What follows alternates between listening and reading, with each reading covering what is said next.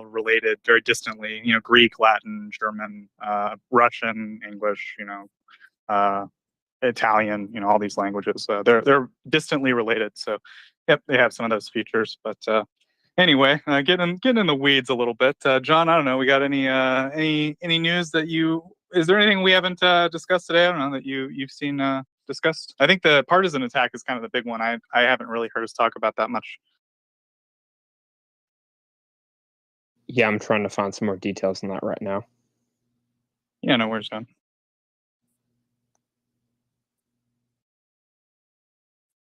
Oh, Gurney, did you ever do any like language programs in the military or no?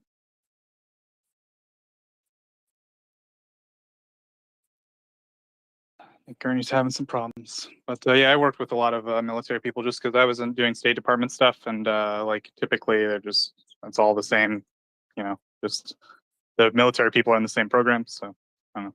I hung out with a lot of military people studying languages.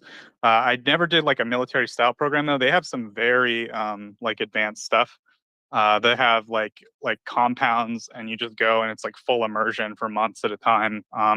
Like you're in El Paso, Texas, or whatever, but you're in a compound that only speaks Persian or only speaks Russian or what have you. So yeah, I know some of the military like language training programs are really elaborate, and then some of them are just really brutal. Like you go and you study every day for hours and hours and hours, which is probably the best way. Like in my experience, if you're going to learn another language, it's better to have like all of it intense up front than to have a little bit of it every day. Just because I don't know, it's just maybe something about the way the brain works, but I don't know. Maybe other people have different experiences. Anyway. I believe at the Presidio, that's how they do it. It's an immersion, more or less. But even though it's in a formal setting, it's totally immersion there, if I'm not mistaken.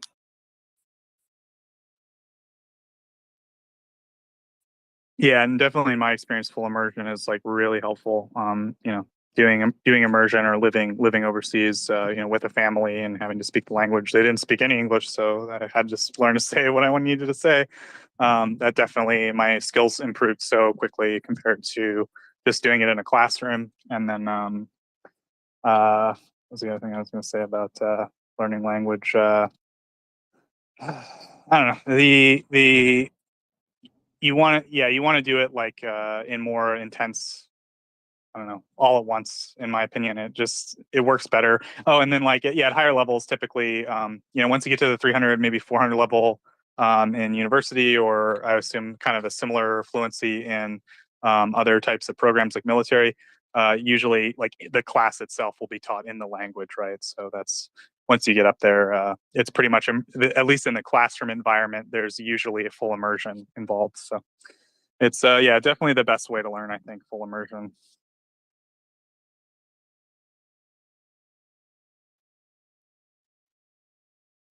So I found some more info on the bombing in Melitopol. It would appear that a IED was detonated in proximity to the Russian commandant's office in Melitopol. Nice. And then did you hear anything about the reaction of the Russians? I heard they've sort of closed the city down, and they're sort of, there's a retaliation going on right now. Yes, my understanding is that they have essentially sealed all the entrances and exits to the city and are not allowing anybody to enter or leave. Do you think anybody that attempts to leave is being subjected to quote unquote total filtration? And that means what, they like interrogate them, and we don't know what it means exactly, John, but if we had to speculate, all I've heard is that they've been strip searching males who attempt to leave the area or attempt to leave the city. Gotcha. And I guess it's probably something they could realistically do with the forces they have, right? Seal off a city like that. I mean, what if you just don't take the main road out? I mean, can they stop you? I mean, if they see you, if it's the place is just giant open fields, if they see you, they can put a couple rounds your way. I see. Yeah. So the terrain is such that you couldn't really just leave. Maybe under cover of darkness you could, but for the most part, yeah, like you said, it's kind of would be open season. So okay, yeah, I guess that's a capability. Go ahead. Yeah, and I also imagine that, again, if you attempt if you are a Ukrainian civilian and you attempt to leave via, non-Russian approved routes, shall we say, my expectation is that they would likely try to kill them. The Russians would likely try to kill that group of civilians. That would be my expectation. Man, even if I wasn't a guerrilla, I wouldn't take the friggin' Russian approved route. They're gonna steal all your shit. Like, I mean, how many stories have we heard, John, where they go from one checkpoint to another and like more and more of their stuff is stolen, right? Basically, yeah, Ukrainian civilians have had, in many cases, basically bribed the Russians to get them, to allow them to pass back to Ukrainian controlled territory. Which I guess on the one thing, it's positive that at the end of the day, you can still bribe a Russian into doing something, stupid, no matter what it is. But, it's still unfortunate. Yeah, for sure. And I guess just what I'm saying is like, I think that there's probably a lot of people who aren't using the so-called Russian approved route for that reason, right? The idea to assume that they're all partisans or spies, and it's like it's a green light to consider them combatants is ridiculous, considering the way the Russians have gone about this with these so-called checkpoints where they have to be bribed to go through. I have a question for you, Joseph. All right, what's up, John? So about a week or so ago, there was some video that was released in Kherson of a massive boxes of essentially industrial grade, high purity ethanol, for laboratory and other industrial purposes that had been totally emptied because the Russians had consumed it all. I'm curious if you had any insight into, obviously alcoholism is a major problem in Russia, and it's also an issue to a lesser extent in many Eastern European countries, former Soviet countries of the now former Soviet Union. But do you have any idea of just quantitatively, what is the rate of alcoholism in Russia? It's a great question, John. Not offhand. I guess I could look into it, but yeah, it's a major problem. I saw the same post as you about them, the Russian soldiers drinking the ethanol, and basically, I'm not totally sure what the deal is, like why it's come to that. My guess would be, John, that because the bridge is out, there's sort of a priority of stuff to bring in, and liquor's not one of the things they're bringing in, but they need to bring in ethanol for medical and other reasons, and so that's the only booze that's available, and that's what they're drinking. Would you agree with that take, or do you think there's another take? Yeah, I would agree with that. I'm actually kind of shocked it was drinkable at all. The fact that it hadn't been denatured with something that would make it taste, absolutely foul and undrinkable. Yeah, I mean, you don't want to drink ethanol. That's not a good idea. It could blind you. Yeah, let's see what rates of alcoholism in Russia. You're Let's thinking of take a look. methanol. You're thinking of methanol. Oh, sorry. Okay, so No, ethanol won't blind you. no, but it can kill you by other means. It can destroy your liver, obviously. Delirium tremens and all that other stuff. But no, but what I was going to saying is that sometimes this industrial grade or laboratory grade ethanol, that's meant for non-consumption, will be denatured with something. In some cases, it's methanol, and the purpose there is deterrence by killing the person that drinks it, or blind them at the very least. There's also other methods where they'll add trace amounts of certain chemicals to not necessarily make it toxic, but to make it taste so foul that it's just physically undrinkable. Oh man, Right. were you guys not here for the wonderful ethanol discussion the other evening? I think I was there, and I think I participated in it, I believe. I clearly was not, Kearney.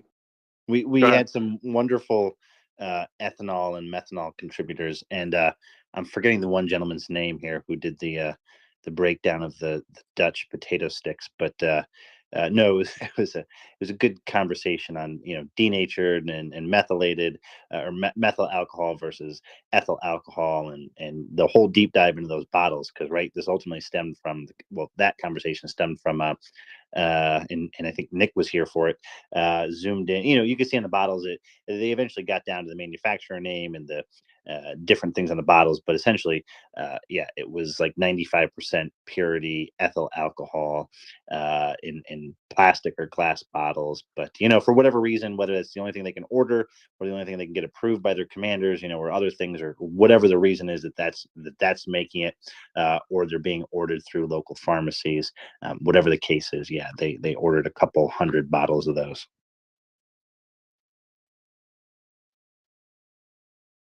So rates of alcoholism in Russia, John.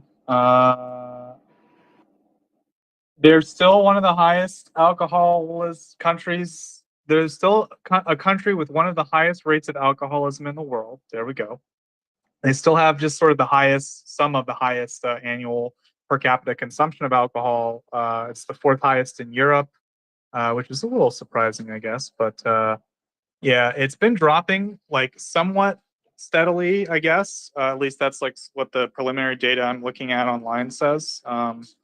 But it's dropping steadily from a place where it was like absolutely ridiculously out of control to just like really, really, really, really bad. So that seems to be like the general take. I'm not really sure, like I can't get like a number, like, and I'm not really sure what the number would represent, like percentage of alcoholics, or something like that. But I don't know, is there any like data point you want me to look at, John? I'm getting DMs from listeners that at least 50% of the male population in Russia is estimated to be an alcoholic. Yeah, I wouldn't doubt that. And I think too, like even the official statistics probably don't speak to the sheer scale of it. Like there's so much like home distilling in Russia. Like that's really, really common. In fact, as we remember, there was like a sugar run, right? I mean, that's probably one of the main reasons that everyone was looking for sugar. I mean, first off, I mean, it's sort of valuable in a post-apocalyptic barter economy like the former Soviet Union. It's sort of valuable to have, right? I mean, we saw people lining up for it, but also it's used to make bootleg alcohol, right? And if you assume that the Russian economy is going to collapse, that means the alcohol industry is going to collapse. And I think some people were getting ready for that. So yeah, I think it's a huge problem in Russia. I wouldn't doubt that 50% of men have some kind of struggle or problem with alcohol.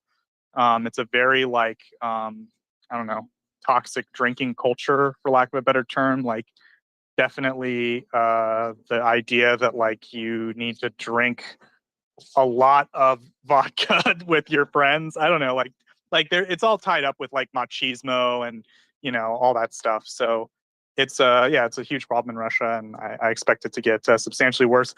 The military has been at every opportunity, from what we can tell, they've been selling like valuable equipment and diesel for alcohol. But yeah, maybe Gurney wanted to throw something in here. Go ahead, Gurney. Well, no, I'll leave the cultural aspect to you here. I was just going to comment on the 95% ethyl alcohol. You made a comment there about its uses or versatility, whether that's for barter or for other things. I mean, so if you want to drink it, you can water it down, right? You can always water it down. If you want to use it as a hand sanitizer, you can again water it down.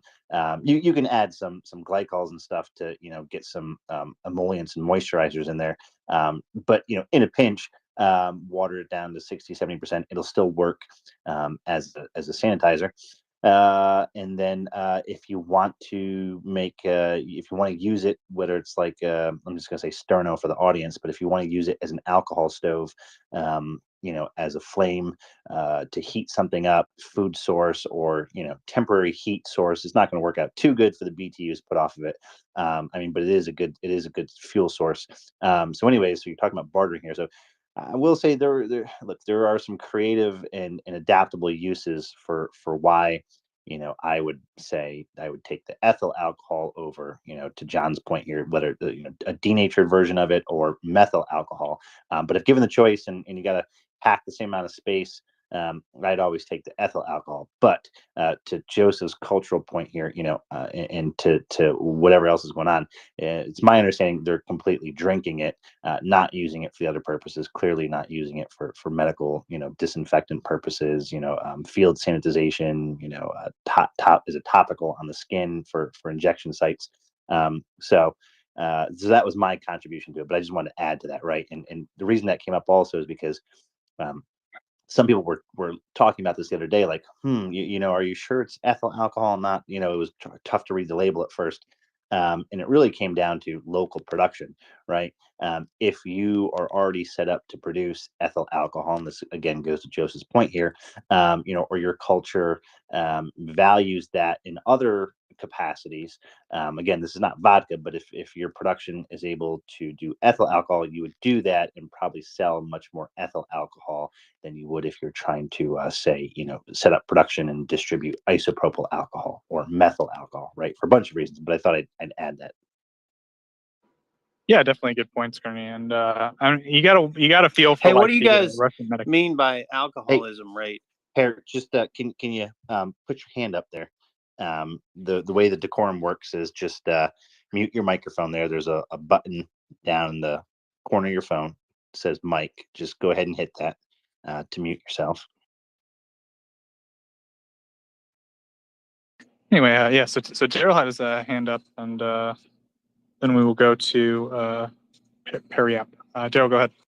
Yeah, I was just wondering, did those rates, have they always been high, or did they correlate, say, with the fall of the Soviet Union, in which case you had a lot of malaise of the soldiers and population not having a geared economy. Basically, the state gave everybody a purpose, and I was just wondering, was that a uh, a point where it begins to rise, or has it been a constant over time, or does that what you're looking at give that kind of information?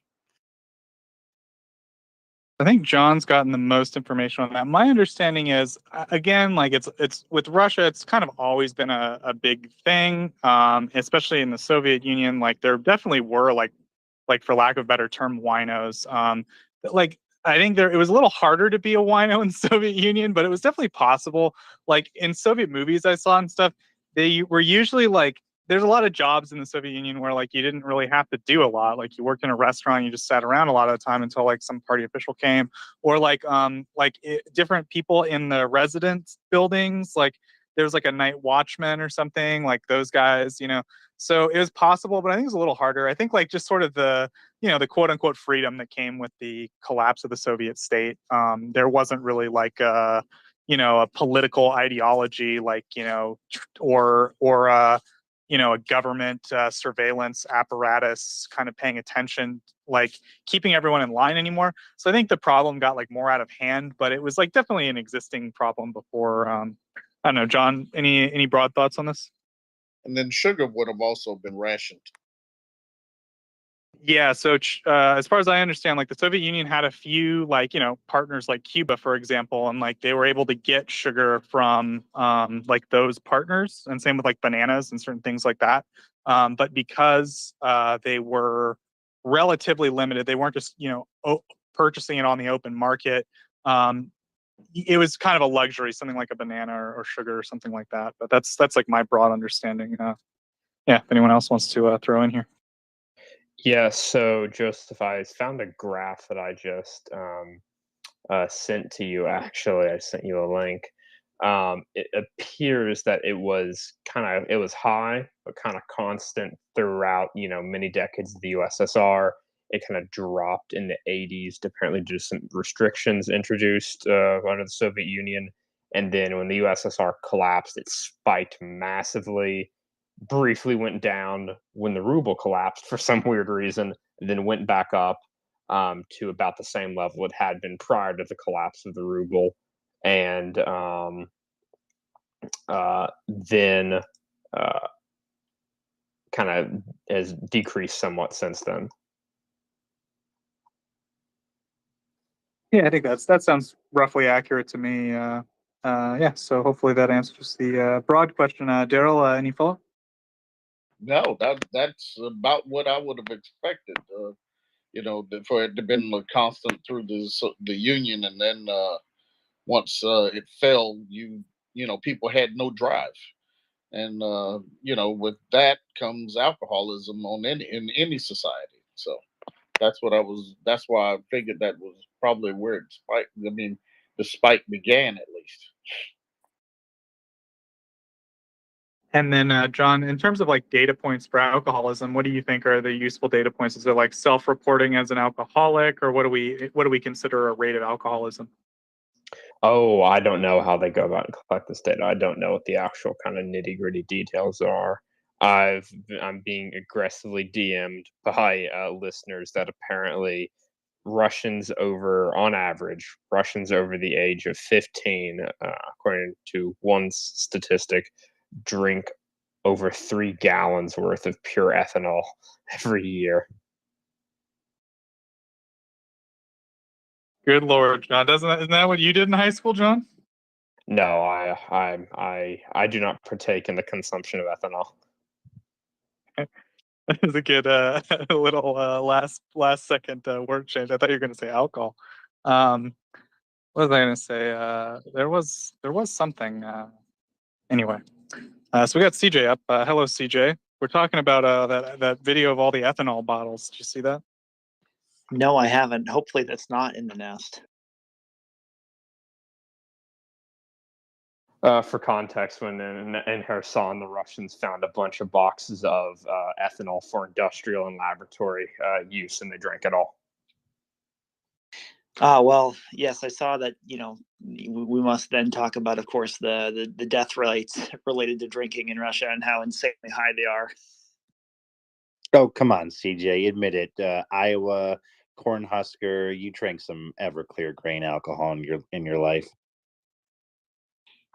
I can neither confirm nor deny. Although I will say, I don't know if we've gotten a chance to talk today about, and I promise this is related, the thread from the alleged Russian soldier and his training in Crimea and sort of all the hardships he went through, and some involved drinking. I mean, that definitely ties into what's going on right now. I think we could spend hours talking about that one report. No, Is this it? Yeah, no, Go I was ahead, going to say, CJ, that's new news to the conversation space today. Love to talk about it. I mean, in the past we've talked about Dodoshina, Joseph's talked about it, others in the space have talked about, and that's sort of the hazing process. What is it? Rule by grandfathers, Joseph? How does that translate to? But CJ, yeah, that's about right. To your point here, no, it hasn't been discussed, and I think it's fertile territory. Well, maybe I'll find a way to like the best sort of combination, because there's more from the thread coming of the actual military action. But just to set the scene, this Russian soldier in question, I'll start at the end. He's on the run because of speaking out against Russia so many times. And basically, he already had previous military service, which is the really interesting thing, right? He wasn't starting from the beginning. He was, if I can read between the lines here, a junior NCO. So a low-level leader, but not at the bottom of the totem pole, but not necessarily really in a position to do too much. And basically, he chronicles the year he spent in Crimea training up and presumably getting ready for the invasion. And it is a terrible time. Basically, the Russians can't get a firing range right. They have no beds in their barracks. They have to live off post in cheap motels. They don't get fed. They don't get paid. They don't get any equipment. They have to buy equipment off the economy. Anything they do get is just missized and misaligned. The airborne timelines for when they jump are all just insanity, being 12 hours just standing in the pack shed. They have to pack their own chutes. I mean, it is just an absolute debacle. And even, basically the thread ends right at the beginning of the war. So that part hasn't even started yet. And you can just basically see, even if you have no military experience, just how much in shambles this army is. I mean, this guy alleges that he doesn't even think Russia invaded with 200,000. He thinks it probably was closer to 100,000, just because on paper and with all the corruption, there was so many numbers fudged that it really was even more of a debacle than we might know. But just a really fascinating story, if true. But it definitely seems to line up with a lot of what we're seeing on the ground. So I definitely could believe it. Well, I mean, what's the other recent story we've heard? The sanitation workers, these being closer to a normal civilian, but the sanitation workers that were brought into where was it, Luhansk, right? Just sort of being like, look, what do they want us to do here? They're not paying us. We don't have transportation home. We're sort of not being held hostage here, but we are. There's no equipment. There's no way to get this done. And they made what did they make a video 2-3 days ago? Theoretically. Again, notionally. Yeah. I mean, I don't know. I've seen like 20 of those videos now over the course of the war. I can never really tell, how much is kind of a production versus how much is real. What is interesting, Gurney, sorry to cut you off. Again, if the story is true, and I just posted in the nest so people can kind of take a look at the narrative here. One reason that those videos might be true, Gurney, is because this guy, he was a little bit knowledgeable of the system and lodged about 5 or 6 formal complaints, right? Saying the Russian army wasn't following their doctrine, they weren't being fed properly, they weren't being housed properly. So even though, of course, it's this sort of brutal system with hazing and authoritarian leadership, there still is this avenue where people can file legitimate complaints and not get too much blowback. Now, nothing really changed for the better, but it makes me wonder, they're, kind of understanding better where the room is to sort of lodge a complaint, albeit it may not be answered. Maybe, Joseph, we spent more time, sort of this area, can maybe give us a little bit more feedback on that. Because that's not, to the average American, I think it just seems like, oh, well, they're authoritarian, they don't listen to people, they just treat them like crap, which of course generally is the truth. But can you sort of explain like how people maybe in Central Asia and Russia can sort of complain to their government officials in a way that doesn't get them sent to the gulag, Joseph?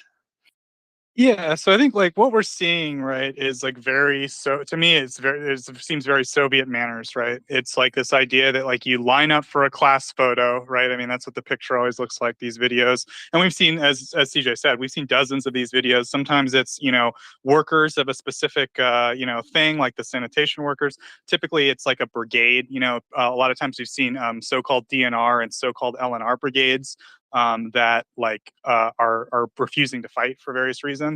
And then typically they have like a representative, right, the highest ranking guy. Then he like reads like a letter, right? And he's like, I represent, the 53rd Workers Brigade of the whatever. And like, then they stand on some legalism. They say, legally we need to be paid, or legally we're soldiers of the LNR and we're not supposed to fight in the DNR, right? So it's like this sort of legalistic argument. And so to me, that's all very Soviet like style, like the idea that you rely on this legalism, you have this representative who hands over like a letter, from a representing a workers brigade or what have you, and then everyone kind of lines up together. That all like smacks of sort of Soviet manners to me. And I think that, I don't know, it's just me and Slava were talking about it the other day, actually. Like, I think that's just how they think that it works, right? Like that, I think they genuinely believe. So I think it comes down to this, right? There's this idea that the Tsar or Putin is like a good guy. He's dedicated to the state. And if you ask people, well, is Putin in it for himself? They would tell you no. Like, he's selfless, right? He's not married. He's everything he does for the state. And they think that he's like the good guy, and the bad guys are the local people, right? The nobles, the aristocracy. They're the bad ministers that are telling Putin that everything's fine when it's not, when they really have a problem. And if they could just get their problem heard, right? If they could just go to the great leader himself and like approach that guy and ask him and beseech him and tell him the law is on our side, like that will be heard. And so I think that's the idea. That's like why they do it. That's where the motivation comes from. And then as far as like why it expresses itself in that weird, stiff way where they do that, to me, that's just like Soviet manners, like that's the way they would have done it, right? With these kind of Soviet style complaint letters. Represent in the old days, it would have been a letter, right? Maybe a photo of like, we're from the 53rd Brigade and we want this, So it's this show that like, it's like the old communist idea of like, you have popular support, you have this like organization that is, represents the people, or for lack of a better term. So I don't know, CJ, does that kind of broadly answer your question? Yeah, again, it seems like just a mystery to me, maybe because, I haven't spent enough time there. It took me 10 years of going to, 6 or 7 different countries in the Middle East just to begin to get a grasp of, all the different norms that pervade such a diverse and different area. And so I imagine, with this war, we're sort of experiencing a similar thing where, you have hundreds of years of traditions that are trying to be basically boiled down to simple sound bites. And a lot of the times it's not going to cut it. Luckily, in the MryiaReport report, we have thousands of hours to get the story right. So thank God for that, right? Thank God, CJ. If anybody's curious, I believe Camille Galieve, he has some very excellent threads on kind of this Russian legalism and proceduralism. The point that he kind of tries to get across, and it's almost identical to Joseph's point that Russia doesn't have the rule of law or the spirit of law like we have here in the United States, Canada and other Western countries, but they do have this slavish devotion to proceduralism and bureaucracy.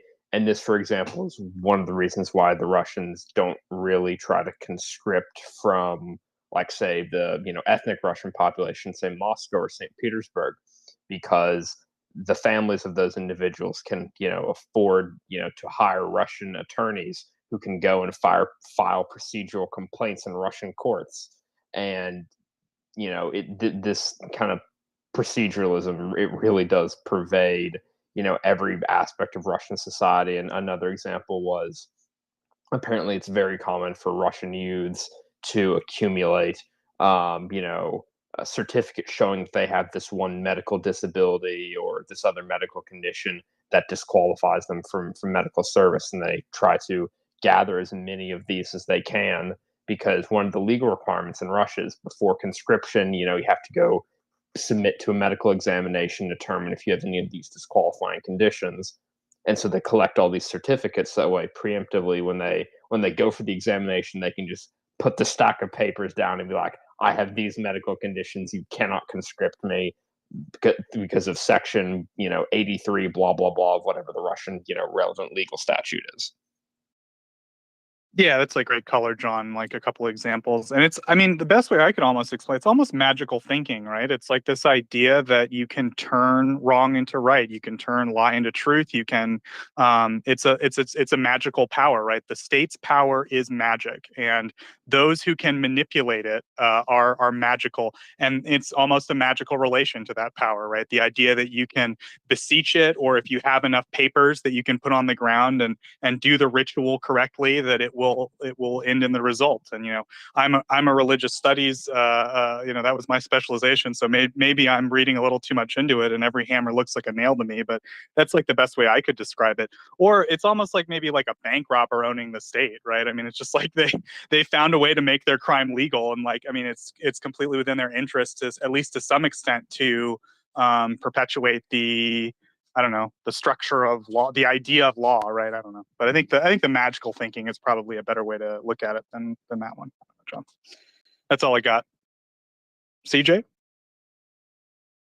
Yeah, we'll definitely have to go with that. I know sometimes in the space we get ahead of ourselves and talk about the future after the war. Sometimes we talk about hundreds of years behind, and sometimes we just try and figure out what the hell is going on. So, there's really no good answer, but I think just kind of going over all sort of aspects of, where Russia was, where it is, and where it's headed is still important, because, when you see a story like this one of the soldier, it's kind of hard to parse out at first until you add that context. Yeah, definitely. It's, in terms of like what long term, I don't know what's going to happen in Russia, but I think the real issue right now is that, well, I guess okay, so for an American audience, or I guess maybe a Western audience or a European audience, however we want to phrase it, for people who are used to living in a normal country that's not upside down, right? Like a lot of these things don't make any sense. And one of the things that doesn't make sense to us is it seems very clear that Russians don't respect the law. There's like a complete disregard for the law. A lot of the people in charge of the government are criminals. Like, they're acting outside of the law that they wrote. There's no reason.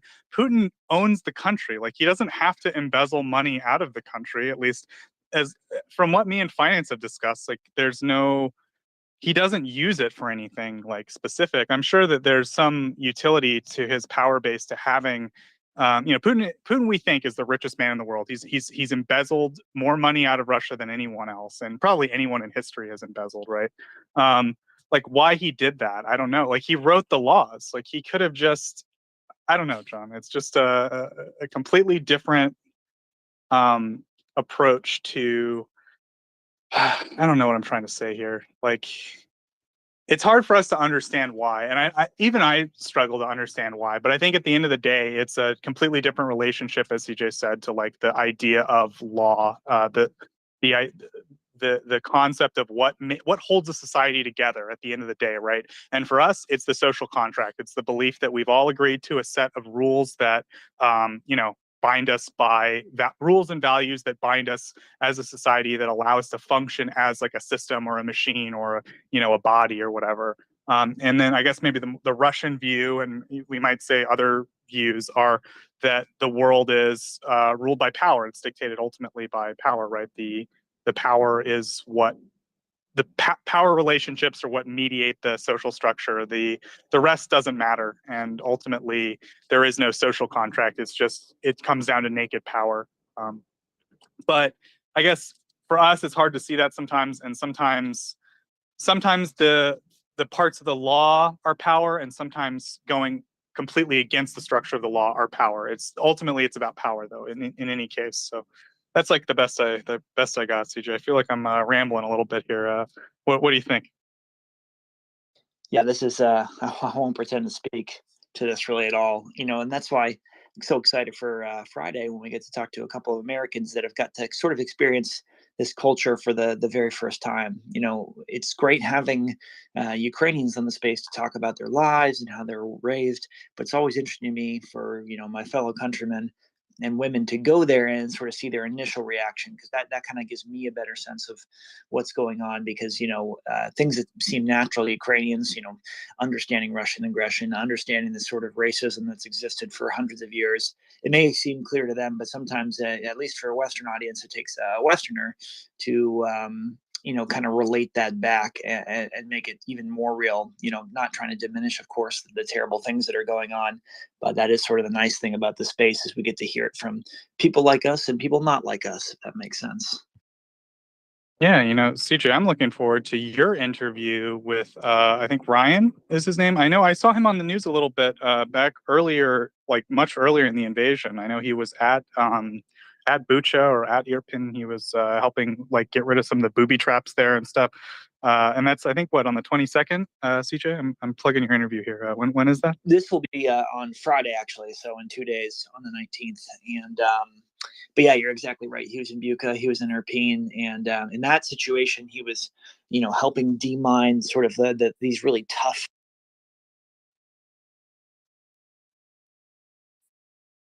Tell me we just lost CJ. Yeah, we just lost CJ up and down. Thank you, John. Jeez Louise. It's just getting into it, John. I was just getting a good plug for that interview. Yeah, we lost you, CJ. Just sent you an invite. Yeah, so sorry about that. So, initially he was in Bucha and Irpin, going through these booby-trapped houses, and now he's in the fields in the northeast and the east, just trying to make it livable for the farmers and the Ukrainian civilians. So a very different task, but just as important. Yeah, I saw a tweet by him. He was getting rid of some unexploded ordnance, and I was like, wow, this guy's really charming. I remember seeing him on the news, and I was like sending a message to some of the people that are in charge of looking for guests, and they were like, yeah, CJ's already on that. He's been on that for weeks. Like CJ was like 10 years ahead of me on that. So great job, CJ. I'm looking very much forward to it. So yeah, thank you. And with that, we'll go to Carl. Hi.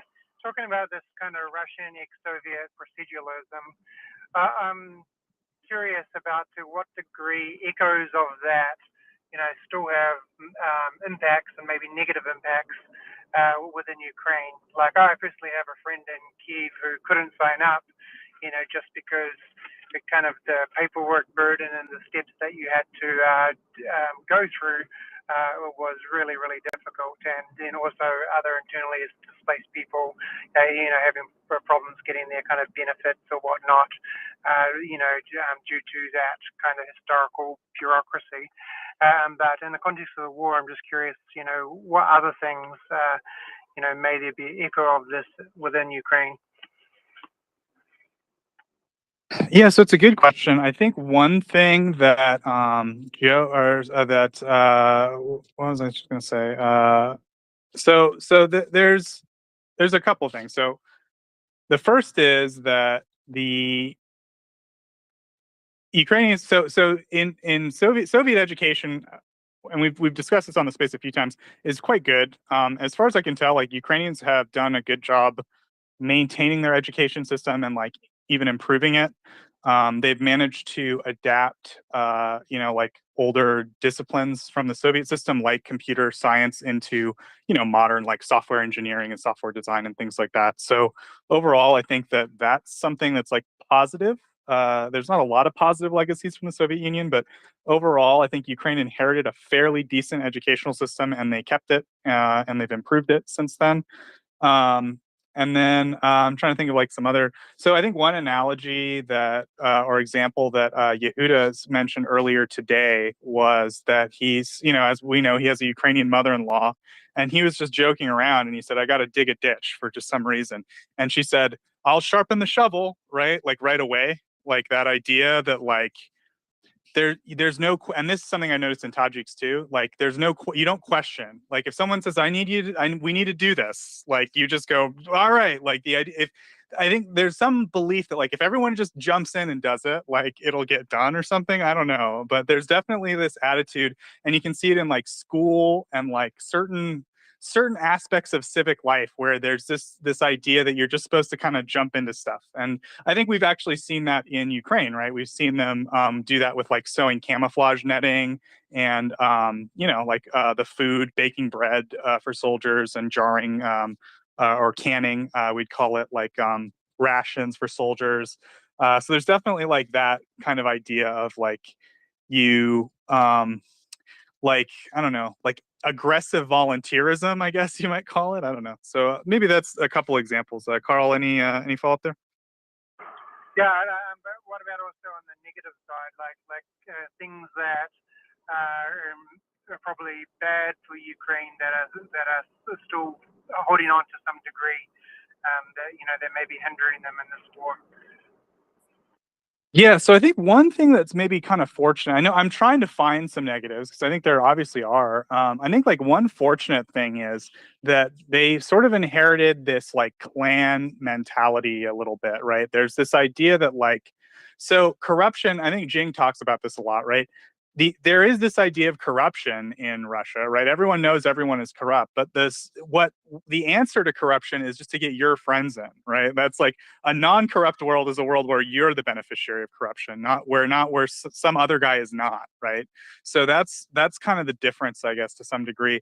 And for the most part, like Ukrainians are sort of like, for lack of a better term, clannish, right? There are factions in Ukraine. Like people tend to be very like diffuse politically, and they tend to stick with their group, right? It's like if it doesn't benefit my clan, and I'm using clan very loosely here, just like a group of people that I consider reliable politically, that I can rely on politically, to get things I need done in society, right? That like if as long as my clan benefits, I'm cool. But if my clan doesn't benefit directly, then why would I help out, right? So usually I think that's what's been holding Ukraine back a lot, right? Russia's been able to divide and conquer various clans within Ukrainian society. And for the most part, Ukrainians have said, like, well, if they just like, as long as the central government in Kyiv leaves me alone, like, I'm not really too worried about it, right? I'm not, as long as they're not affecting my clan directly. But when like Russia attacked Ukraine in this blatant way with the full scale invasion, and we saw that division, I would say, even before with the initial invasion and the seizure of Crimea, that division still existed. But this full scale invasion is different. It's created this mentality that like we're all definitely one big clan now. There's no more like little clans. They've all been kind of turned into one big clan. And until like Russia broke the one rule: don't mess with me in my house, right? Don't come to my house, don't blow up my house.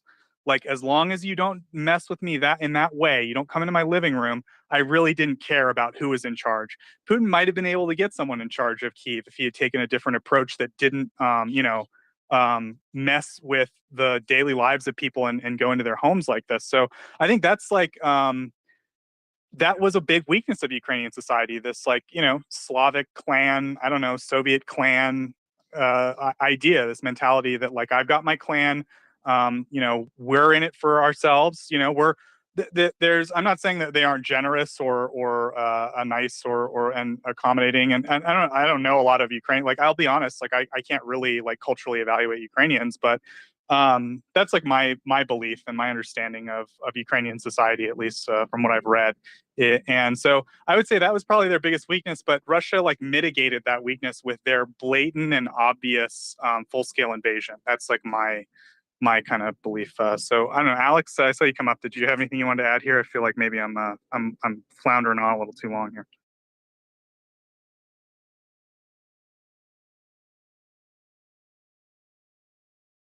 Oh, no, I think you're far more qualified to talk about the mindset of the former Soviet Union.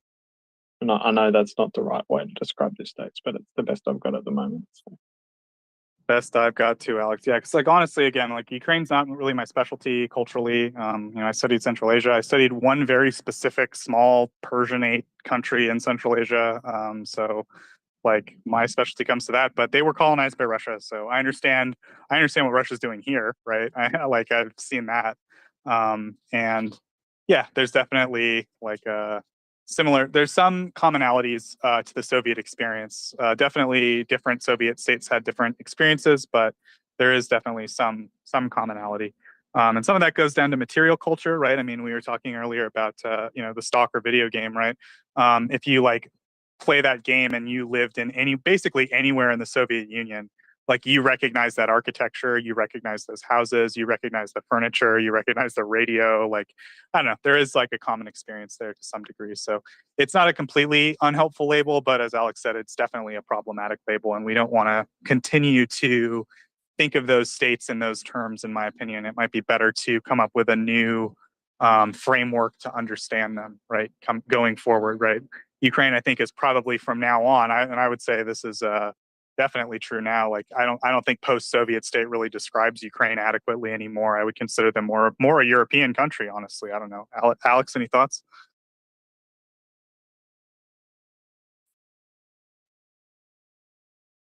Probably same with Poland, the Baltics. I think there's a commonality. It's hard to.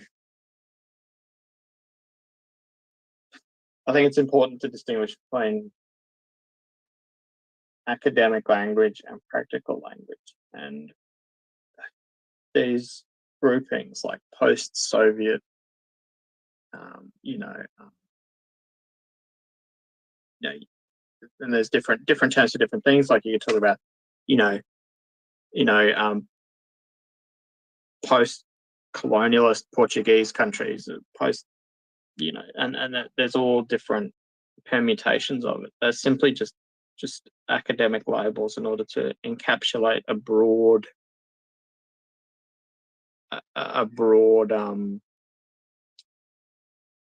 category, because academia would like to categorize things, and so, as you point out, that they become less and less relevant and useful as cultures develop and change as they do naturally over time. And so I think post-Soviet is one I particularly dislike, but former Soviet, all these sort of terms, they relate to this, the idea of the death of history in some ways, I think, which is one which we can clearly dispose of now. But yeah, I think it's important to understand there's a difference between academic language and practical language. And the problem is when we don't understand that and we allow it to affect discussions and debates in negative ways. So yeah, that's all. I was not very well formed there, Joseph. I do apologize, but I hope you can see what I was trying to get at there. Yeah, definitely. Same for me. Like, it's not something I really thought about until right now, but like, I think I am a little uncomfortable calling Ukraine a post-Soviet state. I'm totally comfortable calling Central Asian states post-Soviet states. I think we might get to a point where they're no longer post-Soviet states, or the idea of looking at them through the lens of being post-Soviet states is the most useful lens. Maybe that's a better way to put it. Like, I think that there will be a stage where that's probably true. But right now, I mean, for example, the country I studied, Tajikistan, right? The guy in charge is the same guy who was in charge during the Soviet time. The same system is in place, basically, with just some minor variations. So to me, calling it a post-Soviet state, they're still very structurally and economically dependent on Russia. Like, it really does make sense. Like, they really are a post-Soviet. You can't really understand modern Tajikistan without looking at the Soviet experience, right? Their capital city was founded in Stalinism. Their nation state was created in Stalinism. But Ukraine, I mean, there's a much broader scope, right? There's and same for Central Asia. Like, don't get me wrong, but I don't know. I think that like the label's much more useful. I'm totally comfortable using it in Central Asia. Ukraine, not so much. That's just like my personal opinion. I'm sure other people have a different opinion. Craig, please go ahead. No, I would just simply say that I think there's one key ingredient we're missing here, and that's communication, right? One of the biggest problems humanity has had throughout our entire, besides food and water, right, has been communication, the ability to communicate between each other, between clans, between each other, families, and so on. One of the biggest problems that central states have always had throughout history has been communication, its ability to centralize governmental authority and communicate with the provinces, if you will, just to use kind of just a general term. Ukraine in its history people just have to understand, when you compare to Europe, it is an enormous country in Europe. And one of the problems that they've always had, especially Eastern European countries, is communication with each other. And one of the things that's changed has been the ability to communicate with one another, which brings together a more common experience, right? If you are in Lviv or you are in Donetsk and you're reading the same newspaper, you're reading the same word, then you're going through the same life experience that somebody 500 or 600 miles away is going through, because you're reading the same information. You're going through the same experience, if you will, right? Same thing goes with everywhere else across the world. And I think that once you start to communicate like that, then those differences between clans, between geographies start to break down, because at their base, they're just humans. They're just people, right? And then when they read about a natural catastrophe, when they read about a military defeat or a military victory, then they both share in that experience at the exact same time. That's the power of communication, and it breaks down so many barriers. It's hard to measure. It really is almost impossible to measure the effect that has, because during the Tsarist times, you would have news wouldn't reach Siberia for a year, if at all, right? There were these stories of these Siberian villages, if you will, these settlements that had essentially broken off all communication from everybody, and they didn't know anything about anything for a very long time. And that's kind of how you break down those old social structures, right? The greatest revolutions that we saw were after the printing press, right? The greatest social revolutions that we saw in human history were after we were able to communicate with one another and all have the shared experience, right? Once Gutenberg made that printing press, you saw revolutions, you saw social unrest, you saw all these things start to break down, because you couldn't turn the people of, I'm trying to think of someplace in France that had a hard time centralizing, right? France is a geographically large country as well, and it was fragmented for a large period of its time before it was centralized. And that was after it was able to communicate around the 1500s and 1600s. Then you saw a great centralization of power, because you could remit. The king's word could go everywhere in the kingdom at the blink of an eye. And what somebody saw in Normandy, the other person saw in Marseille. And you both had that shared experience. So that's where I see these social constructions of clans and all these things really start to kind of be in not a modern. It's not because we have it's not because we have microchips and because we have this. It's because we're able to communicate with one another. If you could have a smoke screen, if you could send up smoke signals back then, you could see it hundreds of miles away, then you would have that same impact. So I think it's communication that breaks those things down, not the progression of human society, if you will, the human experience. It's the ability that we're all connected and that we all have these shared experiences. Now, when previously we did not. Oh, thanks, Kirk. Yeah, I think great points. Definitely interesting. And also, I think it's kind of interesting to think about what Craig said, like in light of the two revolutions, quote unquote, and I don't even know why I'm putting them in quotes, the two revolutions that Ukraine had, right? The Maidan Revolution and the Revolution of Dignity. I think those are the two. Yeah, so, but anyway, I think that there was maybe not enough attention paid to just how fundamentally Ukrainian society was changing at a very deep level during that period. So just kind of some interesting thoughts from Craig generally, and then I was maybe thinking layering them specifically onto those events, which we can maybe follow up on later. But I know V's been very patient, so we'll let V go ahead. Hi, how are you? Good, thanks. That's good. So I come like I like to call myself double Yuki DNA. So like I'm the firstborn out of like both sides of my family in a country other than Ukraine. And so I mean, obviously I don't have the same experience of a Ukrainian living in Ukraine, but our families, you know, the family that I come from definitely, you know, took a lot of those cultural aspects and brought them with us, if that makes sense. So I had to have a bit of a giggle about what you said about aggressive volunteerism because, you know, like my side of the family that I'm in now, it's like if you see something, you just get it done and you get it done straight away. And like my Australian partner, it drives him nuts because he's like, it can get done when it gets done. And I was like, no. So I think that that's definitely, you know, something that's lived on in the Ukrainian culture because, you know, even my, you know, friends and other family over here that, you know, have that Ukrainian DNA and experience, we're all the same. We're just like, we're just going to do this and just keep doing it until it's done. So that was something that I just wanted to mention. But just quickly in relation to the cultural, so post-Soviet, yeah, it's a term that I even feel a little bit uncomfortable with. But if you separate out the culture of the people and the culture of the government, I think then you've got it 100% right. The government was post-Soviet for quite a little while. The people, though, when you look at how Ukrainians have always governed themselves, like, you know, even to this day, you know, there's stories about, you know, Cossacks, you know, kind of the uprising and being like, no, we know better and we're going to do this our way now. And then, you know, throughout history, that's kind of stayed within the Ukrainian culture. You know, even now you saw at the beginning, you know, villagers weren't waiting to be told by an authority as to what they needed to do. They were just like, okay, cool, let's get sandbags, let's get this, let's get that, and just organized within themselves, which I think was one of the things that maybe the rest of the world didn't really expect.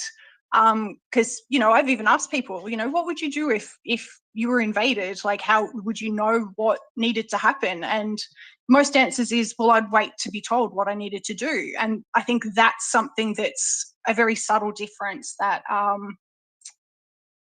you know, kind of shows that difference between the people and the government. But the government is now catching up with the people. And I think it's going to be beautiful.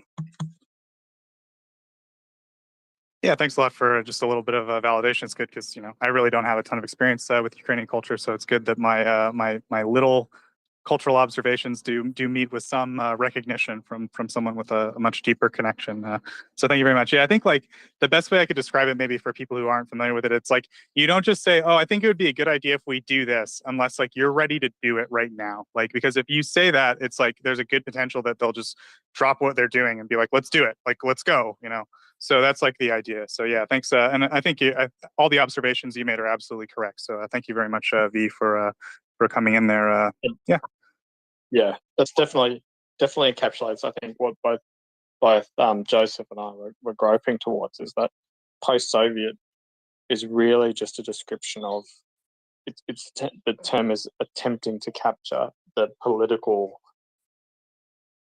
style of the country rather than attribute any sort of cultural or ethical value sort of set to them, in the same way that we might say, a Commonwealth country. It really just implies a sort of commonality of history at some point, and perhaps some commonality of the understanding of how government might function. That's all. So, but yeah, and the problem is, of course, it's such a broad catch-all that it then gets taken and applied in other contexts, in which it may not actually make sense. So V, if I could ask, your family's volunteer spirit, what has it manifested itself here? I'm assuming they're living in Australia, I'm guessing. Is everyone are they making efforts to take part in helping out? Yeah. Well, so my mum and dad, they live rural now. So dad's definitely more the volunteer type than my mum. So yeah, he gets quite heavily involved. He's much more politically focused, I think, than some of us, some of the kids, because we're probably far more focused on the humanitarian aspects. So. But within, just to kind of give an example of what we've been doing. So our Sydney community is probably the second biggest Ukrainian community in Australia. I think Victoria have a slightly larger one than us. So we're about 40,000 strong across Australia. We have, so in Sydney, I can only speak for Sydney, we have rallies every week. So there's a rally every single week. There's protests. So there was actually a protest today that I missed outside Amnesty. So Amnesty is one that they're really, we're really focused on at the moment. We have like a community centre where, if there's donation drives and things like that, when we first had, new community members coming in at the beginning of this year, we all just banded together and went to our local communities. And I had like a whole room here in my front just full of like clothing and whatever else was sort of being said was needed. And then we'd all go over and separate it all out into varying sizes and things like that. And then new community members would just come through and pick what they wanted. We have like lots of cultural evenings and things like that as well. So, and even disinformation. So we've got like an online Zoom and an in-person, like a 2-hour session on how to deal with Russian disinformation this coming weekend. And, we have things for all of the special days as well. So we've got something big coming up on the 24th. I don't know exactly what it is. I wasn't involved in the organising for that one. And yeah, and there'll just be picnics and things like that where we can all just kind of meet with each other and stuff. I always feel a little bit like the outsider myself because my Ukrainian is terrible, which I regret, not really having it cement in my brain when I was younger. So they always tease me because they'll speak really fast at me and know that, my eyes will just go like a possum. I'll just be like, I got good out of all of that. So, but yeah, look, without the community here, I think we'd all feel a little bit more lost because we are, kind of, and again, general terms, we're very action-based people. And I think it's much easier to kind of, when you've got an action that many people are agreeing is the right action to take, then that, you've got that support as well. Because sometimes, trying to take action and not really having any support or understanding of whether it's going to be of value to anyone can be difficult. So, yeah. And I guess maybe just one last question, V, if you'll indulge me. Do you, I mean, obviously you were sort of, in touch with your Ukrainian heritage before, but I mean, do you feel like what's happened in the last, 6 months has really changed your view of your heritage or made you think more about being Ukrainian or what that means? Yeah, that's actually a really good question. And weirdly, nobody's asked me that in this last 6 months. But yeah, I feel it's funny. I think, my whole life, I put out a post almost at the beginning of this when I was sort of in that place of really wanting to action so badly and not really knowing exactly what to do. And, I think I've always felt that I've had this weird. I'm not quite Australian and I'm not quite Ukrainian. I've always lived this kind of in between life because, you know, for us, home life with like my baba and stuff like that, it was always very Ukrainian and only Ukrainian was spoken, and you know, very cultural in relation to that. You know, the whole house looked exactly like it would if you walked into a, you know, her old house in the village in Ukraine. So you know, I think growing up in that way was it sort of puts you in this odd space of not feeling like you necessarily belong in either space. But what I've really noticed during this last 6 months is it's been such an advantage because I have the ability to, you know, kind of jump in to a conversation like this and say, well, look, I've got a bit of an idea about this and also a bit of an idea of how that kind of relates to a Western perspective. And I think that's been so valuable because I can almost do that cross understanding. But also, in addition to that, it has really brought home. Like I'm still using like my old married name, my old married last name, and I've, you know, not been in that relationship for 10 years. And you know, I'm at the point where I'm like, oh, it's probably time to change my name back, but I'm actually going to take my Bubba's last name instead because it feels like the right thing to do.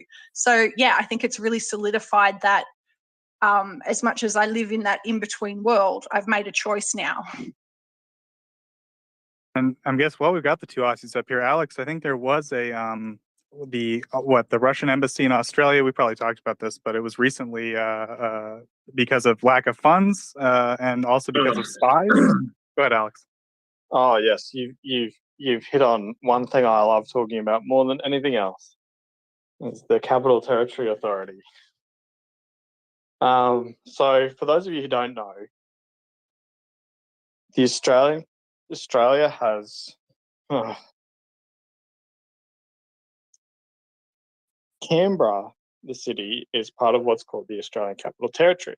Now, the part of the ACT, the Capital Territory in Canberra, that is probably the most heavily regulated and controlled in terms of what you can and can't build is the part of Canberra where the embassies and Parliament House and all that sort of thing are built. So what has happened is that the Russian embassy essentially requested that they be allowed to build a new building or something in a certain area. And it has taken them so long to even get organised to build this building that the Territory Authority has basically refused them permission to continue construction and use of the land because it's just not happening. So they've basically rescinded their ability to rescinded the permission for construction, basically. So basically it just took them a very long time to build something that shouldn't have taken a long time at all. And now the Territory Authority has said, well, that's too bad, you snooze, you lose, essentially. And I have to imagine, Alex, there's some suspicion, right, that like if it's taking that long, maybe they're doing something nefarious. Is that the implication with the spying, or no? I wouldn't have thought so. I think it's just inefficiency. It took too long. Yeah, that's essentially a regulatory body has decided that they took too long to do something. So just in the same way that if you said, well, you know, I need, how to translate this?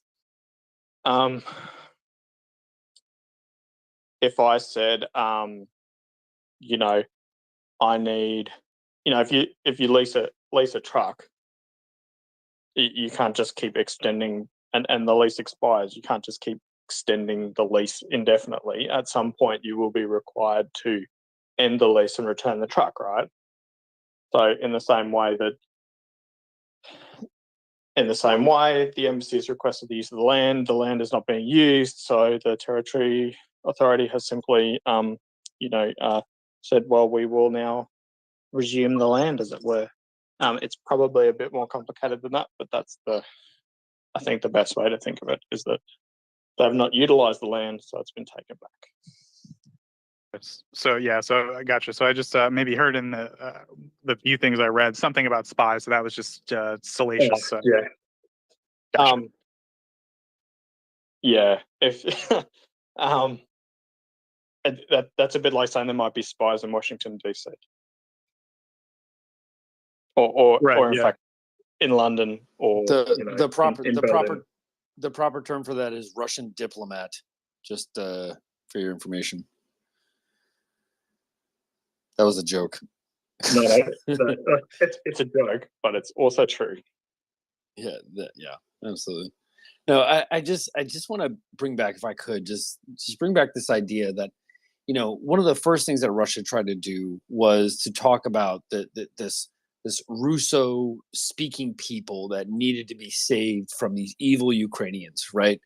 And I think if it's one thing that's been proven throughout this war that I think really drives the point home, and I think this is really important. I think we're having a discussion about culture. We're having a discussion about what separates whom from whom, everybody's shared experience. But I think that this has been a very undercovered part of this war, is that when Russia did this, in 2014, when it invaded Crimea after the revolution on the Maidan, Russia thought, and it tried to put out to the world, that these Russians, you speak Russian, you are Russian, this World War II kind of, History Channel vibe that I was kind of trying to put out to everybody, right? They were trying to do this LARPing with, these people in Red Army uniforms and all the rest of this stuff. And they were really trying to drive at the heart of people's shared experience during the Cold War and during World War II. Because we have to remember that this area of Europe was absolutely devastated, not only by Hitler, but by Stalin. The Ukraine suffered geographically and statistically beyond measure. The Ukraine, at that time, what was defined as Ukraine, was victimized beyond all comparison. You can just look at the statistics of the amount of Jews. I mean, there was a partisan effort in Ukraine, not only against Hitler, but against the communists as well. Ukraine had two active partisan groups that were.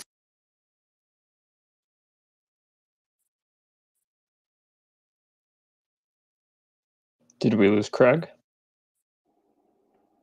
I think so, John. My mic button's going funny too. I think I'm going to rejoin. So hopefully we'll get Craig back in a sec. Bye, John. Craig just sent you an invite. Okay, let's get you back.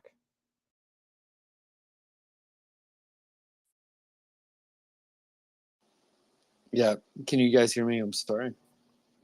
5 by 5. Okay, yeah. So I'll be succinct because God knows how long this is going to last. But I would just say that when he tried to launch that propaganda coup, it was a battle of communication. It was a battle of people speaking to other people. It was this idea that I'm going to talk. If you speak Russian all your life in the Donbass, or you've spoken Russian all your life in Crimea, you're no less Ukrainian. That's a powerful idea.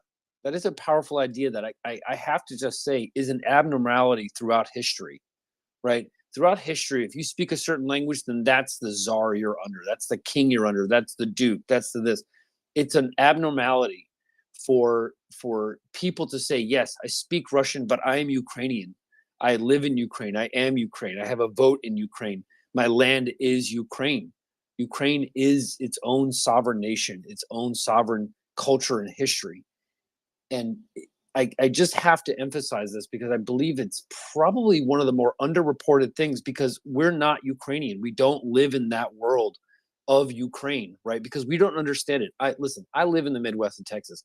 I know screw all about the dynamic between Russo speakers and Ukrainian speakers, but I can sense it. I see it in everybody's posts. We've spoken to Olga, who lives in Odessa. We've spoken to people who live in Crimea, Konstantin, who's here with us as well. The truth is that when we talk about this battle between Russia and Ukraine, we have to recognize that that initial propaganda, attack that he launched in 2014 failed. It failed miserably. And that is something that I think he was counting on. That's something I think that the leadership of Russia was counting on, that you could live in the old world where if you speak Russian, you are Russian. And the fact that the Ukrainian people those that speak Russian, that are bilingual or speak Ukrainian, pushed back on that and said, you know what, screw you, I'm a Ukrainian. There was no great rise up of people in the Donbass. There was no revolution that you might have seen in Europe in the neo-imperialist times around the 1800s, where you had the Poles who joined Napoleon and all the rest of these things.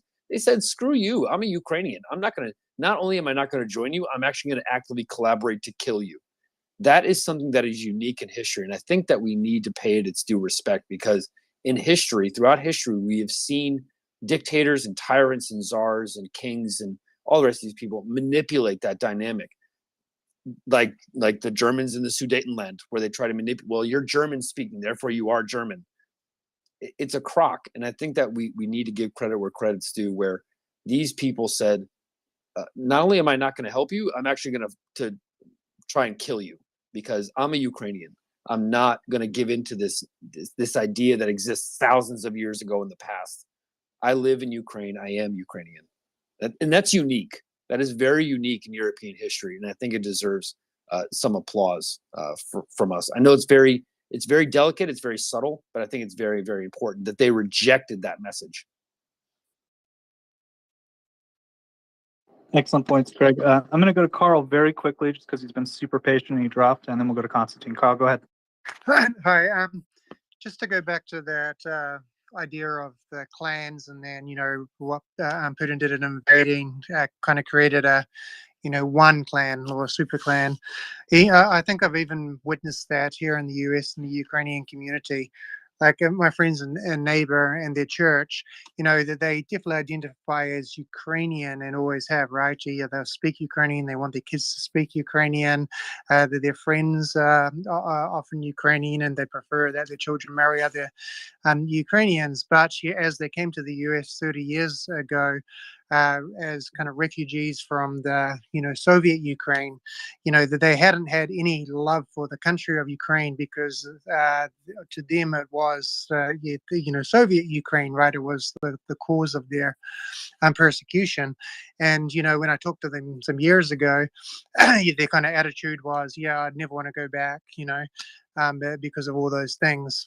But even then, since that time, and with this war, that has changed, right? My neighbor, she went back first of all to help adopt a couple of orphans that we had hosted ourselves, and now she's gone back twice to volunteer, even as a nurse with the soldiers in the hospitals, since this war has started. And that their community, their church community, they kind of, that they have this new relationship with Ukraine, the country, not just the Ukrainian culture that they have, that has come out of this.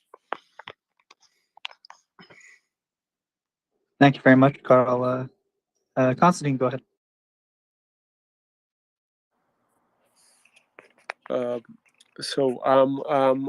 I'm sorry that I don't have much to add, but when it was said that Ukrainians that speak Russian are not actual Russians are Ukrainians, it's totally true. I am a Ukrainian who has lived in Kharkiv, Russian-speaking city. My native language is Russian. I am Jewish myself. I went through the war in 2014, 2015, and for us, Russia is not our homeland. We are Ukrainians. A language does not have direct, affiliation with your understanding of reality. Even if you speak Russian as your native language, you can still understand that genocide is a genocide, and killing people is bad. Shelling civilian cities such as Kharkiv is bad, and you don't need to be a Ukrainian speaker to understand that.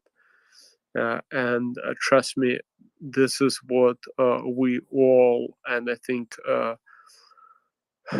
we all as Ukrainians come up to, because Russia has been working really hard to push the narrative that whoever speaks Russian is actually supports Putin.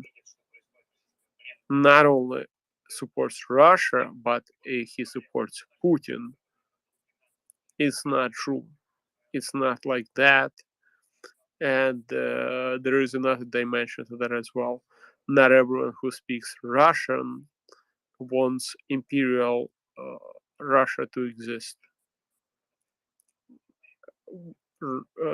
Russian-speaking population in Ukraine does not support in any way Russian imperial ambitions. It's just a language that you have been taught from your childhood. I don't know if it's good or bad, but when I was born, my parents were speaking Russian. In my school, people were speaking Russian, and we were taught Russian. It does not mean that we all love Russian Empire, love Putin, or anything that is related to that. It's just a language that was taught to us from our from the moment we were born. I can perfectly speak Ukrainian, not perfectly, of course. I cannot perfectly speak any language. I'm not that arrogant to say that I speak a language perfectly. I can speak Ukrainian, I can speak Russian, I can speak English, and I'm totally fine with that. And I don't care if someone tries to. No, I care, and it hurts me a lot when people say that since we talk Russian in my family, as because it was our native language, that we're pro-Russian or we are pro-Putin or we're pro-Russian Empire. It really hurts us, and it has nothing to do with reality. Thank you. Thank you very much, Constantine. I'm gonna let Craig go just because he's having trouble staying up, and then we'll have V and then JJ. Craig, go ahead. I just want to emphasize something again that Constantine brought up, and this is why Russia lost the war. I firmly believe that they have lost this war. They cannot sustain this. We can talk about battlefield and logistics later. I'm not talking about that. But this was a war of ideology. This was a war of cultural suppression and cultural imperialism. And that initial effort in 2014, going all the way back to 2008, if you want to go back that far, probably going back further than that if you want to be quite honest, but I'm talking about the Putin regime, not Russia's treatment of the nation and culture of the Ukrainians. I'm talking about in this more immediate context. The fact that it failed, the fact that it didn't work, the fact that you didn't have people lining up in droves, you didn't see the city of Kharkiv divide in half, right? As Konstantin pointed out, he's from Kharkiv. It's a Russian-speaking city, but you did not see a civil war erupt in Kharkiv. You did not see a civil war erupt there. You didn't see neighbor turning on neighbor. You didn't see Ukrainians killing Russians because they spoke Russian. That was the moment that this war failed. When you saw Ukrainians who spoke Russian, you saw Ukrainians who speak Ukrainian, not divide down the middle and neighbor turn on neighbor, which was Russia's goal. Let's be clear. Their political goal was to get Russian speakers to turn on each other, to have Ukrainians turn on Russian speakers and Russian speakers turn on Ukrainians. That was their ideological and their political goal, and it failed. And the moment that failed was the moment that this war was lost. Again, we can speak about warfare, we can speak about tactics and who's more disciplined and running out of gas. We can talk about that. But the moment that propaganda effort, the moment that political desire failed, this war is over. Right? They were not going to win it. They were not going to occupy. They were not going to divide. And I think that is something that when we look back on this 5 years from now, 10 years from now, when Ukraine is free and independent and sovereign, and Russia goes back to its borders, and everybody understands, that Ukraine is not to be subjugated, full stop. We're going to remember the fact that what Konstantin just said just spoke to me very deeply, because those residents of Kharkiv who spoke both Ukrainian and Russian, they didn't turn on each other. They embraced each other.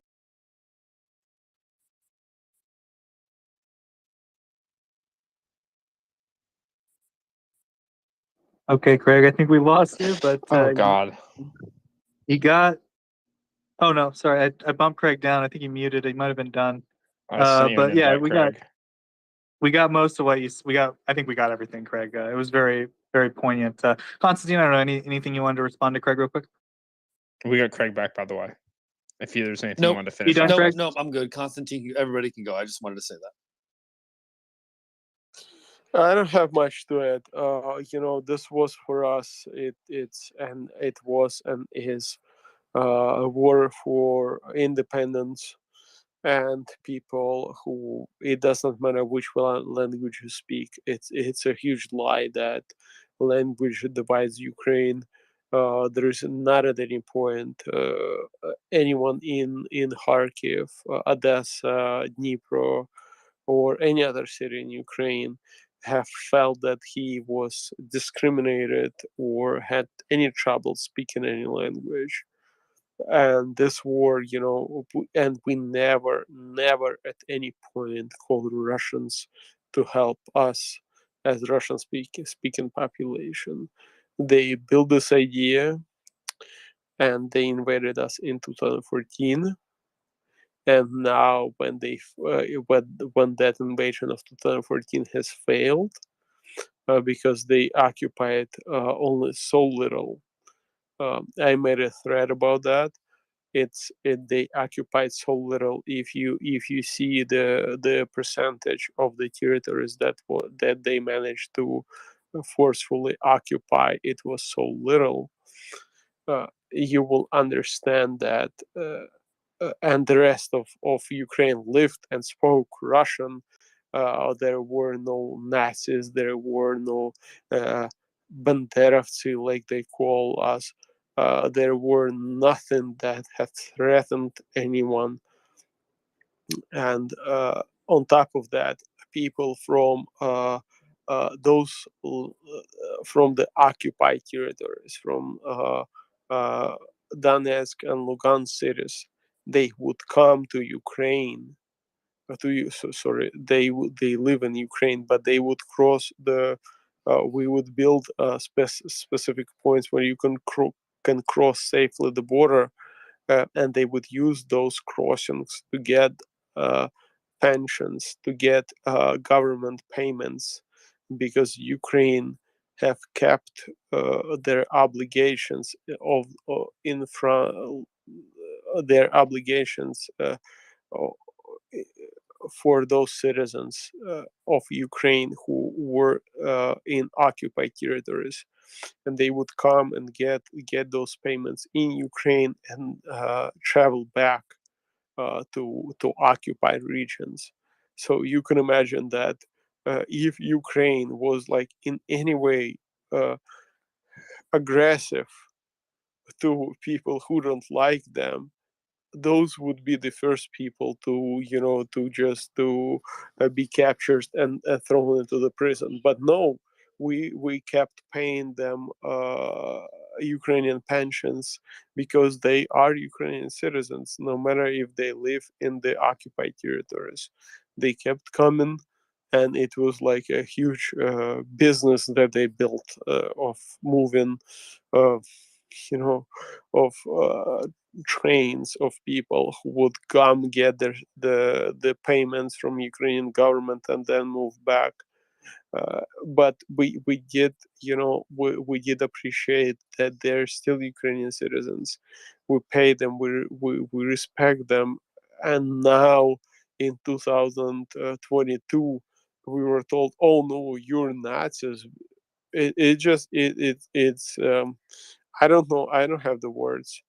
It strikes me that there are people in the world who actually believe that crap. That this is the most insane part, and there are people in America, like I don't want to name them but they are working in.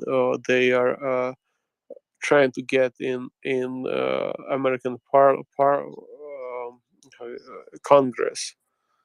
It's just insane. They're it's just we I mean we're doing our best. There is not a single country in the world that would be so, you know, tolerant, so kind, and so willing to accept uh, people who don't agree with the government politics than Ukraine. It just strikes me. It's like we have lots of problems, and I don't want to. I don't let me stop here because I'm diving in too deep into Ukrainian politics. But I think that if you look at the things that I have said, you will understand that Ukraine has nothing to do with the Nazi with the Nazi ideology with hate. It's just a country that tries to survive in the difficult times, and it just it's really hard. And considering that it's not integrated into the West, into the free world, and at the same time we have Russian pressure coming in and we have Russian influence. It just it is really frustrating for us. Thank you very much for that insight, Constantine. V, please go ahead. Yeah, so it kind of relates to what Constantine was just saying, but from a historical perspective. But so, like all four of my grandparents were Ukrainian.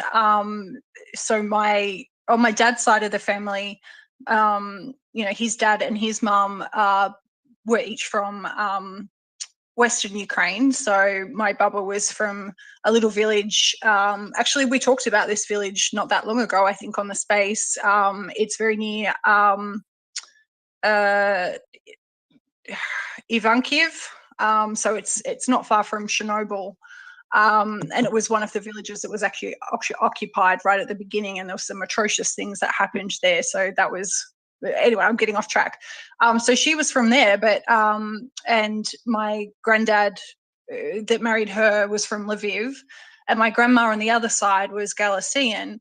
And the man that she married, who was my grandfather, was actually born just over the border in Russia. So he was born in Rostov-on-Don. And then, I think when he was quite young, he made his way through and he spent a lot of time in Zaporizhia, and then, kind of continued up, and then that was how they met. But on the incoming papers that I located for them, he says that he's Ukrainian, not Russian. So, even, and that's just one small example, but I'm sure that it wouldn't be the only one of people, even not necessarily born right in Ukraine, but they are Ukrainian.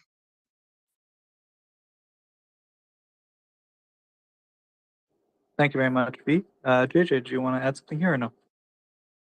I actually wanted to thank Constantine for coming into the space tonight and sharing his feelings with us. It was really impassioned, and I missed the beginning of when he was speaking, and so forgive me if you said this, Constantine. Was there a particular thing that made you decide that you had to come into the space and speak tonight, like an impetus for you?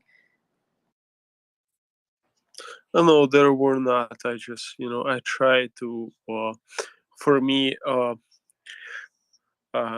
be honest, I try to do my best at educating the world about Ukraine, about our fight for independence, and just joining the space in the evening is that little thing For me, it's evening right now.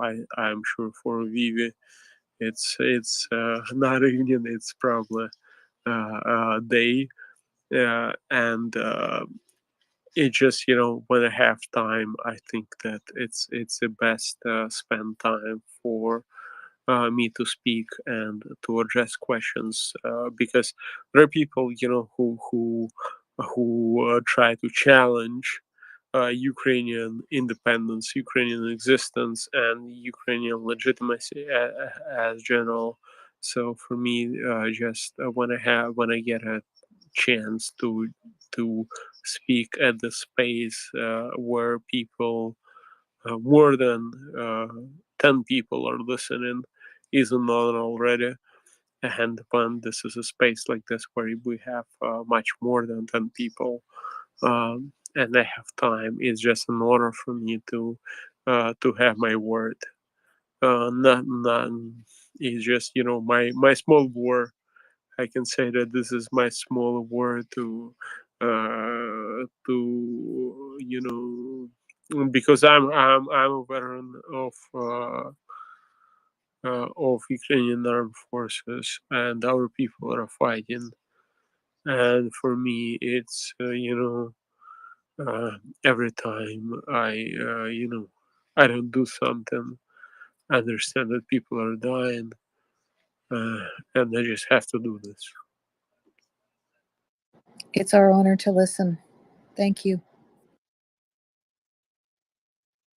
Thanks, guys. Nancy, please go ahead. Yeah, and Constantine, thank you very much for raising that awareness again. I think that it's something that is so easy to forget when you're not living it day to day, and people will try and push the narrative of, if you're a Russian speaker, you're not a Ukrainian supporter, you're not Ukrainian. But I actually started at the beginning of 2022. I had those same questions of, I hadn't been paying attention. And Constantine, to you and to everyone who's Ukrainian, I will apologize as a Westerner for not paying the attention I should have. It was so obfuscated in much of the Western media that it was easy to miss if you weren't paying attention. But in February, I started paying attention, and I asked myself, well, is there any truth to whether Russian is being suppressed or whatever the bullshit was that I quickly learned was bullshit? And part of what I set out to do at the beginning of this was to try and follow not just the Ukrainian war and the Russian invasion and the Ukrainian efforts to push them back, not just to follow that at the full large scale at the nation level, but to see if I could find something closer to the local areas. And I spent time both online in multiple forums and of all things with a YouTube hosted by with a YouTube channel hosted by a city in northern Sumy, which was very interesting because you got tons of aspects from all of the local citizens, plus a slew of people internationally. It was probably not as advanced as everything I've learned from this channel, but still to see that level of multinational support to what was honestly just the little local town's automated camera system on YouTube was pretty amazing. And that town, the majority of the people who were on the channel would communicate in Russian with a little bit of English until they were directly bombed in mid-March. And at that point, it became, we need to speak Ukrainian for security reasons. So they basically squelched their Russian communication and spoken Ukrainian at that point. But what quickly became evident and has continued to be evident to me since that time was that little community in northern Sumy, I mean, a few, That was Shostka, right? Yes, it was. Yes, it was. And I didn't want to say the community because I was afraid, Constantine, that I would butcher it. But it really spoke to me that, out there in the middle of nowhere, there to the north of them is Russia, to the east of them is Russia. They speak Russian, but they are Ukrainian through and through, without a doubt. Every communication from that community, everything that they would share on that channel, and every private communication I've had with any of those individuals since then, although limited, has always been Ukraine first, period. And Constantine, I appreciate you helping reaffirm that reminder, that is through and through the nature of the Ukrainian people, regardless of what language they speak, as a convenience.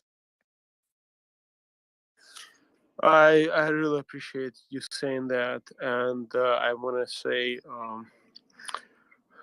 thank you, 93rd Brigade of Ukrainian Armed Forces, for making sure that Sumy is liberated right now, and there is not a single soldier, of Ukraine, of Russian occupied Nazi regime on Sumy soil right now. And that was a brigade with Roman Ratushny, who joined this channel and joined this space a couple of times. It's his brigade, and I know people from that brigade. It's just, I thank them a lot, and I don't have too much connection there. I know one or two people maybe there, and it's just marvelous people, and it's the best people that you can imagine. Just thank them, and those what people don't understand that in this space as well. There's a lot of talk about how Ukrainian armed forces are doing. What people must understand, that Ukrainian armed forces right now are around 60% mobilized people, from conscripted people, from villages, from towns. From yesterday, he was working in as an IT specialist, or agricultural engineer, or as a builder or a construction worker. Or maybe we had, I think, CEO here of the larger company that were talking in the space, and they all, joined in this fight. And it's not. And when Amnesty International is saying, like, oh, the Ukrainian troops are, staying close to some buildings, civilian buildings, they must understand that it's not like that. It's entire Ukraine is fighting against Russia. Every single citizen is fighting against it. And if any Ukrainian citizen, every Ukrainian citizen helps United Forces. And by United Forces, I mean that's how I call it's National Guard, Armed Forces, and Border Patrol.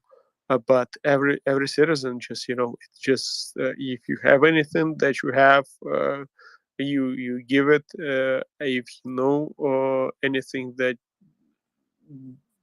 you can, any information that can help you, will give it. And if Russia think that it can, that makes targets any buildings legitimate target, well, then the entire country of Ukraine is a legitimate military target, because Ukraine does not want goddamn Russians in our country. So entire country is a legitimate target. So just get the fuck out, and it's gonna and things gonna be okay, because we don't want every citizen in Ukraine is a soldier. Every citizen in Ukraine is helping Ukrainian military, and we don't give a fuck. Even though it's not only in Ukraine, it's outside. I'm outside Ukraine, and even outside Ukraine, every citizen outside Ukraine is doing its best to make sure that the Russian bastards, rapists, killers, murderers, they're not soldiers. They're rapists, killers, and murderers. Get out of our country. Yeah, and Constantine, thank you. I'm just going to add one more thing, and then I'll drop down to listener.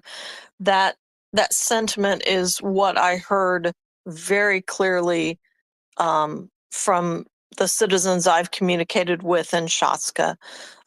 They are very supportive of their territorial defense group and doing everything they can to support them. They're worried about, their territorial defense teams sticking out in the winter, because while cities may be comfortable, they currently fully expect to be sitting in the forests that nobody else can go to because of all the mines and all of the daily arsenals of assaults that the Russians are doing, even there, not on the front, but they're still just, I can drop a bomb, so I'm going to do it. I can assault you, so I'm going to try.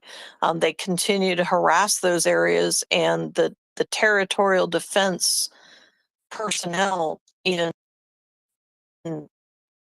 Sumy in particular are kicking ass. They're fully supporting them, and I have so much respect for that.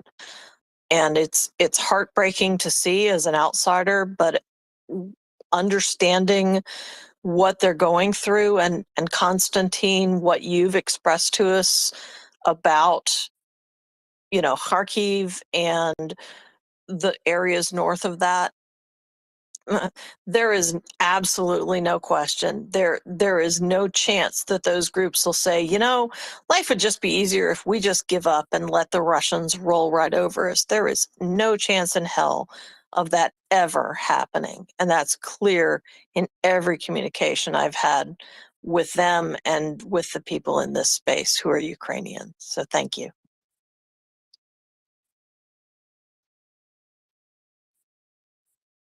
Thank you very much. And you're right. Thank you. Thank you for saying that. I'll be quiet now. Thank you, Constantine. We're just trying to get Dr. Paul back up, but having a little trouble here, eh, John? There we go. Dr. Paul, go ahead. Yeah, thanks, John and Joseph. Sorry, I lost audio, so I dropped down. So sorry for the inconvenience. Constantine, as always, love having you here. Love hearing your perspectives. Totally agree with you. I not once have I ever bought into the narrative of this, Russian speaking thing, which Nazi Germany did too with annexing part of Austria. Now, the reason I came up here was to say, I think I have a unique perspective in understanding this based on where I'm from, which is very close to Mexico, and where I grew up with a lot of Spanish speakers. And not once, I mean, I know these people, like that's their native tongue. It doesn't make them any less American than anybody else who speaks English as their primary language. In fact, most of their sons and daughters serve in the United States military. A lot of them do. And so for me, when you talked about this, it really struck a chord in the sense that you know, it's a misunderstanding for a lot of Americans. I feel not a lot, not the majority at all, but a certain segment of America who doesn't know much about Ukraine or Russia, and or in the Far East, you know, Eastern Europe and elsewhere, who, you know, I've literally have heard, well, Ukraine used to be part of Russia. No, no, no, no, no. And like, and then like they, you know, a lot of them speak Russian. No, no, no, no, no. That's totally incorrect. And even if they did speak Russian, that's totally okay. That doesn't make them any less of a patriot of Ukraine than if they speak Ukrainian or Russian. And I think that's an important point to address over the next 12 months. Like, and by the way, I've never once have thought this war was going to be a short one in either case. You know, I thought Ukraine was going to win from day one. And in that case, that means it's going to be a long war and they're not a short war. And so therefore it's important in general to educate our circles around us of these analogs, these similarities in America, where these just because you speak a different language doesn't mean you're any less of an American. Same with Ukraine, and so that's what I took away from it, and I think it's a very important point to for all of us in the space in general, and anybody who's pro-Ukrainian to educate on that point that just because you speak a different language doesn't make you less American. And I'm curious to know what percent of the United States military, for example, whose parents, their native language was not English. For example, my father, his native language was not English. He came to America when he was somewhere between 10 to 12 years old, from Europe, post World War II era, to South America. So he knew Italian and Spanish, and then came to America finally many years later. So that's like my story, and I can tell you this: all the Spanish speakers, just as one example of many languages, but that's what I know is they if Mexico happened to invade or any other Spanish speaking country choose to invade the United States, their loyalties 95 to 99% of them, or even 99.9%, would be to America. So Constantine's a good point. I only caught the second half of your conversation, so if I'm off target here, sorry about that, but that's what I heard and that's what I wanted to speak to. Is there's a direct analog and an example in America of a similar situation, not similar with the war, but similar with this native language speaking, or the primary language that someone speaks, that does not change their nationality and where their loyalties lie. And I never once have believed Putin's BS on this. This was literally, if you go back, like I believe Hitler was, or not Hitler, Putin, excuse me, was going to full on invade Ukraine, and back in 2014, right away. From that, I mean, in 2008, with I believe it's 2008 with Georgia, I saw this coming. I mean, he's literally following fucking Hitler's playbook. Excuse my language, but he's literally following Hitler's playbook, play by play, step by step, almost in sequence, not as fast, but in sequence as what Hitler did. And so to me, this is no surprise. And this argument that of Russian language and speaking as to protect the Russian speaker, speaking people is just preposterous to me.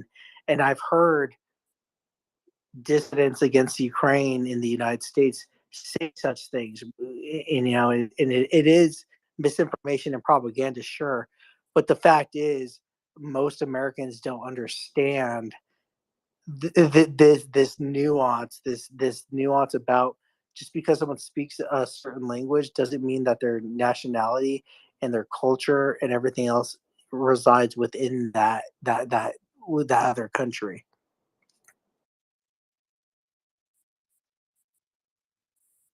Yeah, thank you very much, Dr. Paul. I think that's a very salient point. Looking at the American experience, I think also, in this case, also, in a different but similar way, also the Ukrainian experience, right?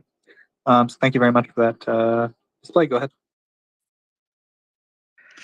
So I just want to share a quick little anecdote, because Dr. Paul already kind of mentioned the majority of the points I was thinking of bringing up.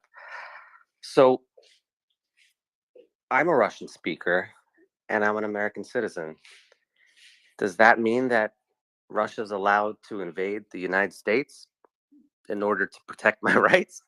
I mean, like, how farcical and how much of a joke is that thought? And there are a lot of Russian speakers in Brighton Beach and Miami that are American citizens. Does that mean Russia can launch a full-scale invasion? Based on what everything, on all the points that Konstantin and Dr. Paul brought up, it's just such a farcical notion that this Russian propaganda that's been forced down everybody's throats and minds for the past 6 months and even before is even taken seriously by some people. I can't. It's so funny. We just need to keep spreading the word. Thank you. Yeah, thank you, Display. I think, I don't know if you guys have been following it this week, right? But it's been obviously the conversation that has sort of dominated. We'll say there's been a big media conversation about Russian visas and things like this. And one thing that it keeps coming up is like Russian tourists who like get in fights or are at cafes and just talking on blogs or whatever. And like basically they wind up causing like terrible scenes, and then like the video ends. They're basically like the Russian equivalent of in America of like a Karen video. It's like someone acting completely outrageously and entitled, and then at the end of it, like underneath the video, it's like stop Russian visas, right? Or stop Russian tourist visas. So like you just have to watch the video, and like the message is self-evident. Like they're very obnoxious. So like the same people that are telling you they're being discriminated against are the people telling you that like because they like someone I don't know, because there was a Ukrainian speaking Ukrainian close to them, and they weren't speaking Russian near them, that was like some kind of an offense and they attacked them. And then when people came to the defense of the Ukrainians, like their response was, we're going to invade all of you and explode all of you. Like to them that's discrimination, right? Like just just when they go overseas on vacation and they hear someone speaking Ukrainian near them, I don't know, there's like this level of entitlement that we're talking about in terms of what discrimination is. But I don't know, Display, have you seen some of these videos of these Russian tourists freaking out publicly? Yeah, I saw what I now consider to be some Russian bot on one of the visa ban threads, the multitude of visa ban threads that have been going on in the past couple of weeks.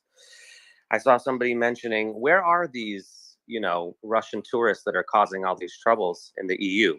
And I thought to myself, well, I've seen plenty of examples, but I haven't actually saved a bunch of them. So I spent maybe like 3 to 4 hours saving about 24 examples of it. And then I shared it with that person.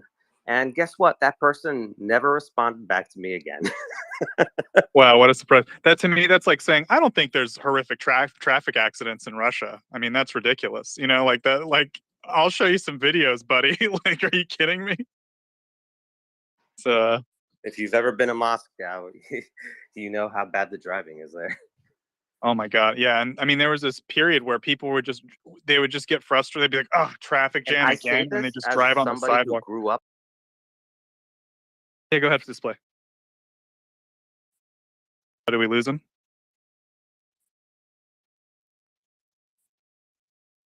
I believe we have. Yeah, I bumped him down. But yeah, definitely if he's got some stories about how crazy Moscow is, I'd love to hear it. So please come back up when you got a sec, Display. Sorry about that. I think Christian was next, then Bertrand. Christian, go ahead. Thank you. I just want to share a bit of my experience with Russians. So I've been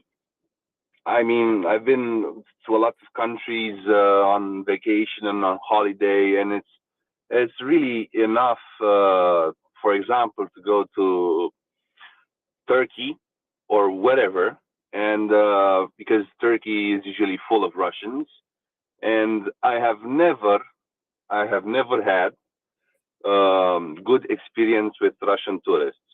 This is my experience, and I've been dozens of times to Turkey and so on, and like they cause chaos everywhere. They're rude. They're uncivilized. It's I can't base my opinion like on 140 million Russians on dozens of experience and so on, but like I've never had a good experience with Russian tourists. It's exactly as you've portrayed earlier. Man, they suck. I'm sorry. They are really uncivilized. They're really I don't know, rude, propagandistic. Whenever they don't like something, they start screaming, "Russia is the best," "Russia," so on and so on and so on. I mean, it doesn't make any sense. It doesn't make really any sense. So, and it doesn't matter where they're from. I've met from Arkhangelsk, from Vladivostok, from Yaroslav, from everywhere. They're just, that's how they are. I'm sorry. That's just how they are. So Russian visa, and I've been going about this for at least a couple of weeks now, and I've seen the same argument that Mr. Schultz is trying to make, and this argument is present in Romania as well, and there are a couple of people that kind of take Schultz by hand, by word, and they try to mimic his wording, so this is shocking because basically what Schultz is doing is making it easy for Russian propaganda. So that's corroborated with the Amnesty report and a lot of other examples. It's just playing right into their cards. So this is just why we absolutely need to ban their tourist visa. And I've said it. It's absolutely okay for Russians not to sip champagne in Nice or Saint-Tropez. Thank you.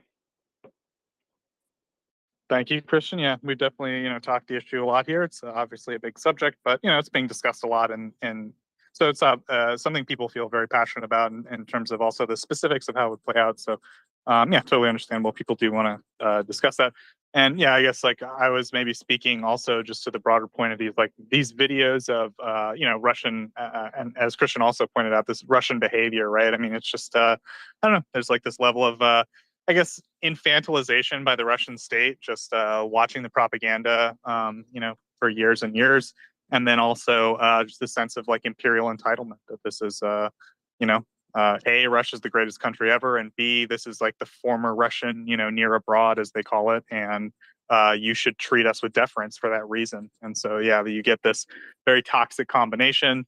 And then just, I think Russians in general are a bit of a rowdy folk. I mean, it's kind of known, like, at least when I went, I didn't go to a lot of bars in Tajikistan, but I'll tell you this, all the bars in Tajikistan are obviously Russian.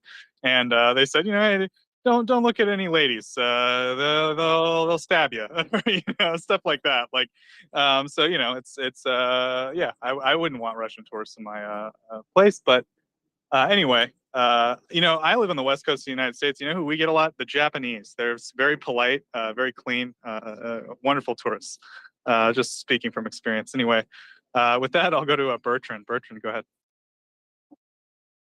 Good morning from Europe. I just had really to come up on the previous topic when I heard a reference to the fact that there are apparently many Americans who think that the language should define the borders.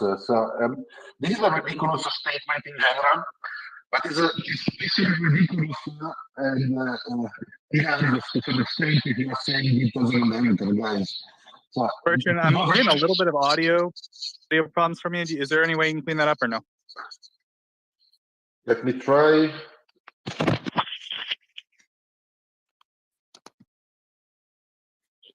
Mic check. Is it better? Much better, yeah. Okay, so I was just saying that I don't know where you lost me, but I was just saying that I had to come up when I heard someone saying that there are plenty of Americans that think that language should define the borders, right? So that is a ridiculous statement in general. It is especially ridiculous if you're saying it as an American, because, guys, If you think that the Queen of England wants to have a war with you, it's just not how history works. More seriously, the idea that language should define the borders is essentially ethno-fascist fantasy. It's not only a pan-Slavic fantasy, but it was used to be a pan-Germanist fantasy too. And the fantasy that German speakers should be united under one, and one flag, one people, is one of the reasons that brought Hitler to do the beautiful things that he did to Europe. And that's just not how the world works. There are English native speakers in every continent. There are Spanish speakers in every continent. And that's the result mostly of colonialism and sometimes just a history in general. So don't support any ethno-fascist fantasy. Language is language. That's not something that is going to, define the borders in the 21st century at least. Yeah, Bertrand, I don't know. Did you happen to catch? I think in the UN relatively early on in the Russian full-scale invasion. I want to say the on Kenyan February ambassador, 24th. right? Yeah. Yeah, that one. Yeah, that was a perfect one. It basically. The gist of it, for the ones that did not have the chance to listen to it, was I am going to butcher it. It was very eloquent and I'm not as articulate nearly as much. But the gist of it was, hey, we all come from some history. We all come from, conflicts, from a patchwork of different ethnicities. And once in the 21st century, look back at that, you have two options. One option is to reopen all the wounds and engage in an endless war for the specific ethnicities here and there, or you just go with the idea that we should move ahead and international recognized border and legality are the light that should guide us today, because the alternative is darkness. So what Russia is doing today is basically reviving imperialist dreams that we should bury with, a past that we are not proud of, with slavery and child labor. And we should fight for the 21st century values. And this is a fight for those values. Yeah, thanks, Bertrand. I think that was an excellent summary. And I would maybe urge people, if they haven't listened to it, to listen to it. I think at the time, just because let's just say maybe the full scale of Russia's actions and weren't necessarily like clear, it might come off as a little bit like too neutral. It's not like I wouldn't listen to it as a speech to inspire you, but I think that particular point about the international system was a very salient one. And I think, the Kenyan ambassador recognized right away what this is. It's colonialism, right? It's going back to, the imperial idea that, we can gain power and influence by, acquiring territories and constantly going back and forth, as Bertrand pointed out in the case of Africa. Endlessly fighting over these different ethnic identities, or we can just look at the states that we have and decide to move forward. And maybe one day, we can resolve those issues, because, there are maybe some issues. That's what he was saying, right? Is like, at the time, maybe we can resolve these issues peacefully, right? But he was saying we've chosen to do that peacefully by recognizing the borders and not through war, right? So that's a pretty, it's pretty just generally good speech, I would say, about the concept that Bertrand's pointing out. So even though I wouldn't maybe apply 100% of what the Kenyan ambassador said to Ukraine as like accurate, I think that the general point he was making was a very salient one about sort of history. And quite frankly, I think this is just so obvious, it's taken for granted in the United States, that after nuclear weapons were invented, this whole like game of risk that the world became kind of ridiculous, right? I mean, that's why we can't do it anymore. I mean, World War I was enough of a lesson, I think, that modern warfare is too expensive. You can't just be an imperialist power anymore. And then World War II became we're now nuclear powers. If we do have a full scale world war, the world would actually end. So there is no real room for imperialism. And then I think Akash has come on and sort of pointed out that Putin has sort of taken that wisdom of World War II, or the Cold War, we should say, mutually assured destruction, and sort of inverted it and said, well, I have nukes, which means you can't stop me from doing this, right? And he said, I can like use my nuclear shield as an offensive weapon to engage in a war of imperialism. And that's like what we have to kind of fight against, basically, is this concept that Russia has that it can use its nuclear threat as some kind of way to completely destabilize and discredit the international system and protect them from any consequence as a result. And so we have to somehow, as Akash put it, restore the balance of terror, right? Make it so that there is some way to stop Russia. And so far, I think the best method clearly is conventional military power, right? We have to give Ukraine heavy weapons and things. That's going to be what's going to stop them from, attempting this in the future, right? To use their nuclear threat as a way to stop other countries from invading them, to stop them from invading other countries, as it were, or like stop them from facing the consequences of invading other countries. I'll put it that way, that are beyond economic consequences. So I don't know. I've been talking for a little while. Maybe Bertrand, anything to say to what I said about the international system and all that? You are being very articulate, Joseph, and I did not have my coffee yet, so it's impossible at not even 7 a.m. to match your eloquence. I don't know. I can rant further on the topic for hours, but I see Tim that is raising his hand, so I will stop embarrassing myself, prepare a coffee, and listen to Tim. Then I can come back later. Sounds good, Italian Bob. Tim, go ahead. Morning, guys. Good morning, Puppy. Isn't it a big reach to assume that Russia's strategic nuclear capabilities even work at this point? Yes, so we've had some discussions about this, specifically with Battlemoose. One of the critical components that you need to maintain a functioning thermonuclear weapon is a supply of tritium. Tritium is an isotope of hydrogen. It is radioactive, has a half-life of around about 11 years, so it decays on its own. If you have tritium in a bottle, you will eventually end up with no tritium in the bottle.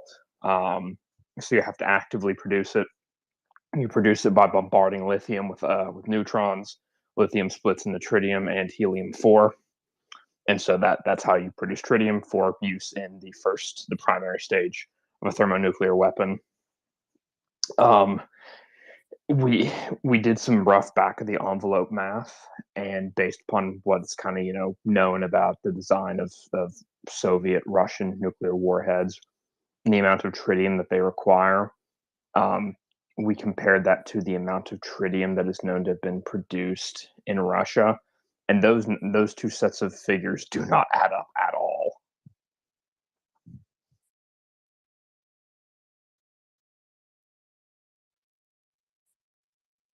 And John, I guess maybe real quick, I'll just ask, like, we do know, at least in my experience, when I ask you about Soviet rocket stuff, they tried to design it to last, what, like 50 years maybe? I mean, it does last a long time, but it's been even longer. Is that maybe the issue, or what do you think?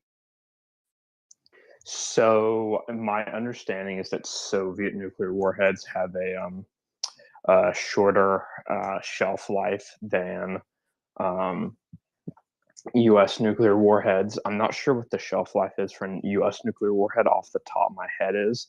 I know the lifespan of the maximum lifespan of the actual plutonium pits that go in the primary stage of the weapon is about 40 to 50 years, after which the whole thing has to basically be melted down, its individual constituent elements separated out, and basically recast or remilled, depending on which production technique you're using to produce the pits. But my understanding is that the Soviets had their warheads, as well as the pits, both had a shorter shelf life than their U.S. equivalents, and they had to bring them offline for maintenance more frequently, according to Battlemoose. Gotcha. Yeah, I don't know. Interesting stuff. I personally highly doubt. But just a very quick follow-up to that. I mean, is Sure, this Go ahead, Tim. Do we lose Tim? I think we lost Tim.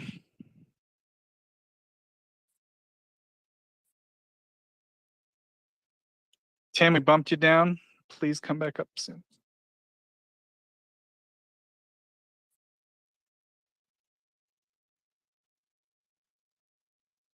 Anyway, John, yeah, so we got Tim coming back, but yeah, I think it's right. We don't really take Russia's nuclear threats very seriously.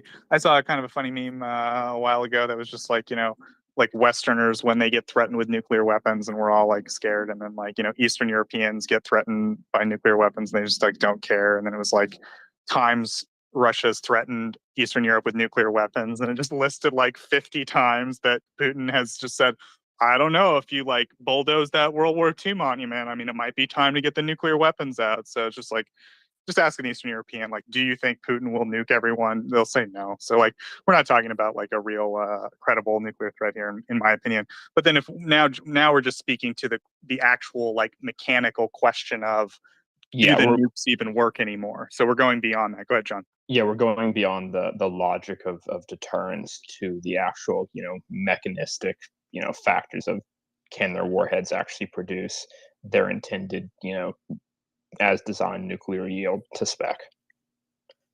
And do John their being an ICBMs work as well. And John being an actual physicist and rocket scientist is not optimistic about that, are you, John? I mean, so the whole the tricky thing is kind of the open source data is very fuzzy on some of this stuff. So I wouldn't want to go around making any firm pronouncements on anything. But I would say it's not unreasonable to expect that a sizable portion of their warhead arsenal probably is incapable of producing, its designed yield. The other thing to keep in mind is that given the design of modern thermonuclear weapons, if you don't have that tritium at all, you're going to have next to no yield. You're probably not going to get any yield from the secondary, which contains most of the fusion fuel and contributes most of the yield, the secondary. And yeah, it's just modern thermonuclear weapons are designed to, have tritium in the primary to be able to achieve anywhere near their maximum design yield. John, here's a real like head scratcher for you. I'm sorry, Tim. What if like Russia did launch the nuclear arsenal at us, but like it failed like so spectacularly, like like half the rockets just like crashed in Russia and like caused disasters. The other half like did land here, but like as you said, like they just had no yield or like they just didn't work. Like what do we even do? Like do we respond? Like what do we do, John? So the United States. Okay, so this kind of gets into a very interesting PR standpoint for the Pentagon and the U.S. government. So the U.S. government's position is that our official policy is launch on warning. So let me explain what that means briefly. There's two, generally speaking. Launch on not launch on warning. Sorry, what am I talking about? Launch on attack. I think that's what I'm thinking of. Generally speaking, for nuclear retaliation, there's two doctrines: launch on attack and launch on warning. Launch on warning means that you initiate your own, nuclear second strike, retaliatory strike, as soon as you detect, hostile ballistic missile launches inbound, towards your territory. You do not wait for them to actually arrive and detonate. Launch on attack means you actually wait for them to arrive, detonate, and then you launch your retaliatory strike.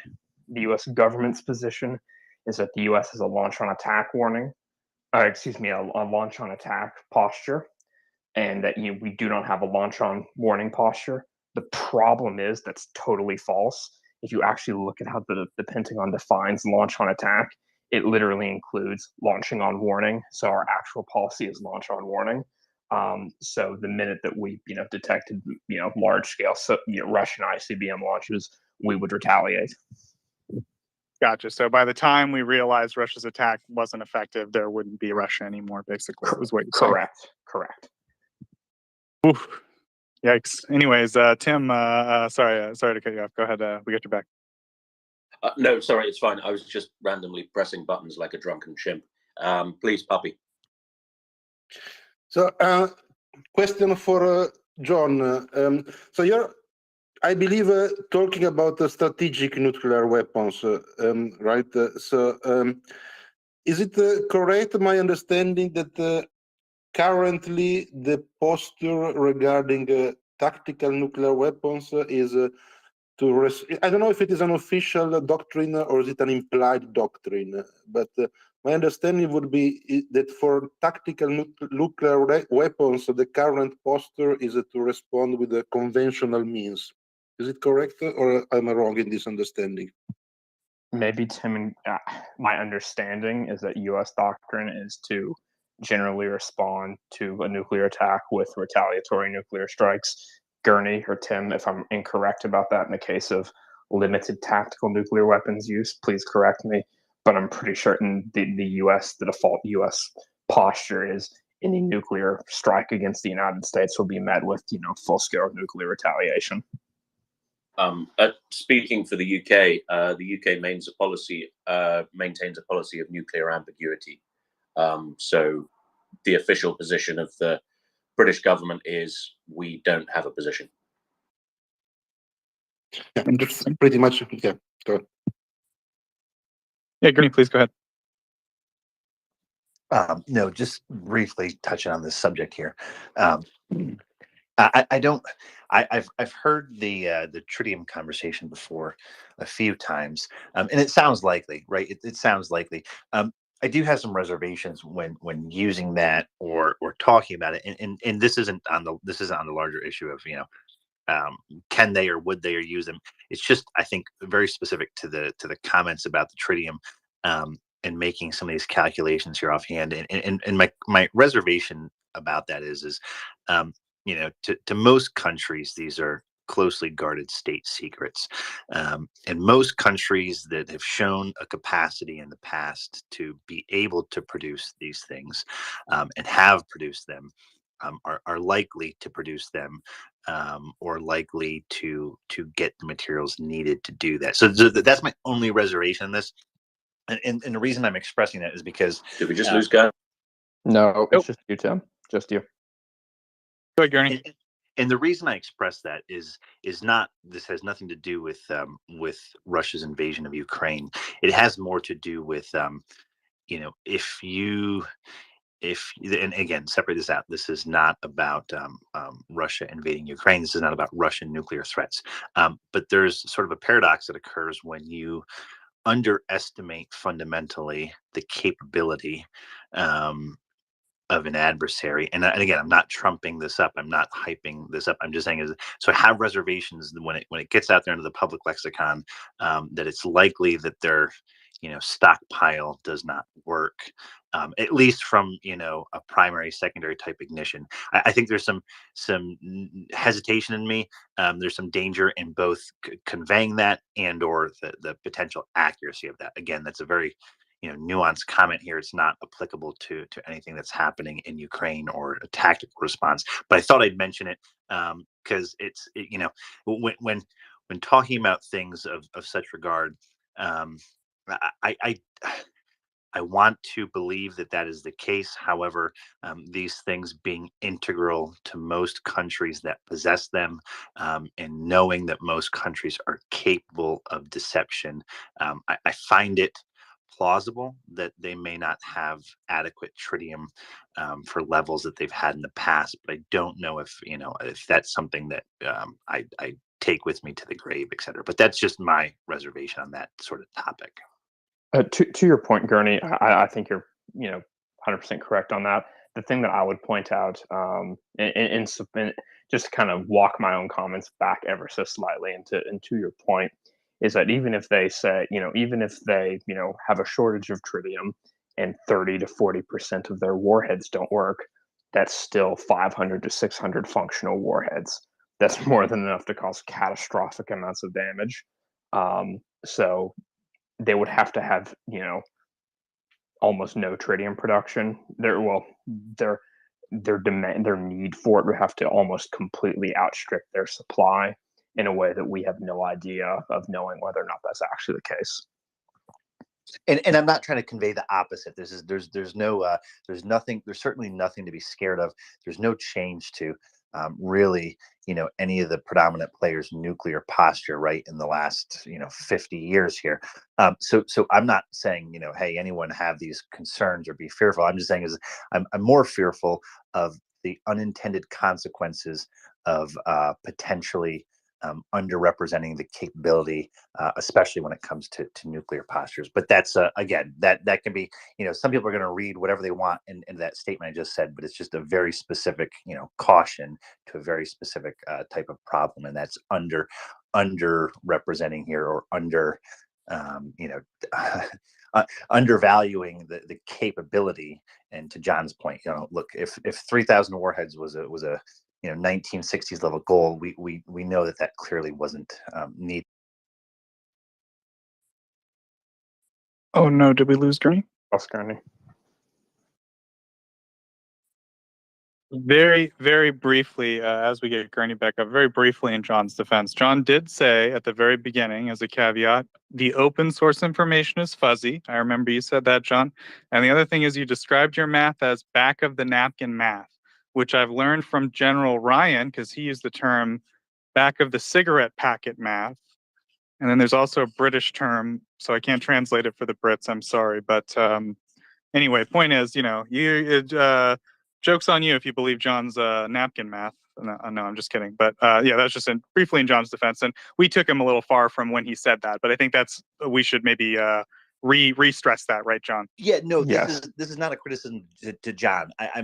I've heard it before, and I think some people take it to a level of certainty that John's not professing, and that is very hard to profess, both that it's true and it exists, and what the ramifications or consequences of that, of taking that assumption would be. So, and John's not saying that. I'm just saying that's my own nuance and critique here of hearing this, a few different versions of that. Usually it's said in well-meaning intentions to, look, fear not, right? I understand it. It's said in fear not, but sometimes it's overgeneralized a little too much, and I worry about the reverse consequences of again, don't be fearful, but there are some real consequences that can happen when people don't actually take a commensurate threat or perceived threat adequately, if that was the case. And to be clear, there is no threat at the moment. I think we can summarize that as be mindful and considerate, but not fearful. Would you say that's accurate, Gurney? Yeah, thanks, John. That's perfect. Thanks, guys. Interesting conversation as always. We do back the table math, but it is math, or back the table, back of the napkin math. But it is math. We're trying to. There's some reference to reality there, and as Gurney said, though, we should be cautious in terms of what we can say based on the information we have, because the information we have isn't complete, right? So that's important to keep in mind.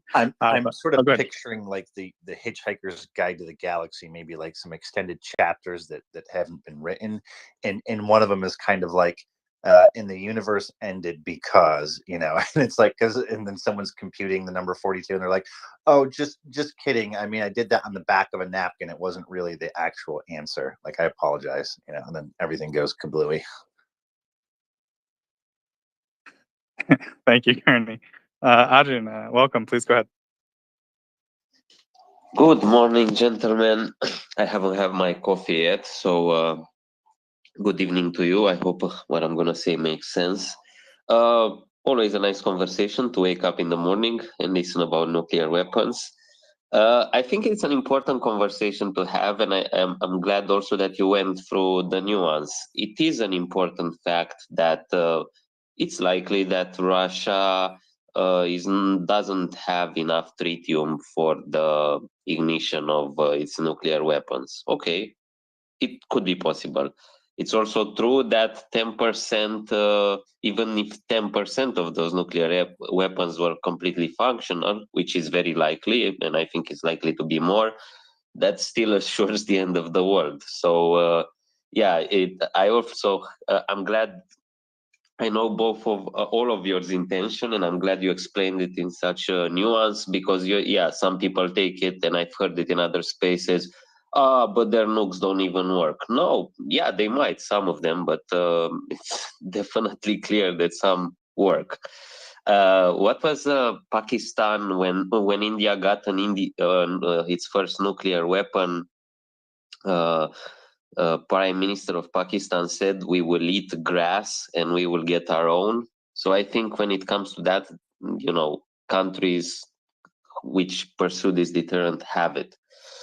Also, discussion about their missile. I saw like a video on their Satan II missiles. One of these idiots on YouTube who reads Russian news statements and thinks he's a weapons expert, and explaining how great it is, hypersonic, multiple warheads, yada, yada, yada. I think I asked John about it about some time. We don't know. Could be the greatest missile ever invented. Also looking at Russian technology when it comes to absolutely everything in this war, it seems like bullshit.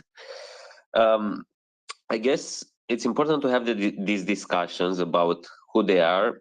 What I'm trying to say is the following: is yes, they have the capacity to cause huge amounts of destruction. They might have the technology to do it, but it's a decrepit country. It's a rotting country. I think with this we can agree. It's a nuclear power that is falling apart, essentially. And I thank you, Joseph. The first thing I heard when I got in the space is this thing I've been thinking about as well. This turning nuclear deterrence on its head, and this mutually assured destruction on its head, and deciding, I'll do imperialism with it because I can use it. Nobody will fight back, right?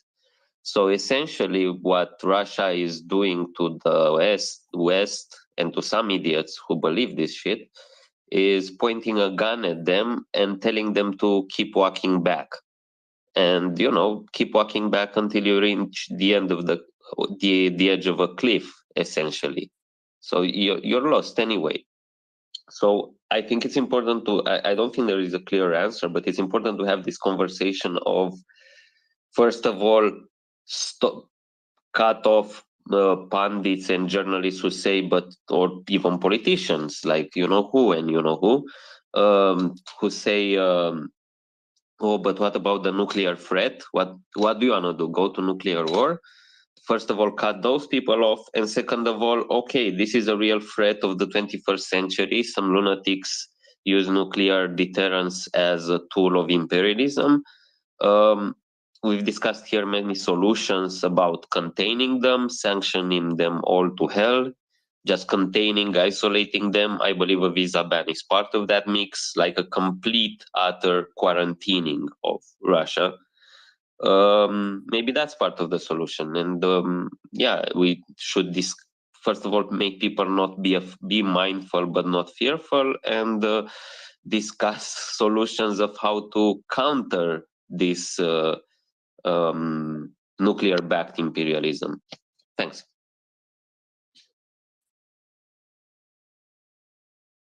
Thank you very much, Adrian. Appears we've lost Joseph. His app crashed. I'm going to be heading off in a little bit, probably about 20 minutes or so, as soon as we can get some more co-hosts back up, and gotta head out for the night. But in the meantime, let's go to Bertrand. Good morning, Adrian.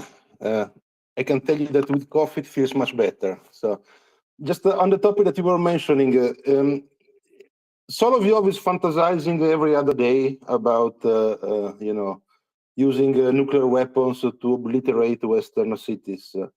But leaving that aside, it seems to me, at least that's my impression, that in general the rhetoric on a more official level has been scaled back in the last few months. So I think Shoigu was the most explicit a couple of days ago. He said that the purpose, something along the lines of the purpose of Russian weapons, tactical or otherwise, is deterrence, and there are no plans to use them for anything else other than deterrence. Of course, every time the Kremlin says that the sky is blue, I am immediately tempted to think that perhaps the sky is green. But even with that caveat, it would appear that they had some reasons to scale down the level of the rhetoric and the threats. So I was wondering whether I'm missing something here, if there is some reasons for that, or if actually they did so. Gurney, did you have a response to that or something else? No, I didn't hear that one. I had a different response. Okay, no worries. I think John was going to say something. John? Oh, no, I was just going to tell Gurney to go ahead. You can park that, no problem. I will just keep my impression and go ahead with the next. We both saw Gurney's hand go up and we went, Gurney's got this. Bertrand, no, I heard the beginning. Could you just could you go through that again? Yeah, the gist of it is the following. My impression is that leave aside the most obviously bombastic rhetoric by the Kremlin TV trolls like Solovyov and the like. Nobody takes that seriously. But on an official level, it appears to me that in the recent months, the nuclear rhetoric has been scaled down. So Shoigu, a couple of days ago, was saying that the purpose of Russian nuclear weapons, tactical or otherwise, is just deterrence. And my impression is that it's actually the first time that a top official has been so explicit about that. I do believe that they may have had some reasons to actually go put down a little bit the rhetoric compared to the first days of the full-scale invasion. I was wondering if I am missing something here, if others had the same impression, and if so, what might be the reason for this? So yeah, that's an interesting question there, Bertrand. I have a thought on it, and I feel like I agree with you on that. But I want to caveat that to say, I definitely I don't have enough understanding. Not me personally. I mean, there's not enough data points out there to really inform our layman position on this. But it's interesting, and I'll take it from just a layman perspective here, and to say, I feel like I agree with you from the limited understanding that we have of just watching the media, watching statements and rhetoric and stuff. And I'm going to use one recent example. The U.S. had long delayed here a nuclear test. I believe it just happened actually 1 or 2 days ago, maybe 3 days ago. And there were some announcements with it. There were some extra announcements that usually don't go with that. And that was just they were caveating the delay of the test, why the test was delayed. And that was to not inflame any possible tensions. And then on the test itself, again, they sort of reiterated again, we have delayed this test, and this test at this point in time is specifically because it was previously scheduled, and we in the interest of not inflaming blah blah blah, we've delayed this, but we're going through with this, basically all sort of anti-escalatory talk. So that was very recent in terms of the test. And so I'm inclined to agree with you, because not just the delaying of that, but it does seem, perhaps there were some things behind closed doors where we all saw the rhetoric on the public side, but we don't actually know, behind closed doors, how those threats were perceived and how high. But it does seem like things were very much on edge, and at least from a Western perspective, threats were being taken seriously. Aircraft were. We lost Gurney. Yes, we have. Drop them down. Gurney, please come back when you can. You know, someone earlier today mentioned that we made up technical problems on the space, John, and I got real offended and upset. And hopefully our audience can now see why. Because gee whiz, Twitter.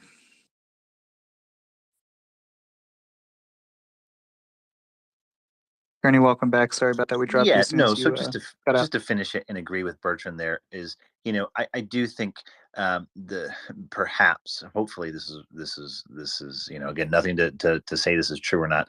I do think perhaps somewhere in the Kremlin, somehow, some way, they may have realized, hey, this inflammatory and escalatory talk that we heard frequently early on, especially in the invasion of Ukraine, and that continued forward for, you know, a month, month and a half, etc.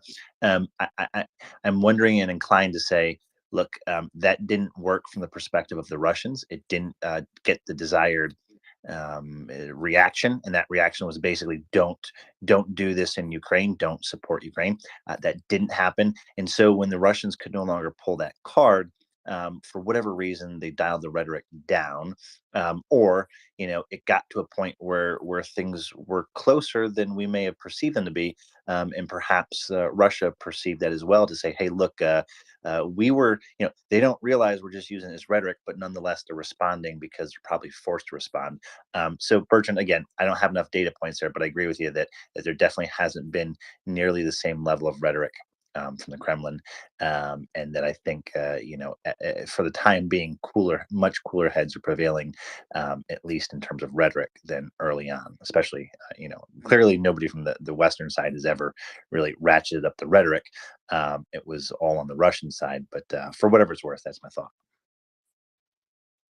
Gurney, thank you. That would your explanation would be in line with pretty much the Kremlin behavior on a number of topics, right? So get as much as you can from a threat, but when the threat is not effective anymore, just scale it down.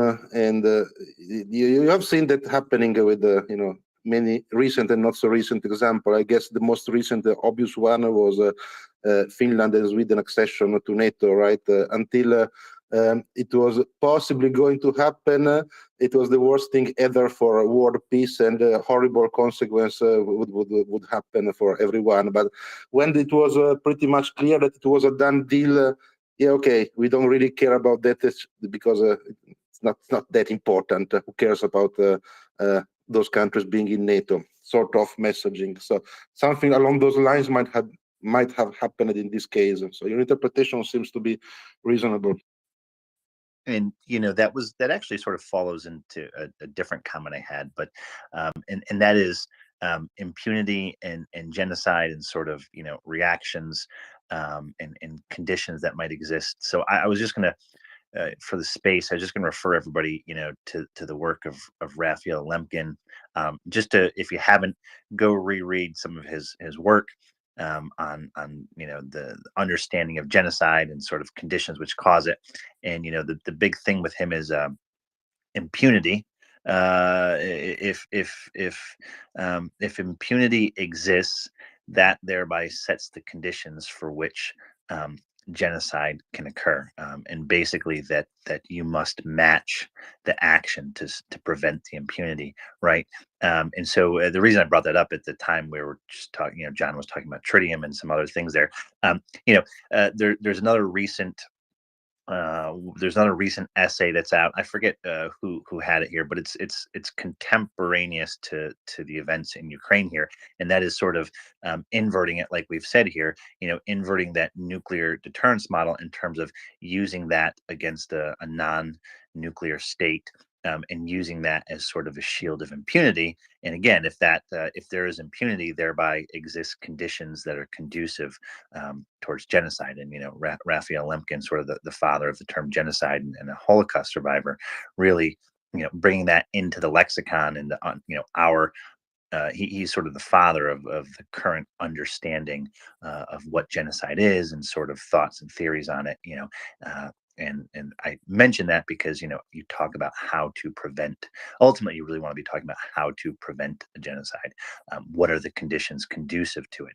Things you can do, and that just ties into the conversation here. Is Russia using that nuclear umbrella, at least initially, to sort of at least try to convey conditions that would exist whereby they might have impunity, and to try to challenge anyone to not get involved.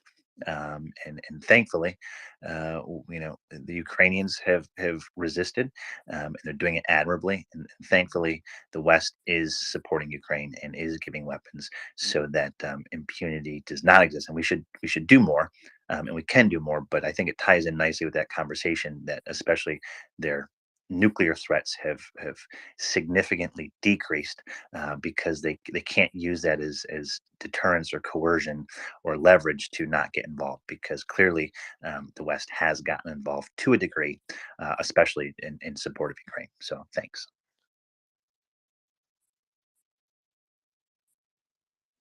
Thank you, Gurney. Thank you, Bertrand. We got Tim up as a co-host. Welcome, Tim. Hi guys. Hi everybody. I just kind of had an idle thought on that. I mean, genocide is a very big word, right? That's very trite. Genocide is a big word. Is one of the possible ways of, if not preventing genocide, but politicking around genocide, to use that word as carefully as possible, right? Because I get the feeling words lose value when they're bandied around a lot. Words like, for example, violence, is used in all sorts of strange ways these days by political actors. And do we think that that one of the ways to guard against genocide is to be very jealous of the word itself? Just an idle philosophical thought. Dang, Tim, coming in hot this morning. I beg your pardon? I said you're coming in hot this morning, man. I've just had a really big cup of coffee, so there's a lot of thoughts going on at the moment. Gurney, did you have anything you wanted to say here? No, I was having audio issues again, so I couldn't hear. Geez, well, basically, Tim asked, do we think that, I mean, I don't know. I don't want to put words in your mouth, Tim, exactly. Bertrand, I don't know. Do you want to speak to it at all? I'm having a hard time coming up with a response. Tim was saying that essentially there is depreciation in the asset in each word semantically. If you use it too much, then it means less, which is, it's absolutely correct. And he was making the point, again, Timo, maybe you can say it better than myself, but essentially, if you use the word genocide too much, then it has less of an impact. And he was wondering whether what we should do about that. Is it more or less correct? I'm not sure why I'm summarizing your thoughts. I mean, that was pretty much it, Puppy. I mean, what I wasn't saying that we should use it less. I was kind of positing that perhaps one of the ways to stop genocide becoming banal is to use the word less, perhaps, if that makes sense. It does. It's a food for thought. So I'm not sure how I would solve that conundrum, because when you are in front of a genocide, you should call it for what it is. But I agree with you that if the word gets used, every day in every possible context, then people are less people in general, like a broad Western audience, might be less prone to take it seriously as something that we should really, really consider a red line, because it's just everywhere in the news. So I have no solution to offer, unfortunately, but I see the issue, and I concur that it is something that should be thought about. Yeah, I'm just I don't need to chime in and agree here. I think, Bertrand and Tim spoke for themselves well. look, how many times can you cry wolf, or how many times can you, desensitize yourself to something before you start to have, like reverse trend reversely, right? So I agree with you, Tim. It's to Bertrand saying it's a conundrum, right? It's sort of paradoxical in the sense that to spread awareness of it, to prevent it, somehow you're trying to convey the concept and not desensitize people to the impact or the value or the visceral reaction to the word itself, right? And you don't want to come across as alarmist or crying wolf. And yet, to Bertrand pointing out here is like, but there's times it's not only going to be needed, but there's probably times to prevent it that you may even come up Did we close just to that lose word. Bernie? Nope, he's here. Is that Tim we lost? Yeah. So maybe practitioners that work to try to prevent genocides use other terms, perhaps. They might be able to help us out here, or they talk about the conditions favorable, destabilizing conditions, or use other terms that are out there in the lexicon that don't describe genocide per se, but basically, unfavorable humanitarian type conditions. But again, I don't have the answer. Thanks very much, Kearney. I think we lost him. Tim, are you there? Well, I can't fix that. Hopefully, Tim can get. Joseph, I've noticed something funny tonight. It seems like every time we bring someone up, someone else loses audio. Now I can't prove that, but I noticed we just brought someone up. Tim lost audio, and when I came up, someone else. I thought someone else got swapped here, but who knows? I have no idea. But I don't think Tim knows it yet because his microphone is still.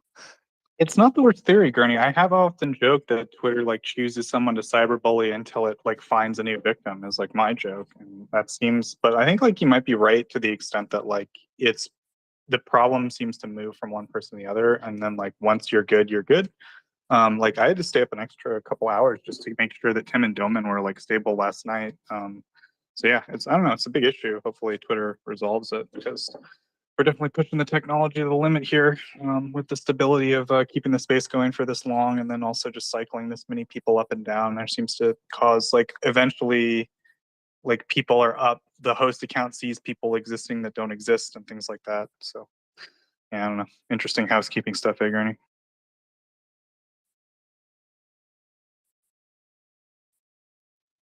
And with that, we'll go to Christian. Christian, please go ahead. Thank you. I think I might be the problem. You brought me up, and Tim just lost audio. Unfortunately, that we are living these times that the word genocide does have meaning when being used, for example, to Ukraine. So they've been the Russians have been really clear about the national identity and the people of Ukraine. They're denying them their nationality, their ethnicity, their language. This all screams genocide. And I do agree that it's been used a lot the past couple of years, sometimes with truth to that, sometimes without truth to it. But unfortunately, these times have been brought up again in 2000. Not only 22, but these are the times. This is awful that we have to talk about genocide again. It's awful. I mean, we haven't learned enough in the past 8 years. We haven't really put that expression that never again to test. We haven't defended it. Europeans have forgot. And unfortunately, it was all there. I mean, for the past 30 years, we could all see that Russia hasn't learned anything. The Soviet Union has been practicing genocide for the past, from 1917 until 91. So we've chosen to issue the word genocide on the German people, on the Nazi Germany, truthfully, yeah, okay, obviously, but we haven't addressed the Soviet Union. We have never addressed enough the Soviet Union, and the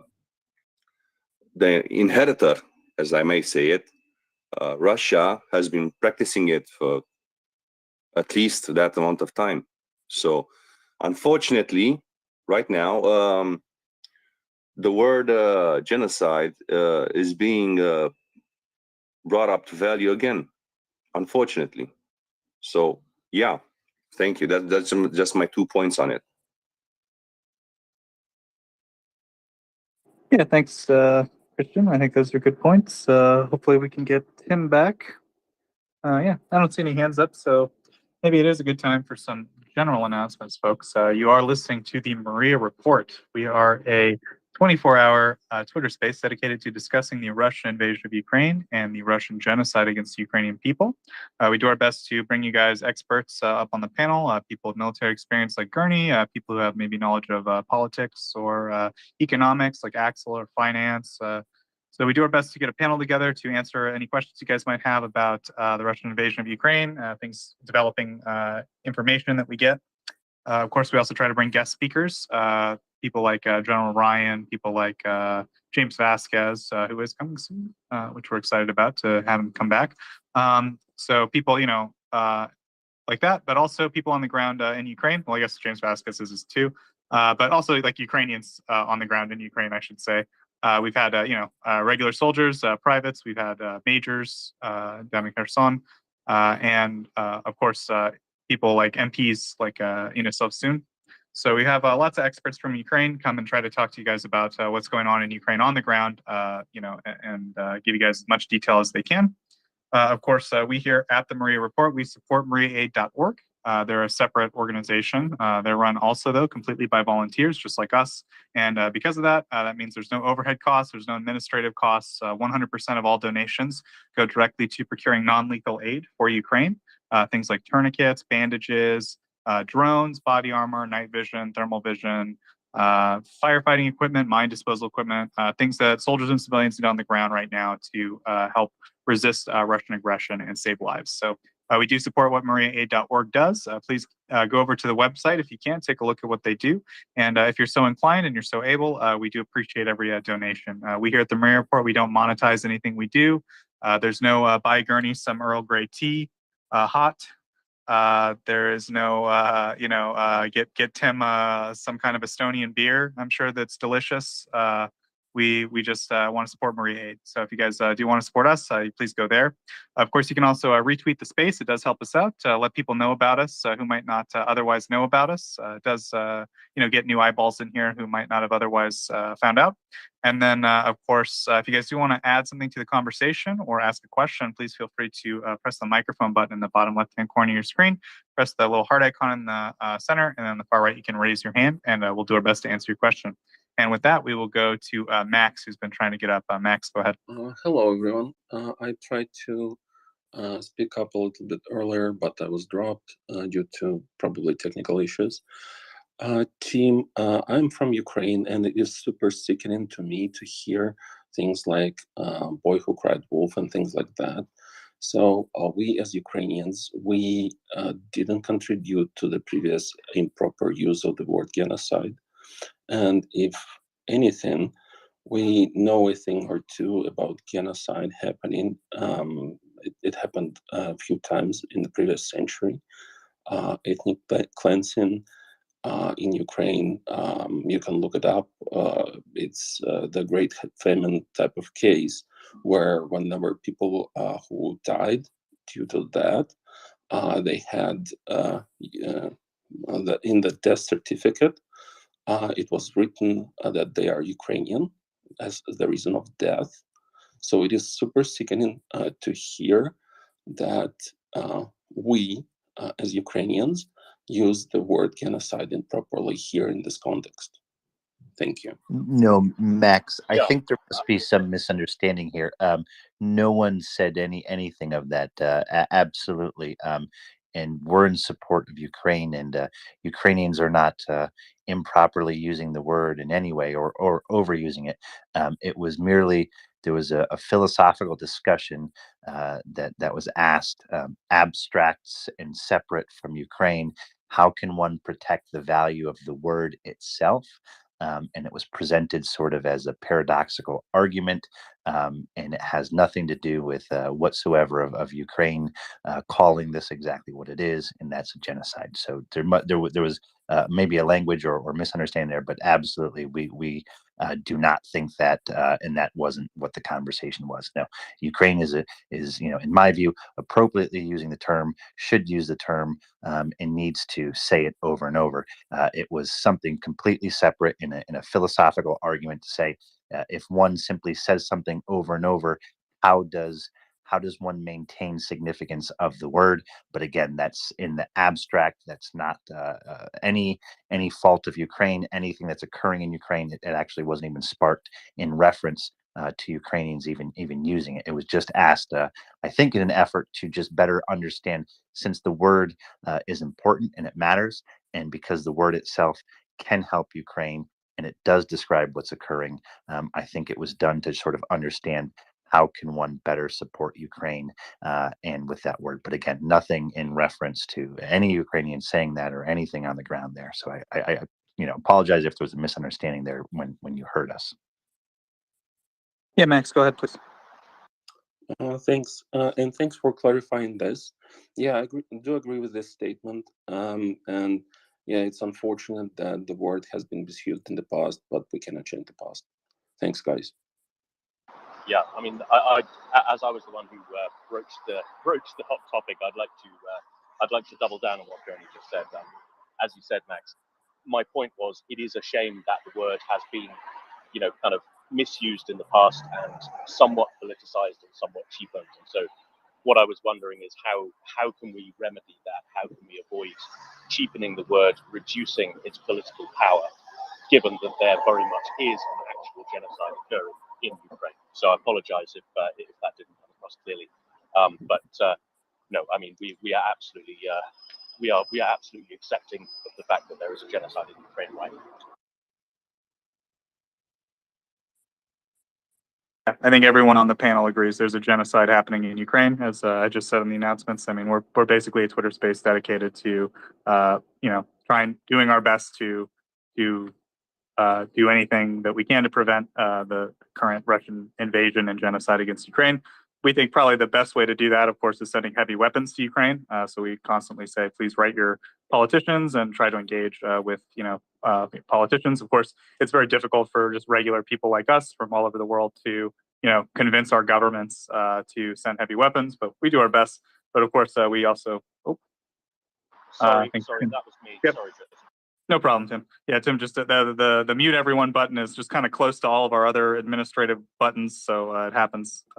Anyways, so we were just saying everyone on the panel completely agrees that it's a genocide, and we do our best to raise awareness of it. And I think it was just sort of a philosophical question, hopefully that sort of answers Max's concerns. And yeah, Max, if you have any other questions or concerns, we're absolutely happy to answer them. But actually, I'm going to let M hop up and co-host because we haven't seen M in a few days. So welcome, M, and I'm going to hop down.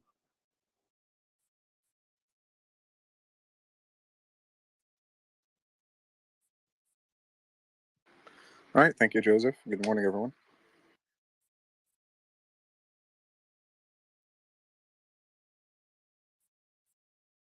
Okay, I'll use the mic button. I was gonna let it hang there for a second, make you think that the mic wasn't working. I think Max dropped so if there is a low, I just wanted to double down on what Garni was saying. So everybody on this panel agrees that there is an ongoing genocide, and the question is how to make sure that from every possible point of view, also from a messaging point of view, we get the word out as much as possible to the world. And Tim's question was how to make sure that the word genocide is actually perceived for what it is and not cheapened because of overuse in the past. That's all I wanted to say. I agree with that.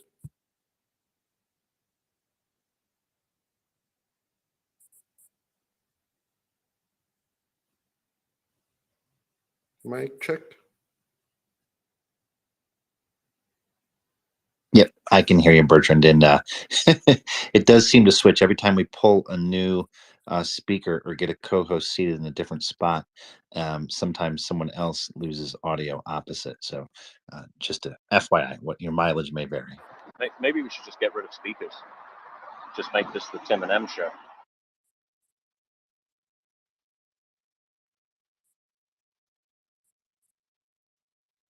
Has M had enough enough matching cups of coffee to as Tim has?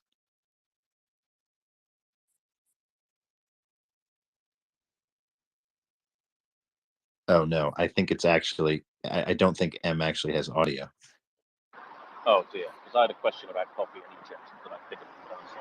But anyway, I guess we'll wait for M to unscrew himself. And mic check, just seeing if you're using a headset there. Mic check, can you hear us? We can hear you. M, we can't hear you, M. So if you're hearing this, we might need someone in the host account to just push him down. Yep, there he goes. Okay.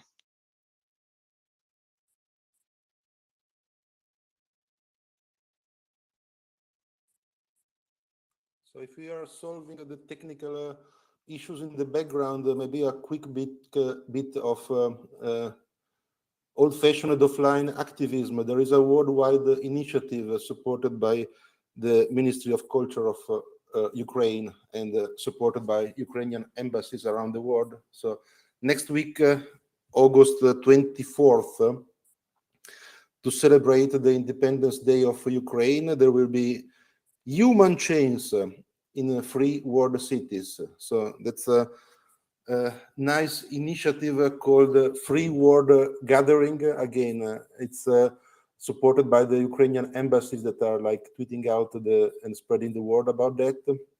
There is a website called freeworldgathering.com. You can find gathering near you on the world map. It's really well done. In fact, it seems not to do much, but it serves multiple purposes. One is it helps keeping the fight in the press. It shows solidarity with the Ukrainian in Ukraine and the Ukrainian displaced people. So it's just a nice thing to do.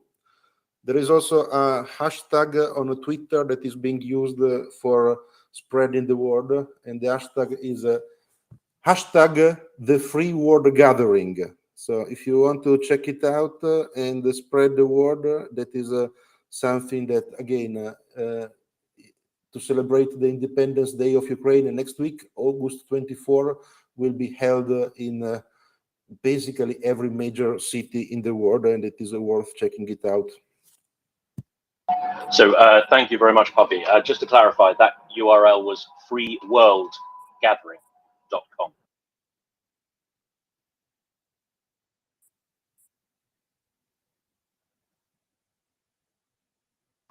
Hello, mic check. Poppy, could you just clarify that? freeworldgathering.com.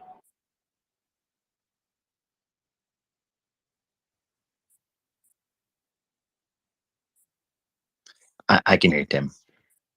All right. Okay, we may have lost the Poppy. Okay, fantastic. Thank you very much for that, Poppy. Freeworldgathering.com is the URL I heard. I'll certainly be checking that out myself, as I live 150 miles away from the Red Army here in Tallinn. I'm sure it's going to be an issue close to the heart of many Estonians as well, many locals here, especially given our history with our big angry neighbor. Gurney, could you do us a favor? Could you take us through the military stuff that's been happening during the American shift in Ukraine? Oof. Adrian or Bertrand might have a better understanding. It's getting fuzzy in my head because one, it's getting late at night for me, but two, there were several different HIMARS strikes. One, I think in Melitopol on a headquarters. I think one in Kherson on the eastern side of the river. There's a lot. It's confusing my head now. But I saw Adrian's hand going up. But there was quite a few. And if you give me a minute here after he speaks, I can probably jog my Twitter feed to recollect. Thank you, Gurney. Well, actually, I hope you give the update because I'm also curious about that. I just wanted to add a little snippet from the Romanian press. Apparently, our Ministry of Defense filed a financial report of its reimbursements from the EU for aid sent to Ukraine. And this report shows that actually Romanian military has been sending aid to Ukraine since February 27. Now, it doesn't say what, but it clearly states that we did in a significant amount. So I just wanted to add that Romania has been, even though our government never admitted it publicly and never said it publicly, we've been sending military support to Ukraine since February 27. Yeah. Fantastic. Thank you, Adrian. Did we have numbers on that? No, it's also pretty vague. It's something to the tune of 600 million euros, but it's also restricted to a particular date between February 27 and the beginning of March. So, and I don't know if it applies only to Romania or if it applies to several countries in the which sent aid. But it's just like a regular, disclosure information report that ministries have to do. And yeah, that's like what you can glean. The only info you can glean for it is that Romania sent military aid, the date, and they got some money from the EU for it. Partially reimbursed, by the way. It says partial reimbursement. So I'm guessing Romania also donated. Fantastic. That's always good to hear. While we've got a Romanian on the panel, do you know anything about why there are Royal Air Force flights flying from Rawalpindi to Cyprus and then to Cluj? Oh my God, I have no clue. What would those be? Would those be transport planes? Or yes, it's hard to tell. there are a lot of Royal Air Force. Well, I know there is a significant storage, ammunition storage during communist time was in the Cluj region, and also there was and also Kujir, which is one of our weapons factories, which has increased production in the latest period. That's also near Cluj. So I don't know, there might be a connection, but otherwise I have no clue, because our Ministry of Defense really and our government really doesn't want to admit that we are overtly helping Ukraine militarily. We are talking a lot about the support for refugees. Actually, Romania is one of the last countries in Europe which still gives free train tickets to Ukrainian and bus tickets, so free transport to Ukrainians. And we also provide them with a living stipend if they apply for refugee status here. There is a mechanism for them to get work also. So we talk up a lot the support for it. And I was at the Ukrainian border recently, and there's still like a significant contingent with food aid. Our emergency services are there to take people to train stations or to refugee centers. So yeah, that effort is definitely played up and talked about in the media. But when it comes to these flights, are very interesting, and I don't know, but maybe Christian knows more. Actually, I was just trying to make a point. I don't know, and that's the correct answer, in my opinion, because nobody really knows. Whoever says that, well, whatever Romanian says that he knows what's being transported, what's being given, that's not the case. It's like a really tightly kept secret. Whatever we're donating, in what amount, we don't know. Just the officials know. Even I, which have a position, let's say, don't know. I don't know. That's the honest answer. I really don't know. I'm not just trying to keep the official line on it, but that's the honest truth. We don't know. I don't know what the Romania is giving. I don't know what Romania is transporting. I don't know what Romania is giving. I stated that this many times since the war has started.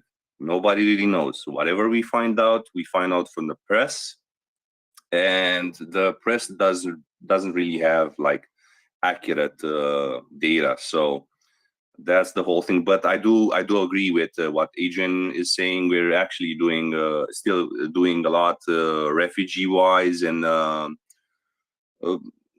I think that's enough information to appreciate my fellow countrymen, and I really appreciate what the NGOs are doing, what the regular people are doing on the streets, and how they're reacting. And I try not to pay attention to, for example, trolls and so on, because there are few, in my opinion. Like they're fewer than the people who actually want to help Ukraine. So whatever they're transporting to Cluj, yeah, we can speculate. It's Kujir. Kujir is there. We have depots there, like ammunition storages and so on. But I couldn't say. So yeah. Just to jump in, yes, we definitely don't know what we're sending, but all the little signs shows that we are sending military support to. That's the only thing we actually know. Yeah. Thank you very much, Christian and Adrian. Another piece in the remarkable solidarity that civilized nations are showing to Ukraine. Let's go to the puppy and then to Peter B, please. Just adding further reasons of brotherhood between the Romanians and Italians. We are also sending weapons to Ukraine as Italians, but we don't disclose what the weapons are being sent. There have been, since March actually, 3, let's call it executive orders, although the term does not translate well into English, but 3 executive orders for weapons being sent.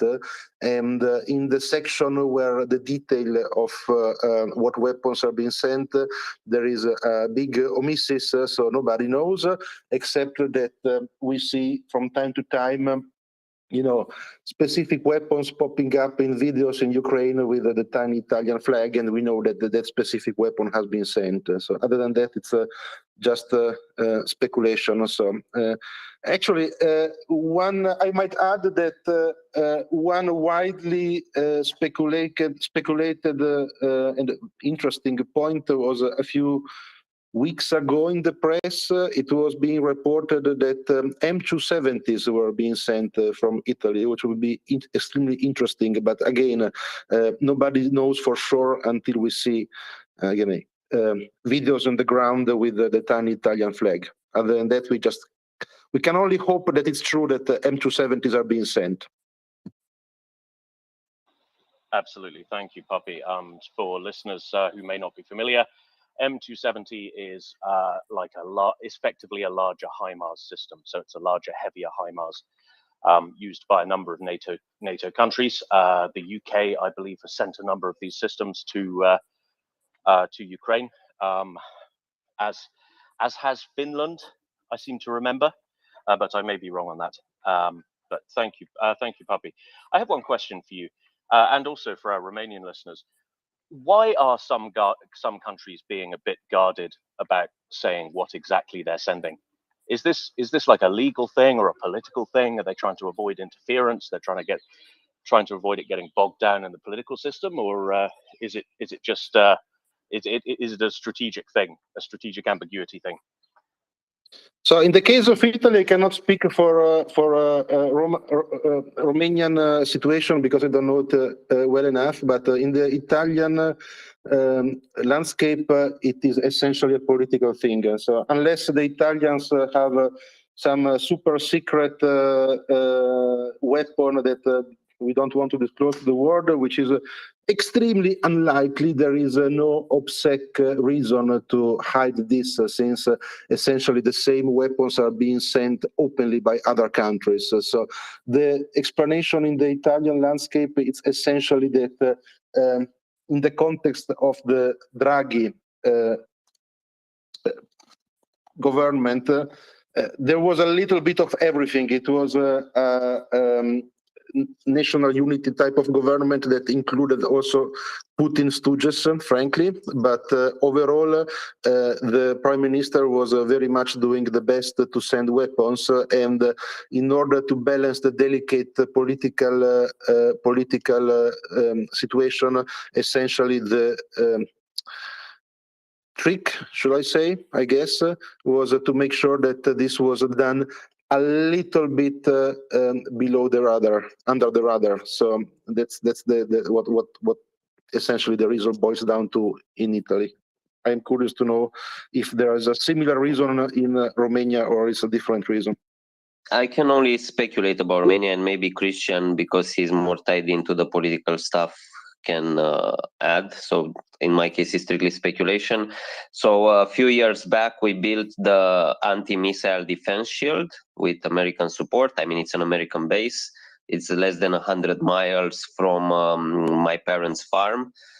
We also, and when this happened, Russia started a very heavy propaganda campaign against us. Also, their officials said some really outlandish and crazy things about how easily they could nuke it and so on.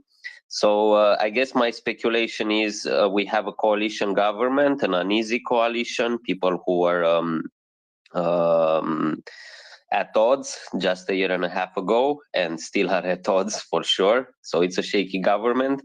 So I'm imagining they just don't want the extra headache of dealing with more direct Russian threats and maybe more campaigns of influence, and also distraction campaign, making it into a political issue that will overshadow other issues. That's what I'm thinking is the reasoning here. But maybe Christian can add more to that.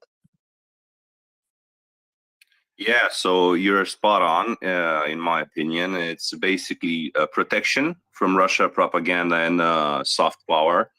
For example, they've been doing covert operations since forever, of course. And what they can do is they can spark protests and yeah, it's what they've been doing in the rest of Europe. So they're trying to keep it quiet. They're trying to keep the general population uninvolved and not make it a political issue. Adrian was basically spot on. So that's the whole add-on I was gonna make. Thank you.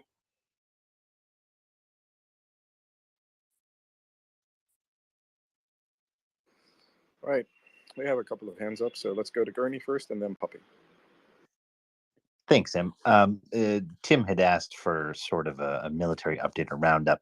I'm just going to stick to one that's it's very recent, and one of the friends of the program, Slava, here has reported that he's re-picking up a Kyiv media agency that's taking a quote from Ukraine Southern Command.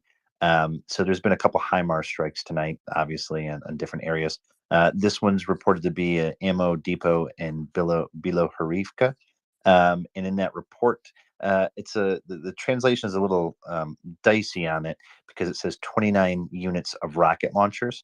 And we think, again, this is, semi-verified here, so take it for what it is. That could be 29 Grad launchers.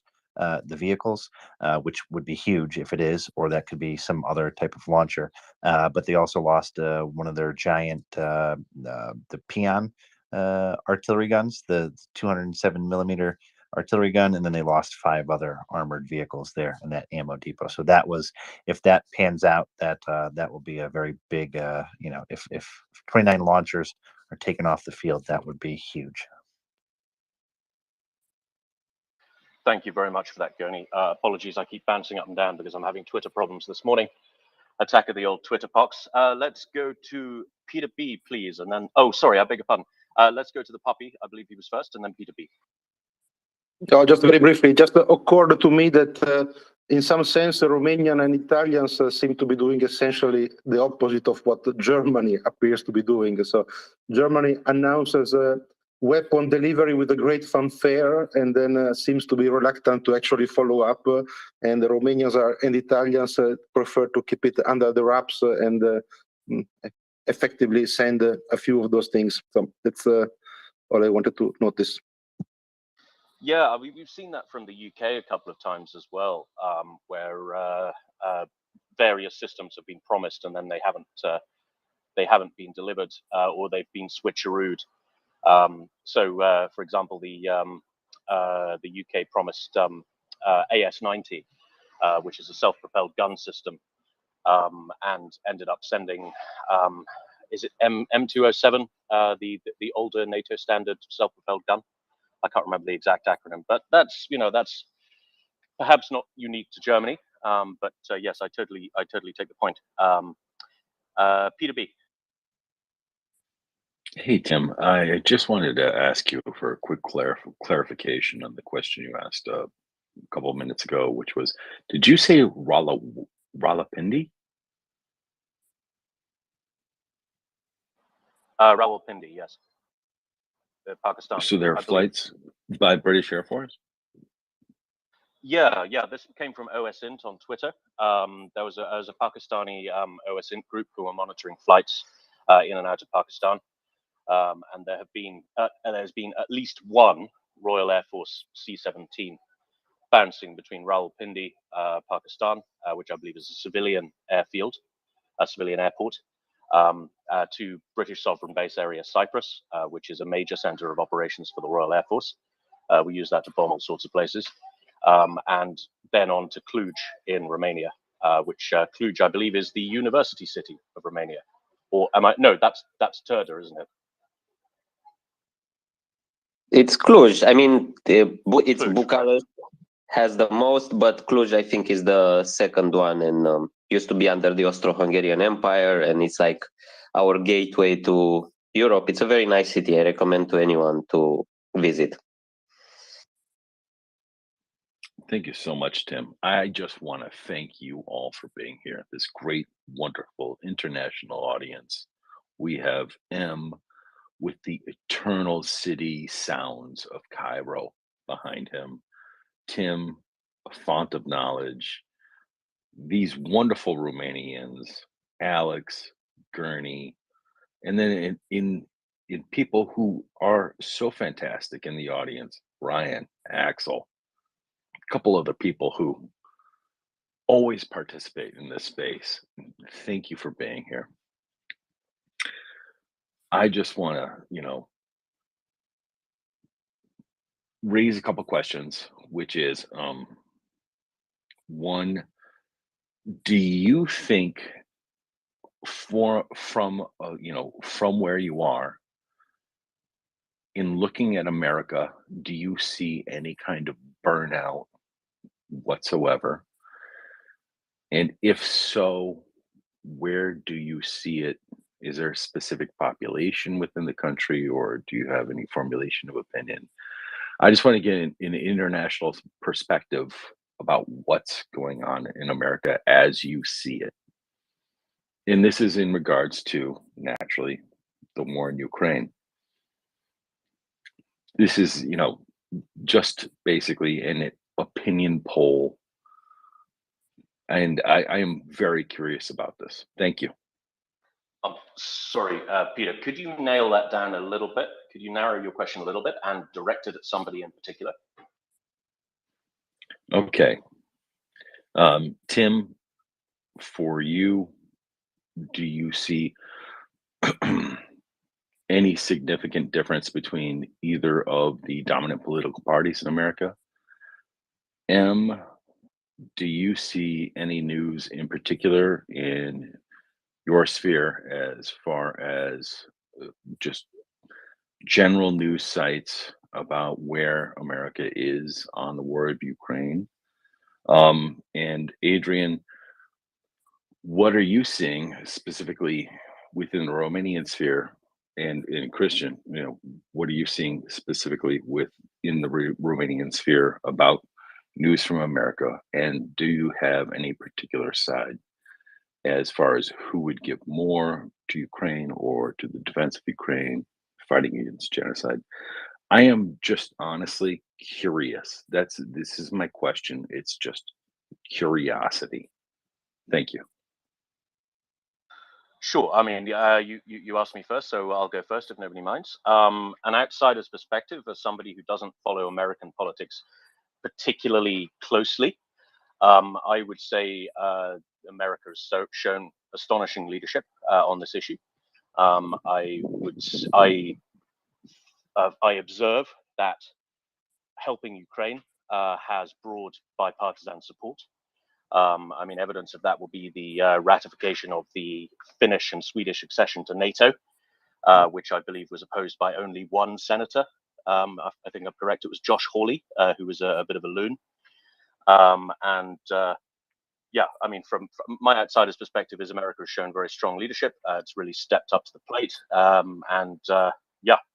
we're very, very glad to have the United States, on the side of civilization, as if there could be any other side.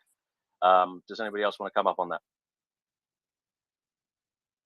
Sure. Since I was second, regarding media coverage in Egypt, you divide it into Arabic-speaking media, English-speaking media. Arabic-speaking media is mostly government-owned or private-owned. The coverage hasn't been very positive. Of course, it's dwelling on Russian talking points. Some of the English-speaking media, specifically digital outlets, have either offered very balanced coverage or also engaged in just translating whatever the government of Egypt is putting out based on whatever they are reading from the Russians. Public opinion is not very supportive of anything going on in Ukraine. Public opinion is sadly supportive of what's happening, what's being done by Russia. They bought the whole NATO's expanding narrative, but I would say that this is about to change because the economic pressure the economy is suffering from, and therefore people are suffering from, is making a lot of people reconsider their positions and read more about what's going on in Ukraine from more sources. As for the role the United States government has been playing, the United States government has been supporting Ukraine from day one and will continue to support Ukraine until it wins this war. And it's pretty straightforward what they have been saying and what they have been doing. I don't know who would like to comment next, but I think it will be Adrian. Just briefly, I'm not going to answer on American politics because if I actually was following it closely, and if I go into that rabbit hole, no. But I can just say this little impression from Romania. So America here is very strong. It's like Iron Man. We have missile defense bases. We have columns of strikers on our highways going to different bases. We have a big air base in Cogălnicianu. There's other countries there. But of course, America has the strongest contingent. We have American planes here. They do exercises with us. So, and we have American tankers and AWACS aircraft flying nonstop over our country. So here we feel America's strength and power projection and its backing of Ukraine, and also its backing up of us as a NATO ally. So it's the America we imagine, the America of old. And then you take a look at the US politics and you see it's not healthy over there. So to my impression as a Romanian, it seems, and just looking at the votes in Congress for Ukraine, it seems like this strength will be present. But I guess we are concerned, at least I am concerned long term, how sustainable this will be. I mean, I will finish because there's many hands, and yes, but it's just this concern. I don't think it's going to happen in a year or 2 years, but it's just this concern. First of all, will support for Ukraine stand all the way to victory? And second of all, will America back up its allies even later, in spite of political turmoil at home? So that's the major concern, because even with a victorious Ukraine, we'll still have Russia to worry about for quite a while here. And yeah, we need that backing. And it's in America's interest also to back us long term, definitely. Thank you very much, Adrian. Let's go to Christian, then the puppy. Thank you, Tim. I back up 100% what Adrian has said. What I have noticed is, aside that the fact that the whole every party, with few exceptions in Romania, is basically pro-American. It's no problem. It's pro-NATO and so on and so on. So we do have an unity on this. We have been having it for the past 30 years in general, with few exceptions and incidents. But basically, what I have observed the past couple of weeks in Romania is not necessarily war exhaustion from the political point of view, but basically I've been seeing more and more so-called experts on TV shows, that have been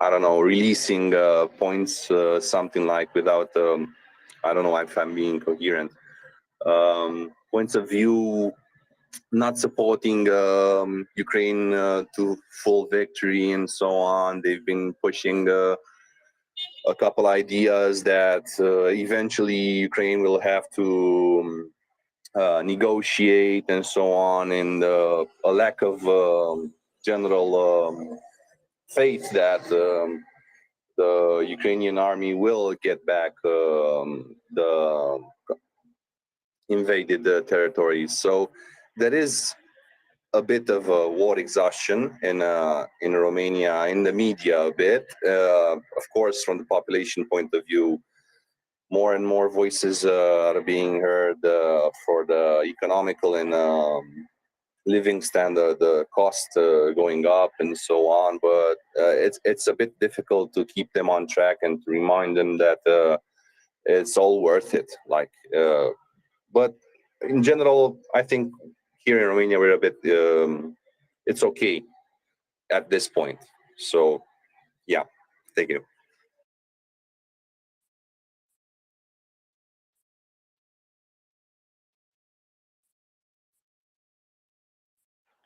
Thank you very much, Christian. Can I just clarify something? You're a defense advisor to Romanian MPs. Are you a politician or a civil servant? Both. A man of many talents. A man of many talents. I was just wondering if you were kind of a political guy or a kind of policy wonk guy.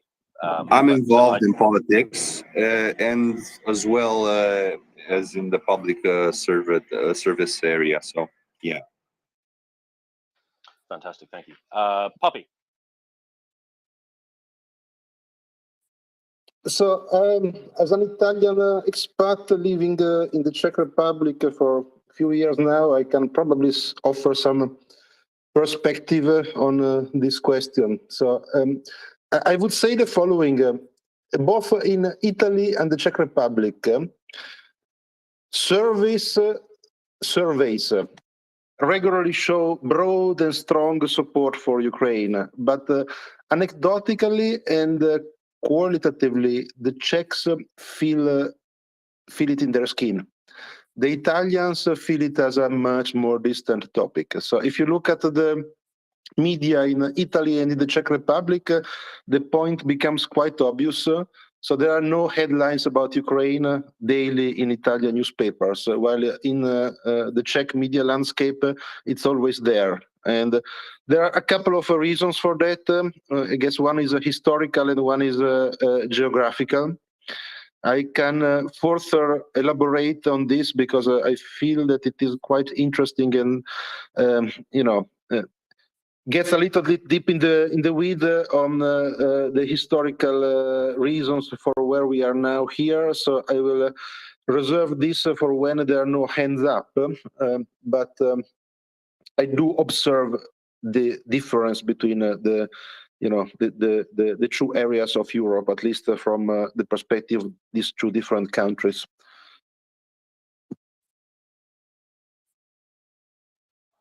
Fantastic. Thank you very much, Poppy. Let's go to Polymath, and then we'll have a news update. Yes, everyone. Good to be here. Great to be listening to everybody's comments. I just wanted to share my perspective as an American about U.S. support for Ukraine. And I think it's very bipartisan, very healthy. There's definitely strong legislation to support financially military and humanitarian aid. And that's not going away until I don't think it's going to go away, but the only way it could go away is some crazy election of a new president in 2024. So the support is going to last at least through 2024, the next presidential election, and I think it will continue beyond that if necessary. So I just wanted to add that, and I really appreciated the comments of our Romanian contributors, and I actually appreciate the fact that Finland and Romania have not been overt in their pronouncements of military aid to Ukraine. I suspect that the U.S. government has not been overt in all of the military aid to Ukraine. I think that's smart. Why advertise?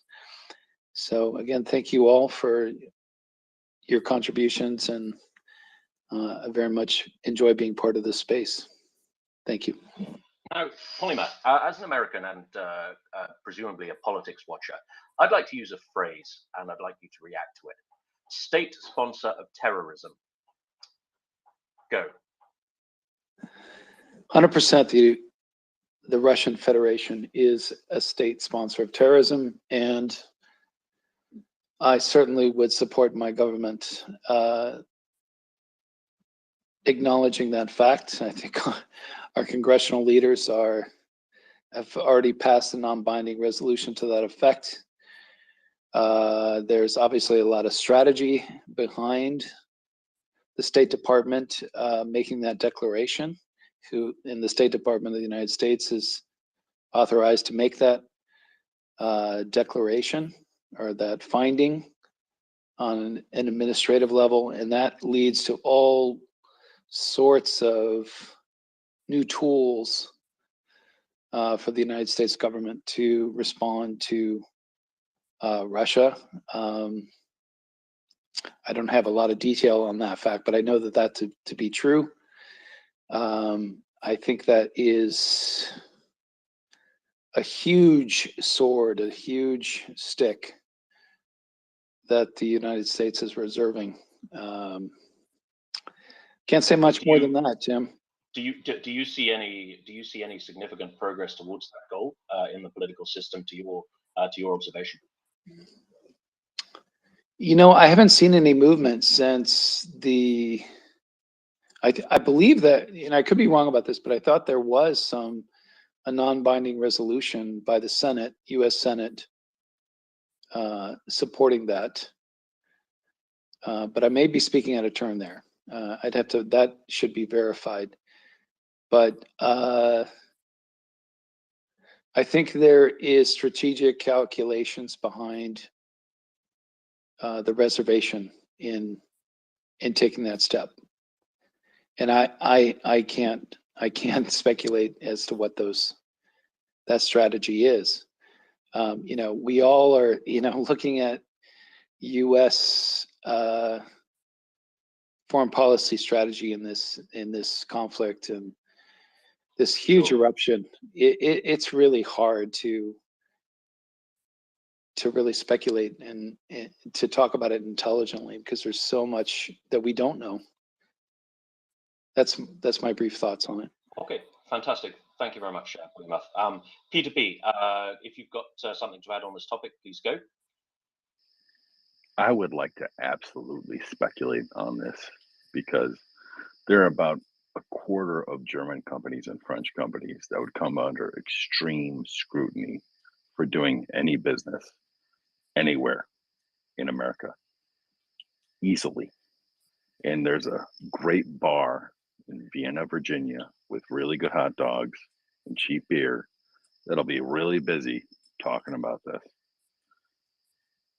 In an extreme case. So there's a lot of movers and shakers of industry in the EU that have made a lot of money over a lot of years that would be under very heavy scrutiny. And one particular beer seller, InBev, as well, for going through the Turkey turnaround there. What's up with that? You can't have Americans not having Budweiser. So there's a like, I mean, you could always drink a decent beer. I mean, you have that option. This is a choice that people make, right? Of course, I'm teasing. Yeah, I mean, we did have this out with with Ben Moll, who was an economist, a German economist at the London School of Economics yesterday. There was a lot of discussion around, look, at what point do we say to European multinationals like Siemens, look, you have to stop maintaining the machines that allow Russians to build things, right? Because Russian industry is totally reliant on machines that build other machines, and the machines that build the machines are all European. They're manufactured in Europe. They are maintained by European-controlled technicians, and there surely comes a point when it becomes, well, I mean, the point is long past. The point is long past where it becomes unacceptable to service a genocidal war machine like this. Yeah, so this is something that's very much on the radar here. But it does take something like a declaration of Russia as a state sponsor of terrorism to really get these guys off the Russian map. I'm sure Axel may come up and have more interesting and insightful things to say about that than I do. Yeah, I mean, this is a known issue and a disgraceful issue. And we would be looking to the United States for a remedy here, I think, because at some point Siemens has to choose between Russian business and American business, and we all know who's got the money there. Poppy, did you have a counterpoint there?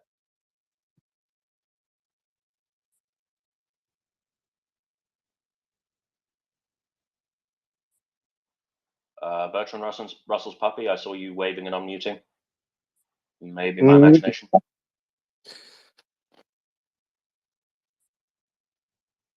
Nope. Okay. Fern, good morning.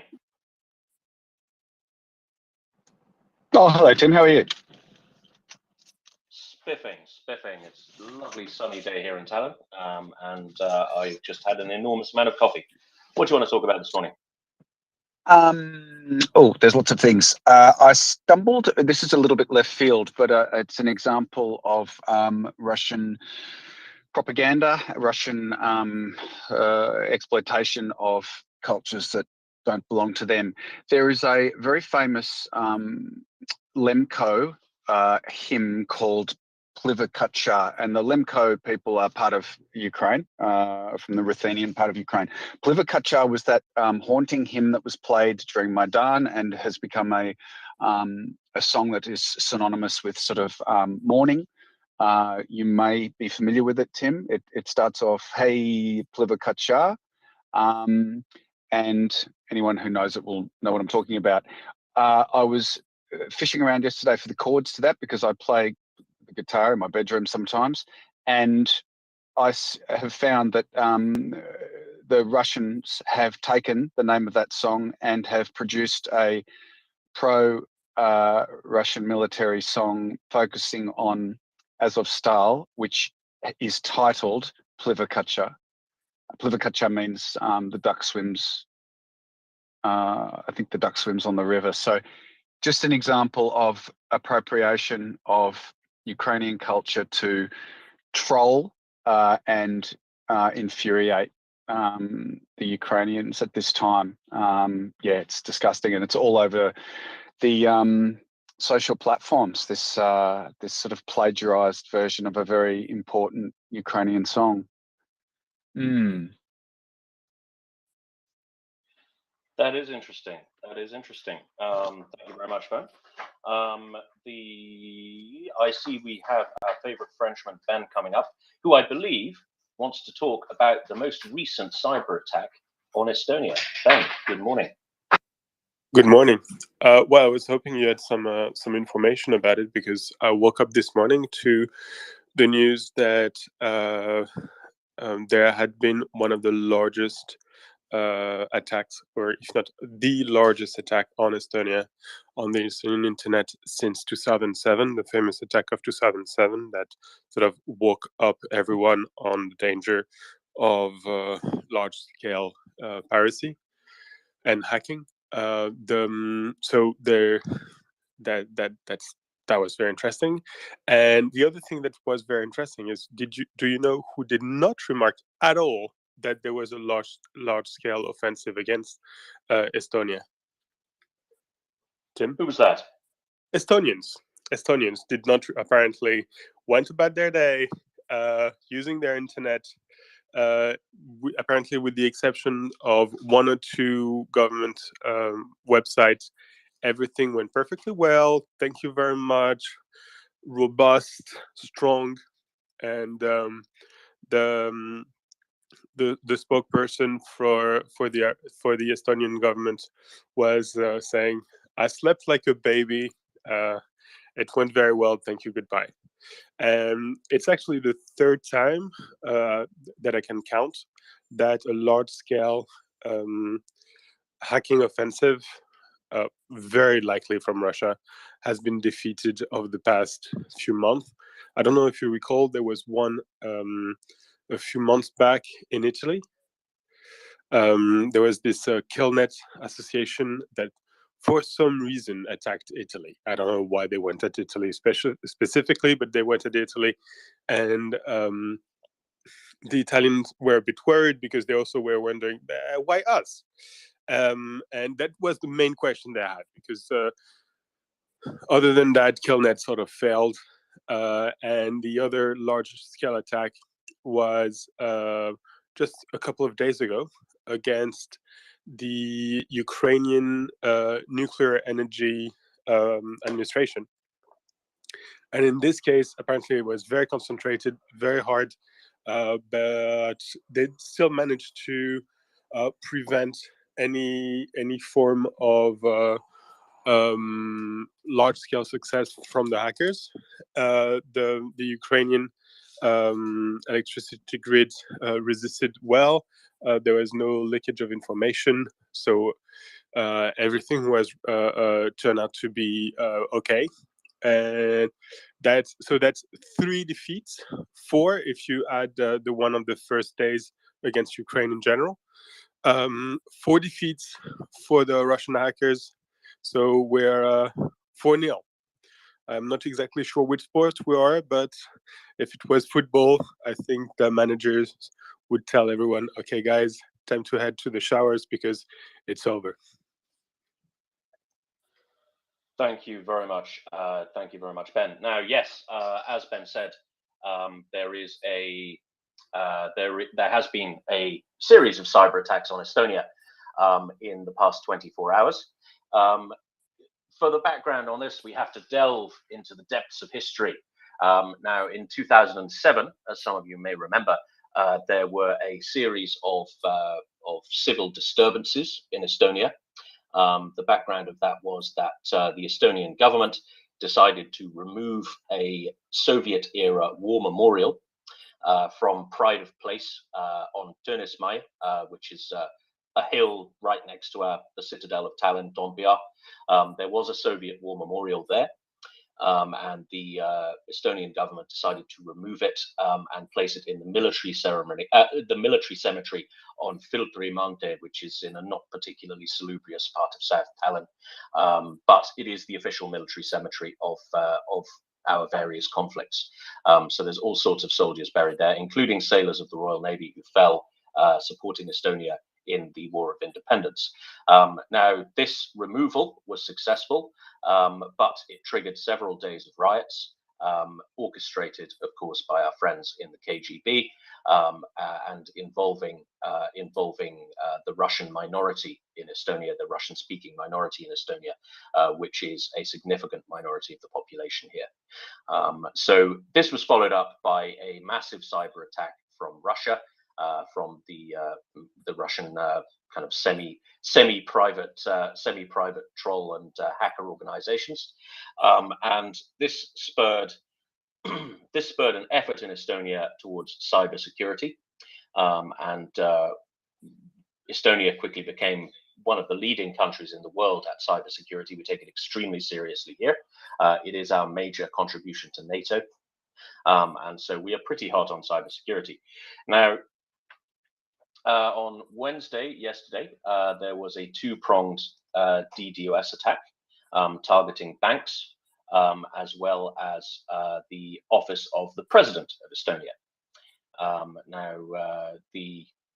I guess the Russians haven't taken the time to understand our political system here, because the President of Estonia is largely a ceremonial office who acts as a figurehead for the state, is above politics, and is generally there to supervise the grown-ups. To supervise the children. So it is, it's kind of a German-style ceremonial office, perhaps a little more political than that, but not far off. So the President of Estonia's website suffered an excessive amount of malicious traffic. I believe it.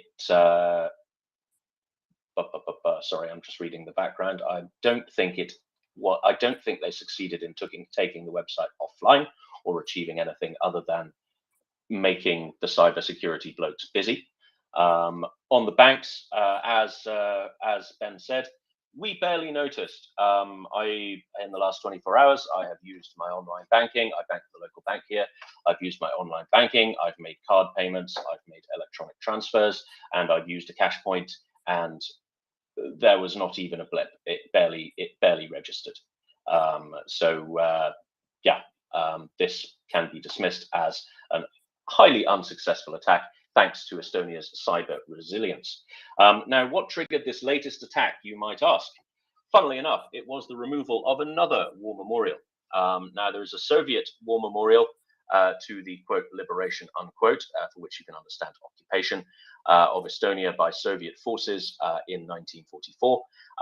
There is a big, gaudy, classic Soviet, piece of kitsch in the city of Narva, which is a predominantly ethnically Russian city in the east of Estonia. It's right on the border with Russia. You can see the the Russian city of Ivangorod across the river. Interestingly, there is a castle and an anti-castle. You see that a lot in the Baltic states, simply because we were so politically fractured in the Middle Ages. If somebody built a castle, let's say the Bishop of Riga built a castle, then the Teutonic Knights had to build a castle right next to it. So there's a castle and an anti-castle kind of staring each other down across the border. Initially, the Prime Minister of Estonia, Kaja Kallas, started gently encouraging the Narva city authorities to remove this war memorial, which is in the form of a T-34 tank on a pedestal. She said that if the city of Narva authorities don't remove it, then she will use her powers to remove it herself, which of course was immediately jumped on by the Vatniks as, oh, look, the Prime Minister of Estonia has no respect for local democracy, blah, blah, blah, blah, blah. What was slightly embarrassing for the Vatnik talking points on that one was that the city of Narva authorities decided to remove it using their own powers. So that was removed with some ceremony, but no, as I understand, no actual civil disturbances.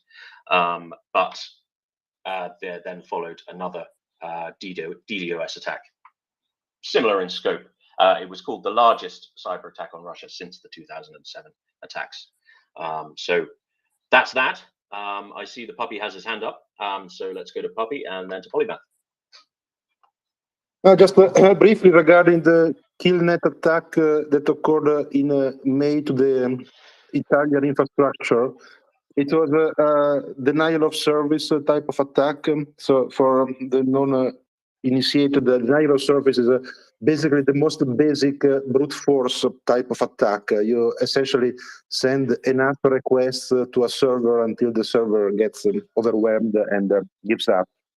And a few critical Italian websites back then went down. Possibly the most prominent one was the train reservation system. It lasted half a day, if I remember correctly, and it was not fun. It did cause disruption. So to answer Ben's question, why Italy in that case, I suspect other countries may have better protection, better defense systems against this type of attack. So one reason might simply be that Italy is less equipped compared to other countries to counter this type of attack. I was curious to know what type of attack was the most recent one on Estonia that was mentioned, if anyone has more information about that. All I have is brute force DDoS. All right, so that one, okay. Puppy, can I ask, does Italy have a dedicated cybersecurity force? That's becoming very fashionable to create a dedicated force at the moment. Is Italy there yet? It does. It does. It does. The point is how effective it is. Also, you know, there are a couple of ways to make sure that your infrastructure is safe.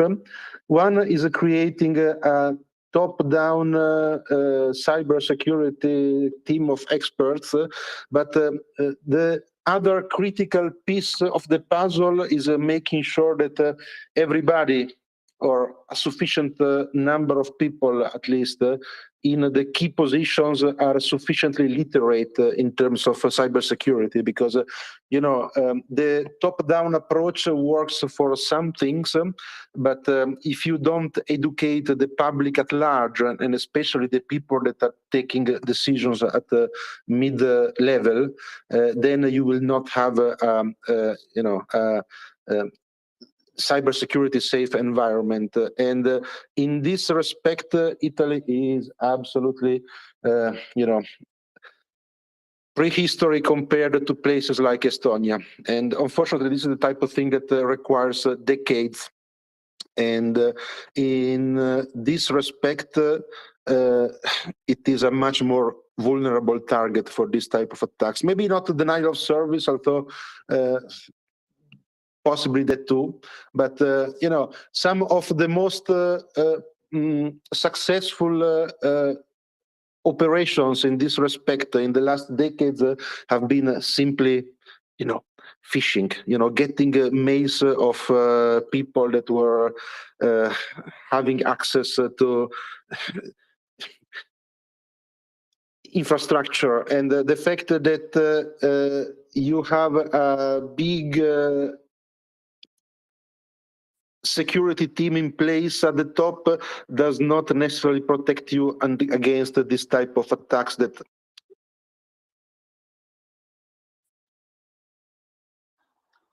did we lose Puppy? Mic check. Loud and clear here. Oh dear. Puppy, I'm afraid we've lost you. You've got an attack of the Twitter pox. Yeah, I think my understanding of cybersecurity is fairly limited, I'm afraid, but it has become a hot topic, certainly in the UK. The UK did launch its own dedicated cybersecurity force, which I believe is a uniformed service indeed, and is a collaboration between Ministry of Defence Intelligence and GCHQ. So the UK is going pretty hard on that. I remember there were a couple of political controversies around one of Axel's favourite politicians, who is our former Shadow Home Secretary, Diane Abbott, who is a Labour Shadow Minister under the Corbyn regime.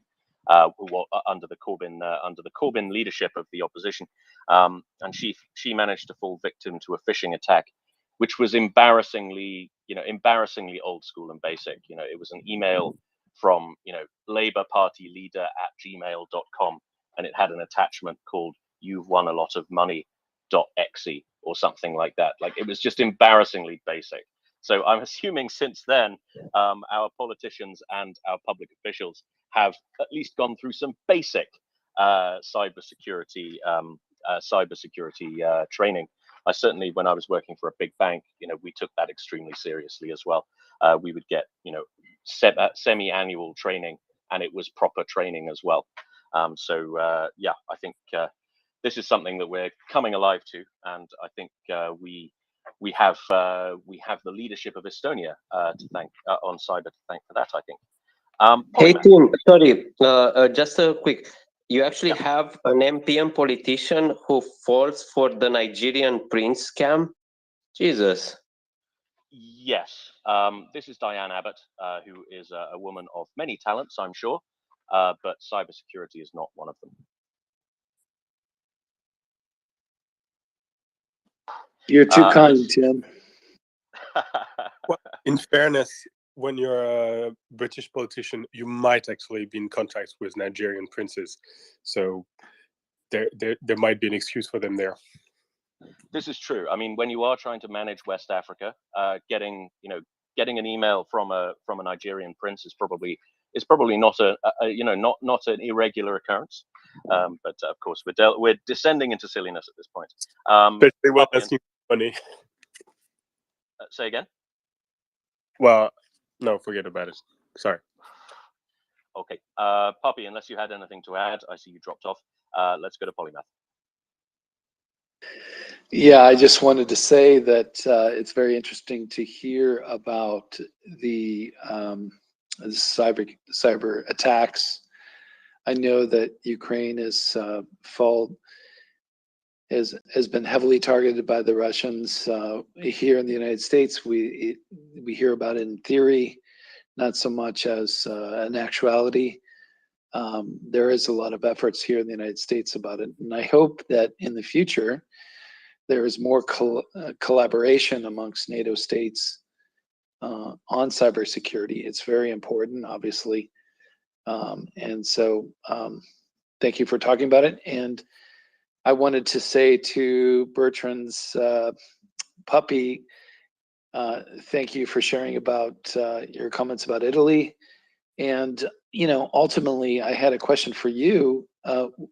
If there is a change in the government, which it looks like there will be, what will the result be? Will Italy's policy turn into something similar to what Germany's is, or France, or will it turn more like something like Hungary or Serbia, God forbid? Thank Hungary. you. I'm afraid. Sorry, Go ahead. Poppy. Just before we move on, can I just make a very quick point to Polymath? Now, the cybersecurity capability is something that NATO takes very seriously already. There is an organization called the Cybersecurity Defense Center of Excellence, which is right here in Tallinn. As I said, this is Estonia's major contribution to NATO. The Center of Excellence has 25 NATO members as partners, and it also has 5 non-NATO states as contributors, and 2 other countries, Ireland and Japan, contributing funding to the center. In the wake of the Russian aggression against Ukraine, the invasion of Ukraine, Ukraine was accepted as a contributing partner almost immediately in March. Yeah, I mean, this capability is here, it's live, it's real, and it seems to be working. With that, I will go to Puppy. Thank you, Polymath. Thank you, Puppy. So just to answer Polymath question, all I can say is that we are currently watching in Italy basically a train wreck in slow motion.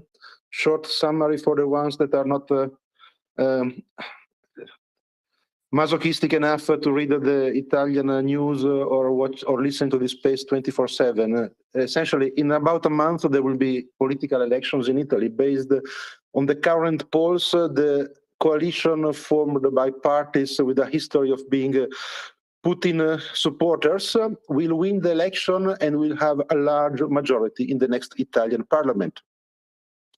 That's the short version of it. I might add that in the recent week, there has been a little bit of windows dressing and some of the historically pro-Putin leaders have been saying things like still the place for Italy is in NATO. And this is only very partially reassuring given the history of those parties.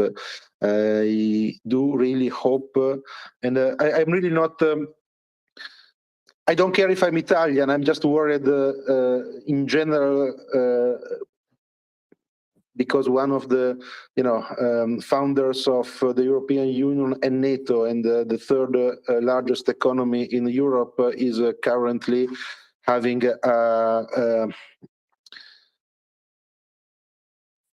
good chance to become an urbanized country, urbanized with an O. So imagine a Hungary, but with a population that is 6 times larger and economy that is much larger at the center of Europe or the south of Europe. And you know what the issue that we are having here is. Thank you, Papi. Can you talk about where the threat of this urbanization comes from? Which part or parts of the Italian political landscape does this come from? So, if I look at the current polls, there is a coalition formed by Mr. Salvini that is a notorious pro-Putin politician that for many years enjoyed the photo ops wearing a Putin t-shirt. One. Second party is Forza Italia, which is Berlusconi's party that has been for decades now and until like 5 minutes ago, repeating that he believes that Putin is the greatest leader in the world. Again, trying possibly to tone down the pro-Putin rhetoric in the last 5 minutes, but yeah, it's on the record, it's everywhere. He keeps saying that particular specific sentence, that Putin is the greatest leader in the world. I'm not sure why he's focused on that particular literal sentence, but he does it all the time. The Chinese say that a lot as well. Sorry to interrupt. The Chinese say that a lot as well. They actually do, right? They actually do. And the third party in the coalition is Meloni's Forza Italia, which is a neo-fascist party. Actually, they define themselves post-fascist, not neo-fascist. Just make what you want of this. And they have been, Putin supporters having in their most prominent rallies in Italy until, again, 5 minutes ago, Putin pictures prominently displayed there. So those 3 nice people are likely to be in power starting autumn. So good luck. I don't want to sound doom and gloom, right? So I can maybe Ben can make it a little bit more cheerful. He has his hand up. Ben. If the Italians are relying on the French to get more cheerful, we're really doomed. We've talked about it. There's 2 things that need to be taken into consideration. The first one is, as Poppy mentioned a few days back, maybe it was yesterday, there's the deep state in Italy. Those guys who fought the mafia risked their lives. Like, it doesn't mean the same in Italy as elsewhere. Those people risked their lives and often lost it fighting the mafia. When you join the Italian administration, the Italian civil service, you know that somewhere someday you will face this sort of guys, and your life will be on the line. So they're strong, they're committed, and they will do their utmost to, while they will respect the rule of law and the will of the people. I think there are lines they are not willing to cross. So there's this to be said. And the other thing is that ultimately Italy is a good NATO ally in many respects, and they probably won't want to go at it alone. But I had a question for the panel in general. We're talking a lot about Mr. Orban and urbanization, and I was wondering if we could be a bit more precise, because except for the fact that the guy is a complete douche, I'm not sure I understand what it means in practice, urbanization.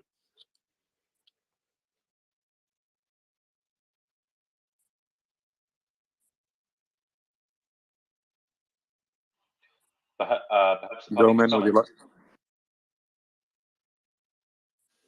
I'll be real quick. It's a combination of political and media control, right? One reinforcing the other. That's really what Papi was getting at. Berlusconi kind of did a prototype of that by owning the main non-public media, but also having excellent public media coverage. Orban looked at that, took it to the next level. And the combination of Forza d'Italia, Lega, and Fratelli d'Italia from Meloni might want to try to do a similar thing. I'm sure Papi has a much more in-depth reasoning for it. Doma, you basically said it in the most eloquent possible way. That's the gist of it. So I don't know, I might state one additional point, which is changes to the constitution. That's the one thing that possibly scares me the most right now. So essentially, you need 2/3 of the parliament to make changes to the constitution, and especially Meloni in recent weeks has been making noises about those changes to the constitution, and in particular, the idea is to reform the Italian system to make it a presidential system. Now, there is nothing wrong with the presidential system in itself. It's always context dependent, right? So in many countries with a long history of democratic traditions, having a presidential system with the checks and balances in place, it is absolutely fine and absolutely working.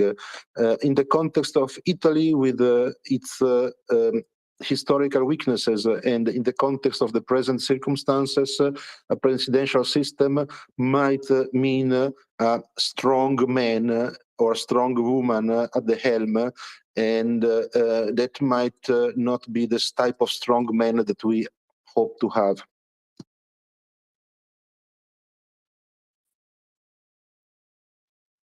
Okay, so basically it's a way of sapping the check and balances, and especially through the domination of the fourth estate.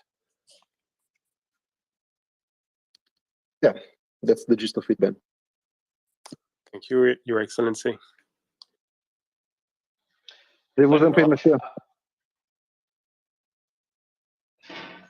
John, good morning. Good morning, all, or good evening in the US, North America. Quick question for Bertrand. Is the scope for constitutional change, radical constitutional change in Italy, not limited by European law? Because in this case, I mean, European law is superior to individual constitutions, isn't it? So wouldn't that put if that was the case, if that was what they tried to do, wouldn't that put Italy into a pretty existential position concerning its EU membership? Well, the first thing that I might notice is that some of the parties have been Eurosceptic. Some of the parties in the coalition that we are talking about have been Eurosceptic historically for a long time. So you might argue that they might not necessarily care that much, especially Salvini has been making noises for decades now that Italy should not be part of the EU. So that's I am simplifying a little bit, but essentially that's what he was saying. So that's first point. The second point is that if something really radical happens in terms of constitutional changes that is against the principles of the European Union, yeah, you might end up having situation of confrontation, which might not be so dissimilar to the situation that you have been observed in the Hungarian case with Orban. So what can happen? Essentially, you could make some threats and there will be, as the net result, there will be weakening of the Western world at large. That's the concern. Okay, thank you. I would have thought, and you and I discussed this maybe a month ago now, but I would have thought the exposure of the Italian financial system internationally would actually put limits on what any new government could potentially do because of the consequences for the whole country. And once the wider population were aware of that, if they're not already, that would potentially really severely limit their room for maneuver to do things that might not be in Italy's best interests. I'm just asking questions. I don't actually know. Obviously, that's why I'm asking. Well, Italy has one of the largest public debt in the world compared to GDP. So it is in a precarious position, and the debt is served largely because Italy is part of the European Union. So there is some trust because of that. The moment when Italy is too loud in saying that we are not so happy, or they are not so happy, not sure if I should include myself in that group, about being in the European Union, yes, the public debt will not be served that well, and we can expect a number of disastrous, catastrophic economic consequences if that is if that answers your question. That is bound to happen in that case, yes. Okay, thank you. So hopefully that will, whatever happens in the election, that should act as a fairly significant restraining measure on whatever these people may want to do. I'll leave it there, but thank you. While we've got John up, John very helpfully reminded me that, pointed out that I made an inaccurate statement about UK supplies to military aid to Ukraine earlier on. Apparently, AS-90, the modern modern-ish self-propelled artillery system, was not in fact promised to Ukraine. That was a media-generated story. We did in fact send them old M109s, which we'd reacquired from Belgium. So apologies for that oversight, and thanks very much to John for pointing out the error. Shall we have a look at some headlines? Let's. Fantastic. Okay, so you are listening to the Maria Report. We are an all-volunteer effort dedicated to providing accurate, up-to-date information, expert analysis, and discussion on Russia's ongoing genocidal war in the Ukraine. Collectively, we support Maria Aid, which provides non-lethal aid to the Ukrainian armed forces and civil society, including, among many other things, night vision, tourniquets, medical supplies, drones, etc., etc. So we work around the clock. We're a 24-hour space when Twitter allows us to be. We've been having some problems getting people up this morning, but we're kind of, I wouldn't say we're working on it. We're kind of using the brute force method, right? If we just keep trying it, hopefully it'll work. So We're working on that. So if anybody's trying to come up and cannot, then we apologize, but it is Twitter's fault. Let's have a look at this morning's headlines. Now, there has been a Russian airstrike on Kharkiv that has killed at least 7 people and wounded 16 others, according to Ukraine State Emergency Services. Volodymyr Zelensky, President Volodymyr Zelensky, said that a block of flats was totally destroyed and vowed to respond. In fact, the words he said were "take revenge." So another ham-fisted or deliberately ham-fisted strike from Russian artillery in Ukraine has killed another 7 civilians and wounded 16. The commander of the Black Sea Fleet, the Russian Black Sea Fleet, has been replaced. Now, I'm not sure, according to Russia's RIA news agency, has said that Igor Osipov has been replaced with Viktor Sokolov. If anybody knows anything about these gentlemen, please do come up and slag them off. I mean, talk about them. This makes this, according to The Guardian, this is one of the most prominent sackings of a military official in the war so far. And no prizes for guessing why this has occurred. A number of explosions, as discussed at length on the Maria Report, have rocked the Crimea in recent days. This is a long-range capability from Ukraine that has previously not been seen. Ukraine is comfortably and accurately striking targets at 200 kilometers behind enemy lines and beyond at this point. So this has turned Crimea into from a safe fortress from which the Russians could operate into a bit of a dangerous shithole, really. We saw in the last few days desperate attempts by many thousands of colonists, I mean Russian military families and civilians, to leave over the Kerch Bridge, which caused some hilariously massive traffic jams. So Crimea no longer safe, and it looks like Admiral Igor Osipov, his career and possibly his neck will pay the price for that. Now, Russia is going ahead with its large-scale military exercises in the east. Exercise Vostok, I believe, is held on an annual basis. It will involve troops from Russia, India, Belarus, Mongolia, and Tajikistan. And this is happening from the 30th of August to the 5th of September.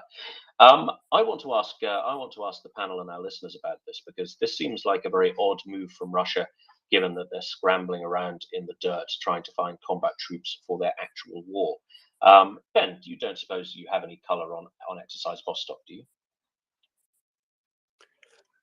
No, I don't. But I think it's related to a question we had. I mean, we covered intensely initially, and we've left stressed a little bit, which is that Russia cannot, can I say, invest? No, invest is not a good word. Allocate 100% of its troops and of its efforts to Ukraine. It has commitments elsewhere in the world, and it also needs to guard its borders, if anything, against China. And the result is that they do have extra troops ready to do extra stuff, just not being engaged. So I don't think it's entirely surprising. All the more because this sort of exercise, as has been mentioned often, are not the sort of exercise that they do with NATO. I mean, that people, the countries of NATO tend to do, and you will know that a lot better than me, but which take a lot of time planning, a lot of time executing. People get tired, and then you spend days and days and days covering what went wrong, how to fix it, etc. In this case, it's more deployment in the middle of nowhere. Oh, take a few flags, come back, done. Thank you very much, goodbye. So I don't think in terms of commitment, we should think of it as we would a NATO exercise. It's more PT, or at least that's the way I interpret it, as a seriously deficient civilian non-specialist. That's okay. Yes, that's an interesting take. I mean, if it is mostly about parades and flag waving, then I guess they can spare the troops to make it look vaguely impressive. I mean, it doesn't actually take a lot of men to make military things look quite powerful. I mean, I'm reminded of the annual Independence Day parades we have in Estonia. You know, because Tallinn is quite a small city, and it's not a city of big grand boulevards. It's actually quite small, but there's loads and loads of really cool stuff driving through the city. Like, you know, there's British heavy armor, there's the French guns we had last time, I believe. You know, there's lots of cool stuff happening. And so it actually looks quite impressive while it is a fairly small parade. Thank you very much for that color, Ben. So Exercise Vostok, apparently a bit of a tea party rather than a military exercise. Now, moving back to the headlines. Ukrainian authorities have performed disaster response drills near the Zaporizhia nuclear power plant. This follows repeated Russian shelling of the plant, which is the largest nuclear power plant in Europe. Now, Ukrainian presidential aide Mikhailo Podolyak has said that the main bridge connecting Crimea to the mainland, to the Russian mainland, must be dismantled. Now, this is a this is an interesting statement. I mean, I don't know if this is a veiled threat. Well, with Ukrainians, it's never a threat, is it? It's always a promise. But Mr. Podolyak said that the Kerch Bridge is an illegal object, therefore it must be dismantled. It is not important how, voluntarily or not, which I would guess would imply that the bridge could become a target for the Ukrainian forces, a military target for Ukrainian forces.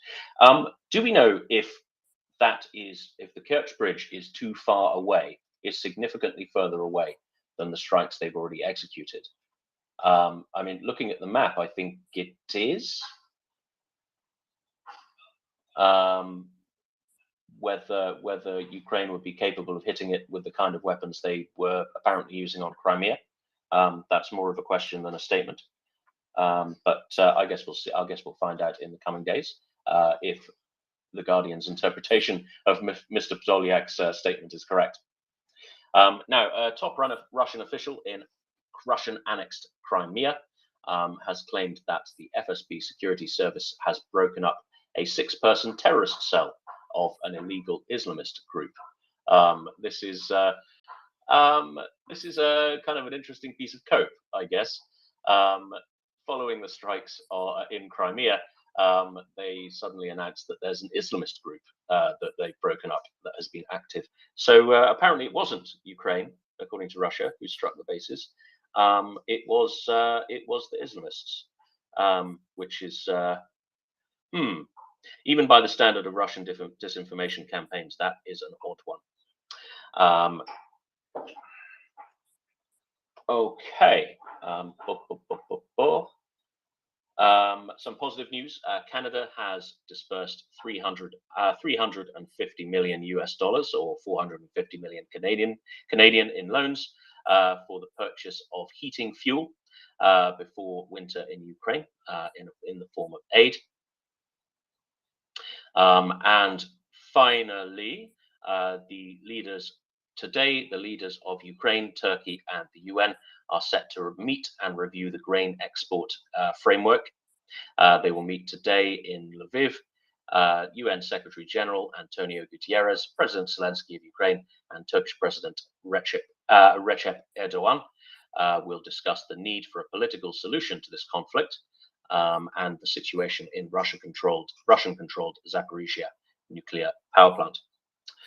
So those are the major news updates.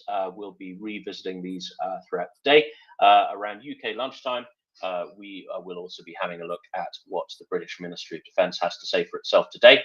The UK MOD releases daily intelligence updates focused on a particular military aspect of the conflict. We've got an interesting Twitter thread which is nested, which I'd like to. Oh, Ben, beg your pardon, Ben, you've got your hand up. No, go ahead. It was just to signal that I had a question after when you were finished. It's okay. Let's go down. Let's go now. I've been talking for ages. All right. I'm afraid it's actually a fairly long question, and if you can answer it, you will be talking for ages.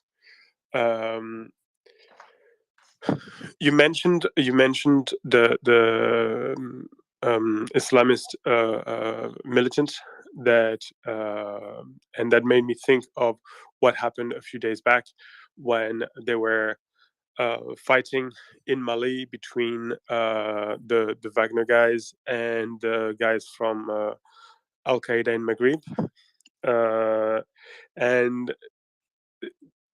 and so you have this on the one hand, and you have Afghan Taliban going to Moscow for chit chat about trade, and so, and on the other hand, you've got yet again the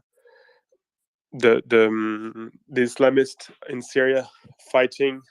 They're not the only one, of course, but there are some seriously backed up by several states in the Gulf, Islamist groups that are fighting in Syria, and they're fighting against Russia.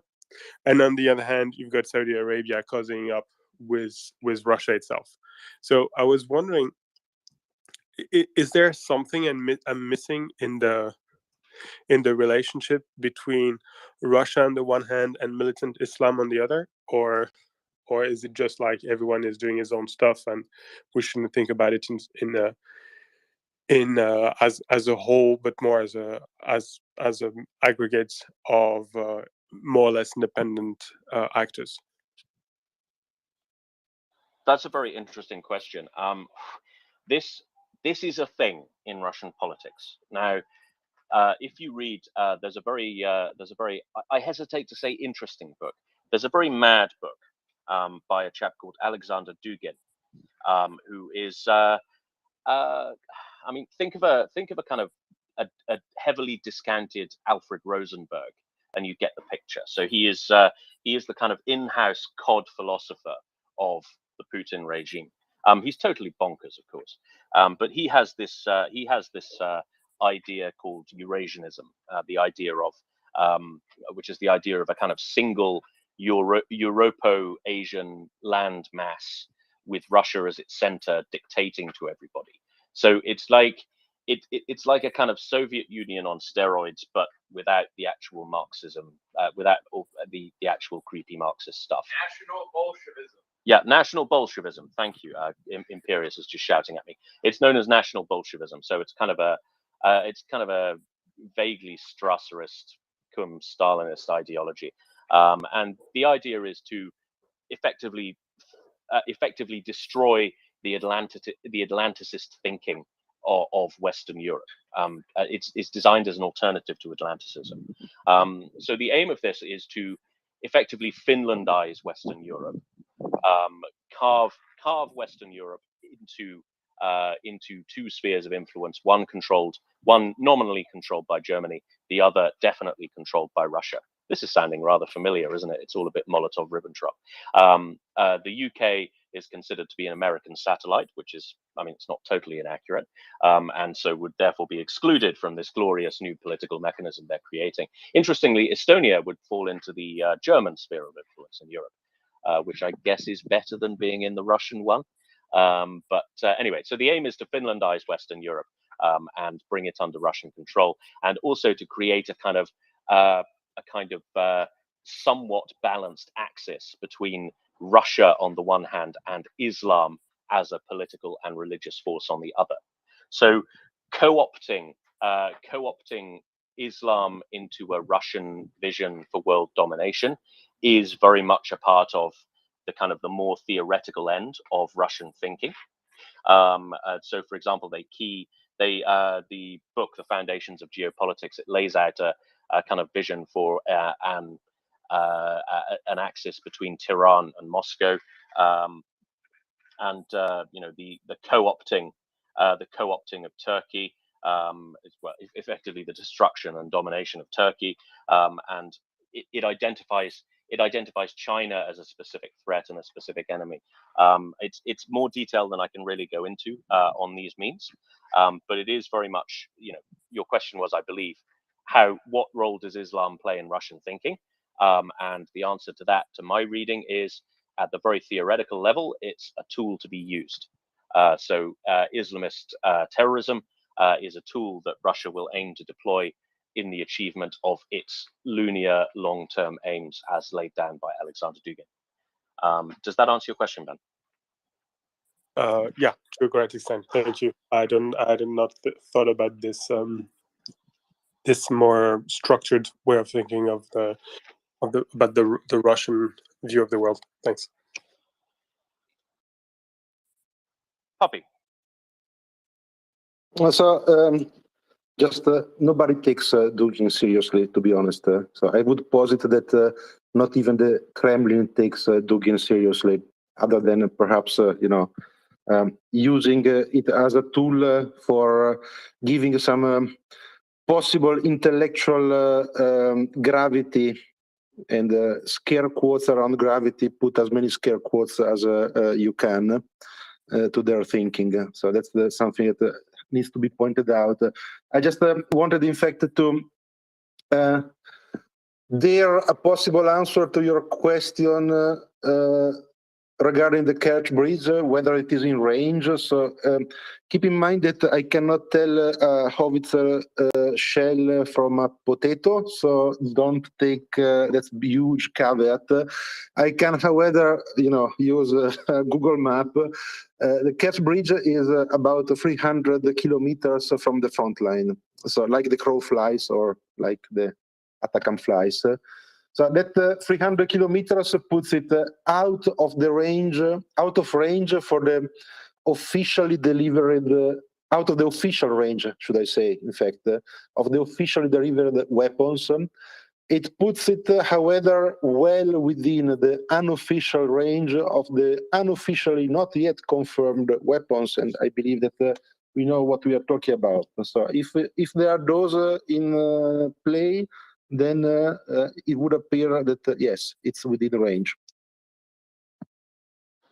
Fantastic. Yes. I mean, perhaps I am attaching too much significance to Dugin's thinking when it comes to Kremlin's thought processes. I mean, his writings are, they are very, very far out, very, very loony, very, very unrealistic. But to be fair, Hitler hated Alfred Rosenberg as well. He thought he was a loon. And I believe he refused to read his books, but I'm not 100% sure on that. I think I remember reading that somewhere. Yeah, I mean, imagine even Hitler thinking you're a loon. That's really quite an achievement. But thank you for the question, Ben, and thank you for the follow-up, Poppy. Yes, it's nice to know that the Kerch Bridge is very much within range. I mean, I guess part of the problem with calculating this stuff is we're not really sure what the Ukrainian capability is and where the Ukrainian capability is. But I guess we will find out. Because we have had a kind of a veiled threat, perhaps a veiled statement of intent from a military aide to President Vladimir Zelensky that puts the Kerch Bridge, shall we say, firmly on our radar. Ben, and then the puppy, please. Thanks. You were talking about this, where the missile, the Ukrainian missiles, and where the artillery in general is. You were a spotter. I was wondering if there's a sort of rule of thumb on both the density of artillery compared to the level of threats and the distance of key assets from the front lines compared to the level of threats. So, for instance, if your enemy is very strong and able to hit you, do you try to have less than one piece of artillery per square kilometer, or is there no such rule of thumb? From an artillery observer's perspective, my understanding is that, well, in terms of rounds, you would really play it by ear. You would have a brief on the assets that are available and the concentration of assets available, and you would take a view when you're giving your fire control orders on exactly what you want to put on the target. A lot of because this is a moving target, so to speak. So when you're bringing down fires on a target, you take you assess the effect you're actually having and you're also testing and adjusting the fires as well, and moving the point of aim around according to how accurate the fire is on the initial fires. So my experience was that aspect of it was not desperately scientific. It was very much a kind of Mark 1 eyeball type jobby. So the artillery observer would take a view on the effect it was having on target, and whether more fires were necessary. And also, you're really at the mercy of battery commanders here, right? Because if the battery commander effectively is governing the resources, it is controlling the resources you have available to you. They will have other fire missions, and so they will be briefing you as well on what availability they have, what schedule they have, whether they're able to cater to your requests.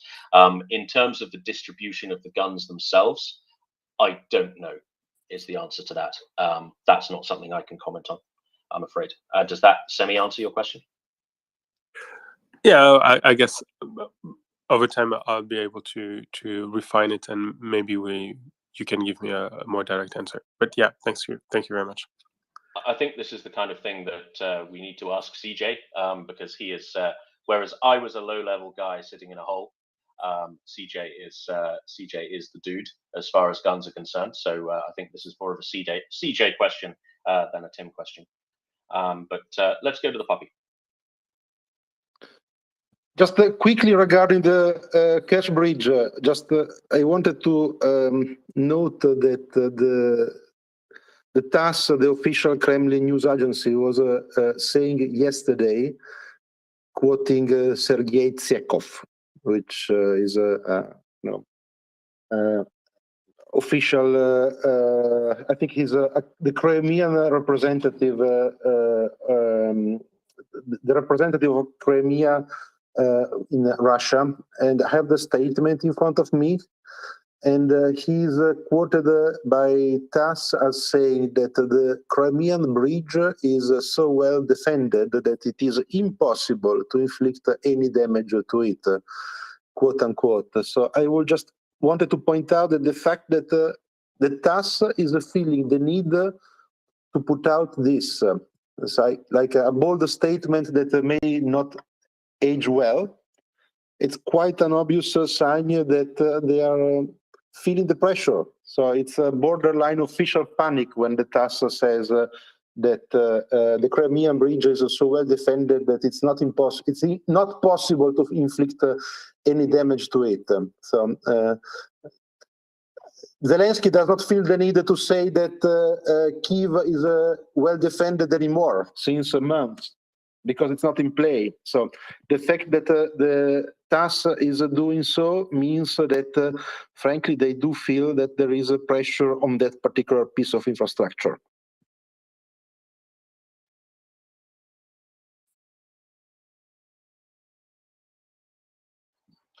Thank you, Poppy. Let's move to a rather interesting Twitter thread that has emerged in the past few hours. Now there is hang on, let me grab the actual Twitter thread. Now Twitter user Chris O, who is known for his long and in-depth threads on various aspects of the Russian military. He describes himself as an independent military historian and researcher. He's also the author of a book on the military career of L. Ron Hubbard, which I don't feel qualified to comment on his military history exactly.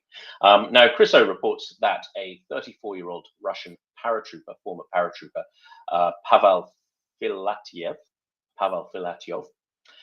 has published a remarkable in-depth account of his experiences in the Ukrainian war, particularly with regards to the cake and ass party that is Russian airborne forces training. Now, Filatyev was part of the force that captured Kherson in February, and while recovering in hospital from an eye injury, he wrote a rather extensive 141-page memoir, memoir on his experiences in the Russian airborne forces. Now, Chris O is going to be translating and summarizing this summarizing this memoir in a series of Twitter threads. The first one is nested in, it is up there in the nest, so I thoroughly recommend you read it, but I'd like to go through it for the sake of discussion and information. Now, Filyatov, he comes from a military family, a family with a long-standing military tradition. He joined the Russian airborne forces following in the footsteps of his father. Though theoretically an elite unit, he found that the conditions under which the soldiers were living were absolutely atrocious. In their barracks, there were no beds. There was a pack of stray dogs living on scraps in the dining room. And he eventually found another hostel, which he was told was an absolute sewer, and lacked a power supply, among other things. He eventually moved into a hotel, and he described it as his experience as being rather like that of a homeless man, having to go from bed to bed. Eventually, he had to rent a hotel room at his own expense during Crimea's holiday off season. Now, the food was appalling. He comments that the potatoes in the soup were raw, and that the bread was stale.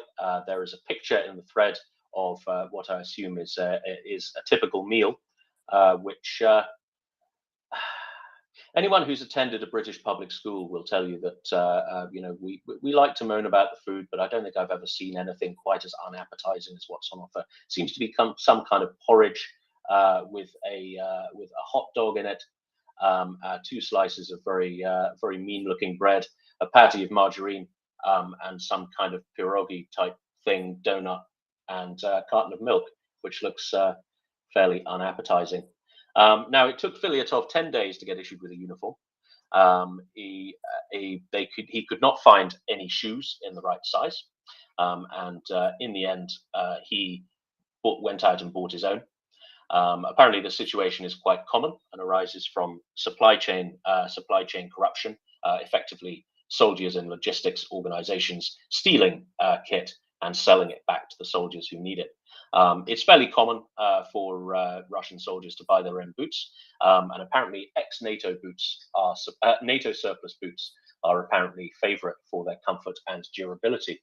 Now, before this war kicked off and the true extent of the chaos in the Russian army had become apparent, there was a kind of mythologization of Russian kit.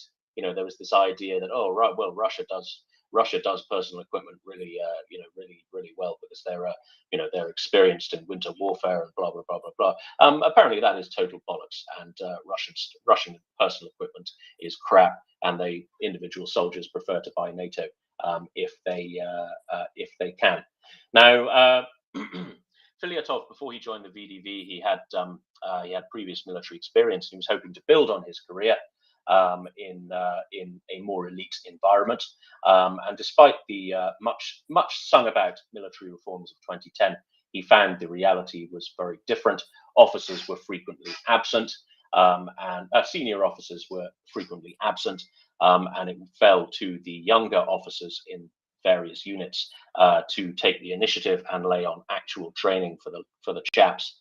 Now, he describes one particular day where they went to a firing range for target practice, and it all fell apart very well.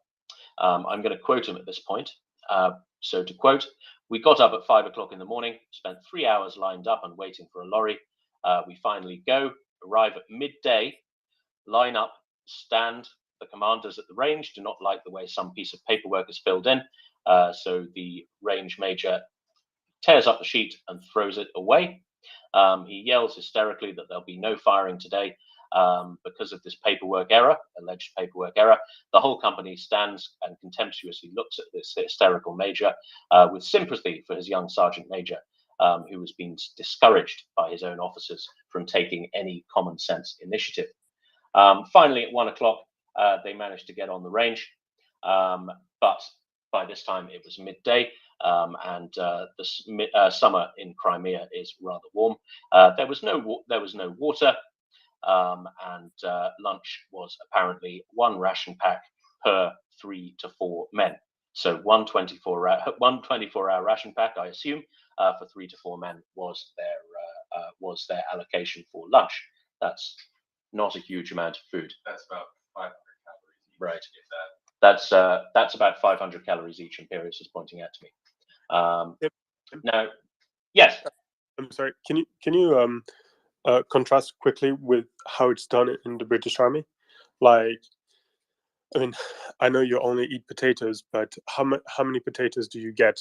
And how many, more seriously, how much food does the British Army consider is necessary to maintain a fighting unit on a daily basis? That's an interesting question, because we have to talk about well, what exactly is happening. So this particular anecdote is from a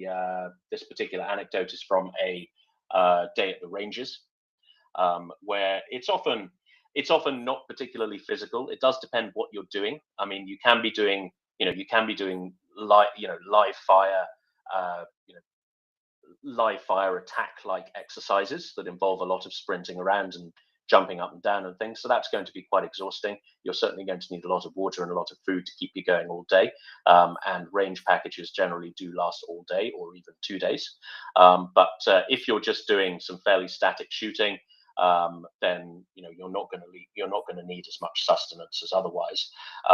Generally speaking, in the British Army, if you are going to a range, you are issued with containers of hot food. So your unit will be given, we call it a Norwegian. It's like a big cool box type thing, full. It weighs about 20 kilos. And there's usually some kind of beef stew, Irish stew with potatoes and meat type stuff in that. And you get bread and you get tea and coffee and things like that. And that'll be your lunch and possibly your dinner as well. There's always more than enough. There's always more than you need when you're doing a range day in the British Army. So, it's very unusual for you to be short on food. So you basically get as much as you want of that. When it comes to actual field rations, then the British Army, for arduous duties, the British Army considers 6,000 calories a day to be the amount of food that a fighting soldier needs.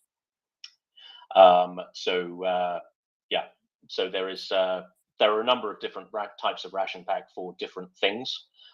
So the typical one is a 24-hour ration pack, which contains 3 meals and sundries. But the thing about the 24-hour ration pack, it is slightly short calories. So you have to eat everything. This is something I found out to my cost when I was going through phase 1 training. Is you have to eat every single thing in the ration pack to get the calories you need. So that includes all of the biscuits, all of the sugar for the coffee and things like that, all of the boiled sweets, the Snickers bar. The meals themselves are about 400, maybe 500 calories. So if you just eat the meals, you're not going to get the sustenance you need for operating in the field, and you're just going to be exhausted. And that really creeps up on you, right? If you're not eating enough and you're doing arduous stuff, you're fine for a bit because you're always so busy in the field that eating is not necessarily at the top of your mind, so you don't notice hunger as much. But if you keep going like that for an extended period of time, 3 or 4 days, the calorie deficit will eventually catch up with you, and you'll crash in quite a big way. So eating becomes a kind of a conscious effort, in my experience. It's something you have to force yourself to do, very, very quickly in the little snippets of time you have when you're in the field. Does that answer your question? Fantastically. Yeah, thank you. So it's what you mean to say is that he's not just saying that, oh, the food was horrid, and we're not very happy, and we went hungry. It's saying that we did not have the fuel to do our job correctly, even in the supposedly special elite fancy pantsy units of the VDV. That's absolutely what he was saying. With regards to this range day, it was peak summer in Crimea. He says it was over 50 degrees, which I don't know. Does it get to 50 degrees in Crimea? I think that might be a typo. But he said they were not issued with enough water. He says they worked them right through lunch, plus night shooting until 1 o'clock in the morning, and they only received a 500-calorie meal in that whole time. I mean, that's not, it's something he says here is that's not hardening the body, right? I mean, there's something, for example, when in the American Army, when you go through Ranger School, you were put on a calorie-restricted diet, which is, well, to encourage you to lose weight, to keep you lean, and to get you used to operating in a degree of hardship.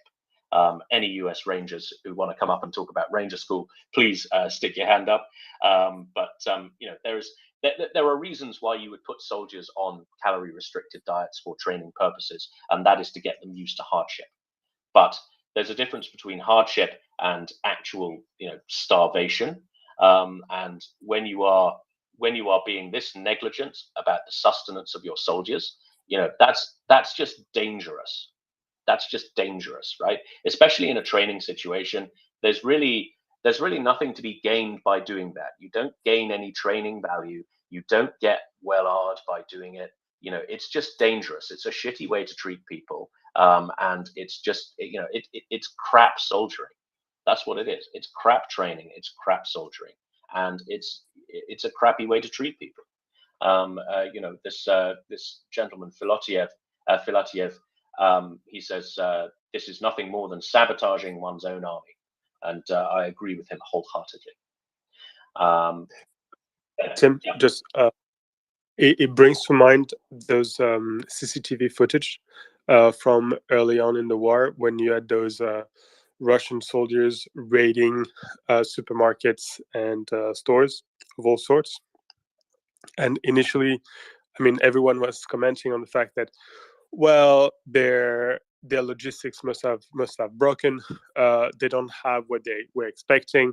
Their food trucks somehow have not reached. But there's the alternative, which is that those guys had been hungry for the past 5 years, and they suddenly found themselves in front of a well-stocked store, so they just went for it. Like, they were never meant to be fed. Absolutely. I mean, it's not. This is not a one-off occurrence. This is a pattern. This is a pattern of basically being crap at soldiering and crap at managing soldiers. Poppy. Tim, in this vein, have you seen the hilarious recent similar thread about Russian socks and the lack of Russian socks in the Russian army? Yeah, I have seen that. I'm not sure what the latest update is, but I do have some background knowledge on the use of socks in the Russian military. I understand it's a fairly recent innovation in Russia, and before that they would wrap their feet in great big triangles of fabric, which, I mean, I don't know. I mean, it's not. I guess it's not. Is it less effective than a sock? I don't really know. Certainly I've been issued some crappy socks in my time. The British Army issue socks they're made of some kind of wool mix. They shrink very easily. They take a long time to dry. I mean, if they're dry, they're very warm. They're very nice. They don't make you sweat too much. But if they get wet, then they shrink, and it becomes very difficult to put them on.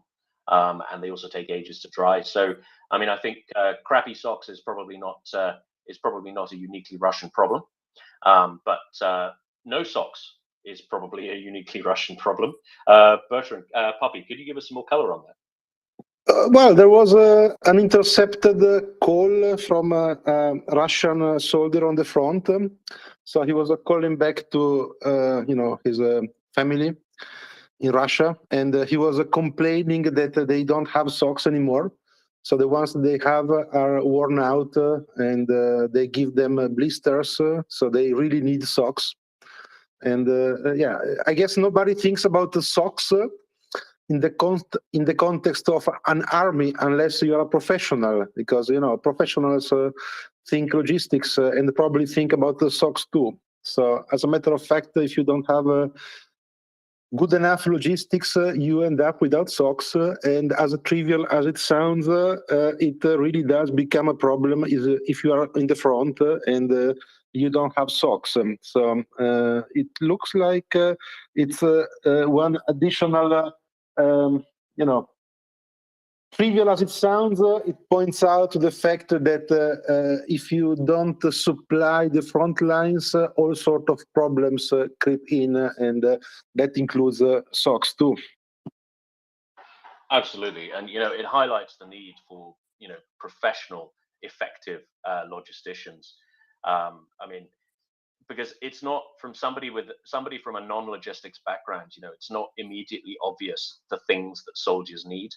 I mean, as a soldier, you kind of know what you need, but even then, even then, you forget things. You forget to pack things. You're a little hazy on exactly what you will need until the moment you need it comes. So, you think about military logistics. You think, well, what does a soldier need? He needs ammunition. He needs food. He needs water. As somebody with very little expertise and training, you're probably not going to think about socks, but they are one of those things that's crucially important. And it's not the only thing. There are all sorts of other things, like, I don't know, oil, refilling the bottles of oil in your rifle cleaning kit, for example. If you're in an extended period of action, you're going to need to refill that. So there needs to be a professional organization, a professional outfit that really understands this stuff and is really on top of this stuff. And that's the role of the logistics chain. And it would appear that Russia is spectacularly fucking this up through corruption, through kit shortages, and through sheer incompetence. Den John, good morning. Good morning, sir. So I actually have a question for, I don't know if we have any of our Romanian friends, Adrian or Daniel here, but I'm a bit, how should I say, latched to this visa ban thing. Can't let it go. But I read a tweet that apparently a Russian citizen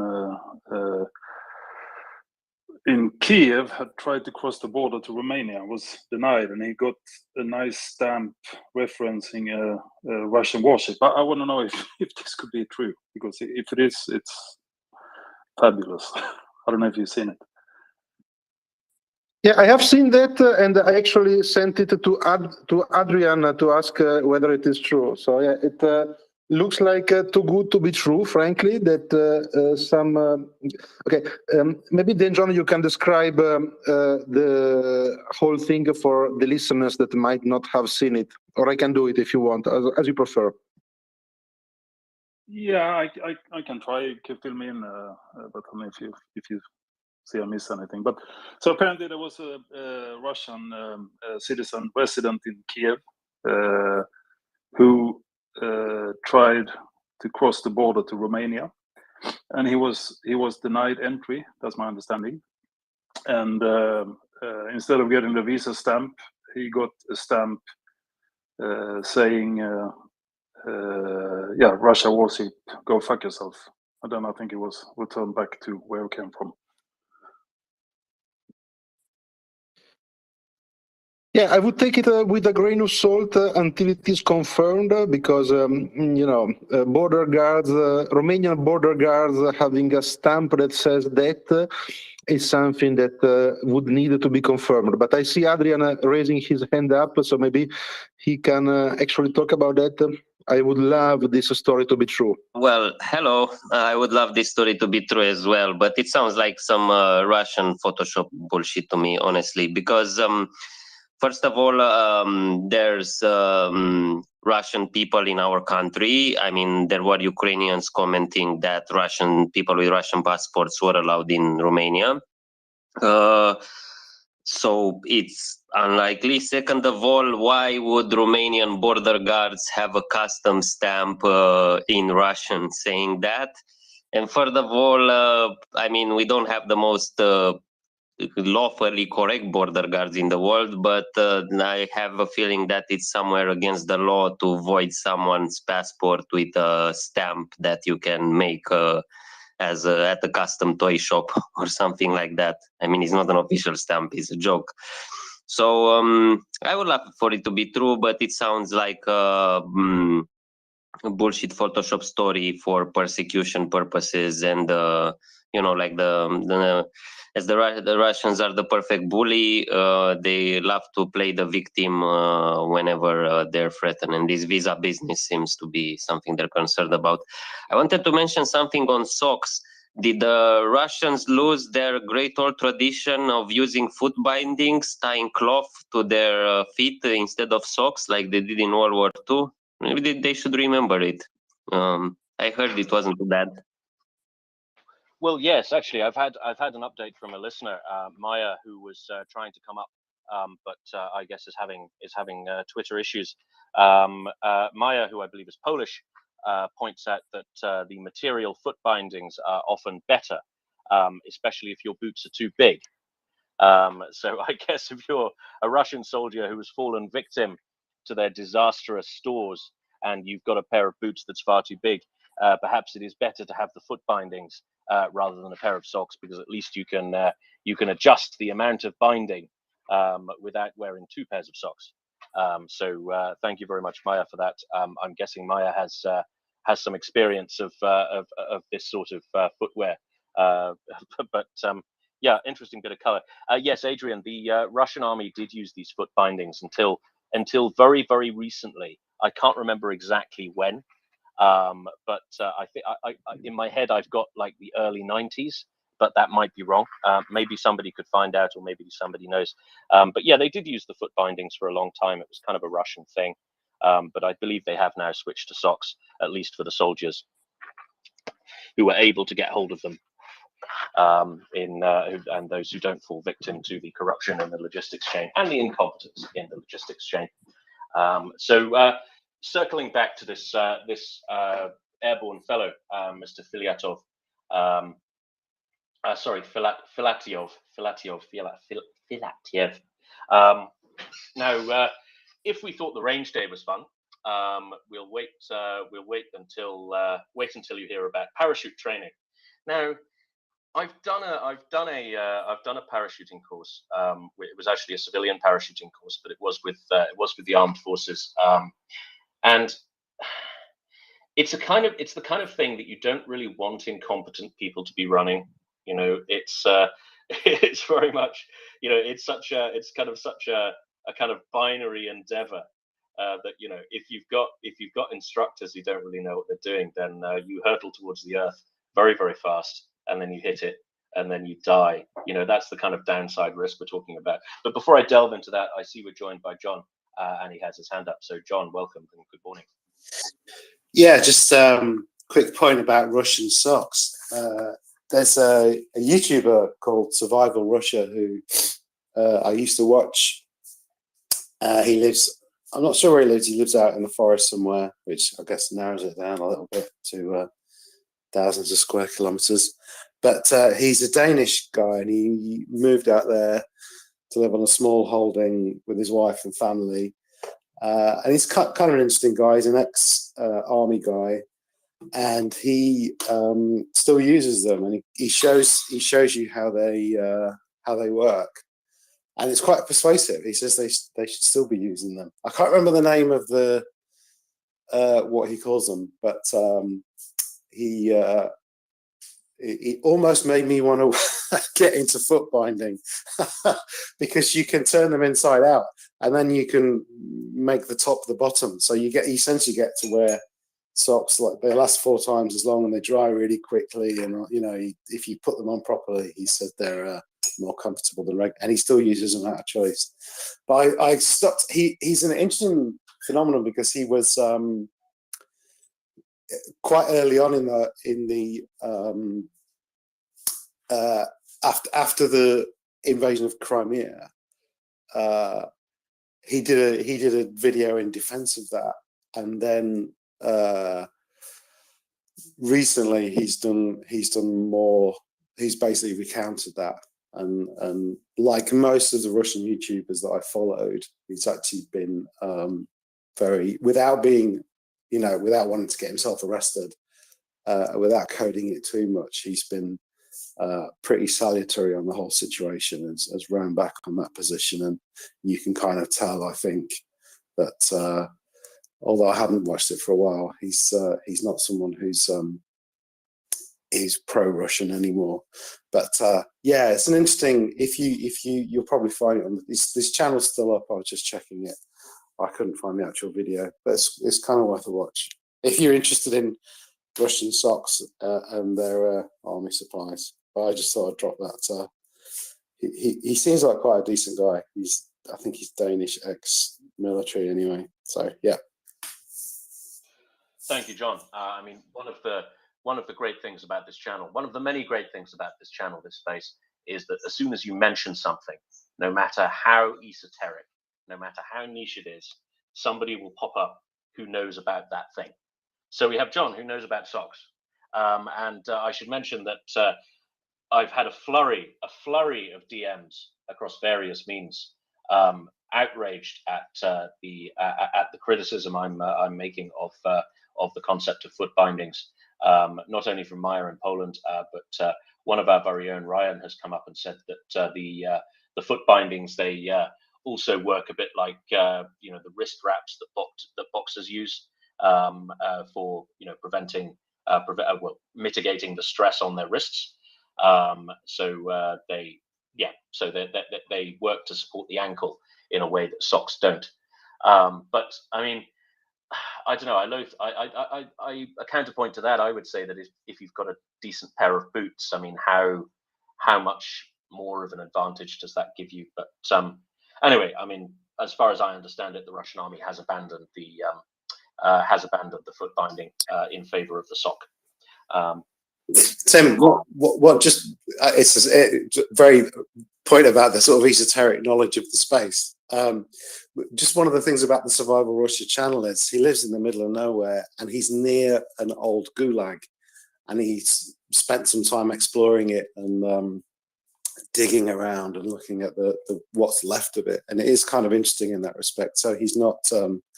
I was following a bunch of Ukrainian and Russian YouTubers prior to the conflict, and there's some interesting stuff there on what it's like to live where he does in that kind of situation. So he's not sort of a evil pro-Russian guy. He's in an interesting dilemma, obviously, because of where he is, but he seems a pretty stand-up guy, and it's an interesting channel. Although I haven't watched it since the invasion of February. But yeah, just a quick note a nod to Survival Russia if anyone's interested in that stuff. What it must be like to live as a Danish ex-army guy in somewhere in the midst of the Russian forests. Absolutely, no. I got the Danish bit, and I understand he's not. It wasn't a pro-Russian thing, but yeah, I mean,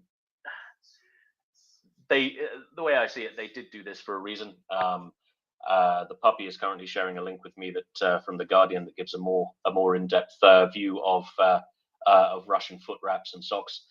Maybe this is a topic extremely fascinating that we could return to later on in the space when I've done a bit more background reading on it. Because, as I said, I'm not the sock guy. John is clearly the sock guy. So, returning briefly to Mr. Filatiev. He went on to the parachute training. He is a Russian airborne soldier, was a Russian airborne soldier.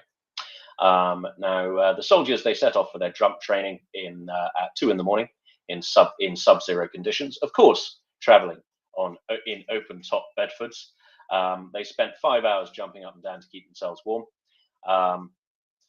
When they jumped, Filatov found that the drop zone had been mistakenly centered on a cemetery. So that's nice. It took them several days packing their parachutes because it turned out that nobody had actually been trained on how to do it. So they only had a handful of men who knew how to pack a parachute properly. The rest of them had to learn on the spot, which must have been another very comforting aspect of that particular training. There are a number of other instances of just rank incompetence and disorganization, chaos that this soldier points out. But eventually he wrote a complaint to the Russian Ministry of Defense, which I'm sure was taken very, very seriously indeed. Oh no, it wasn't. He ended up getting in trouble with his superiors for making that complaint.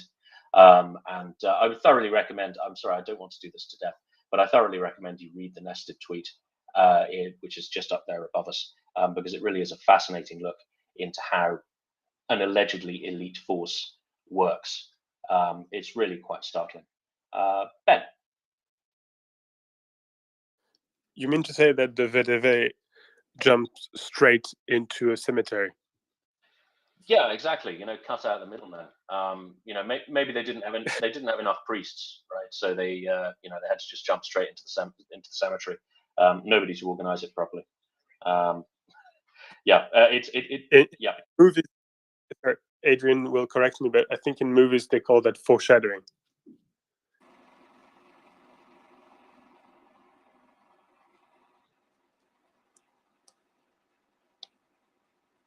Absolutely. Ando, welcome up.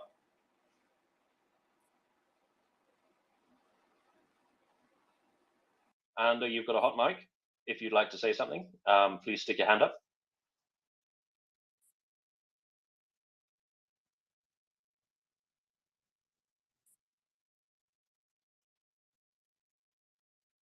Okay, I guess Ando's not going to say anything. Little snippet from Alexei Reznikov. I don't hear you. I can see you talking because I have the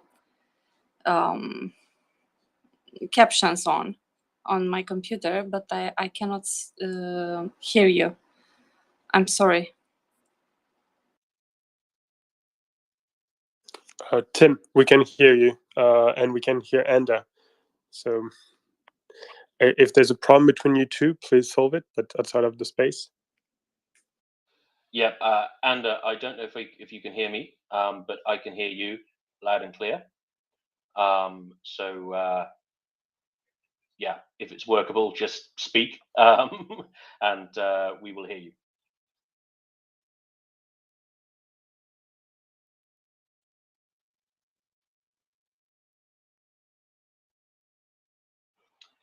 I guess not. Just a quick mic check for those who are here. Okay, so I wanted to tell you about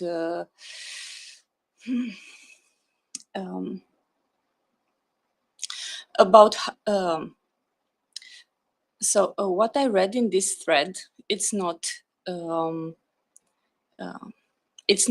uncommon or unheard of for the people who were in the army in the Romanian army before the revolution.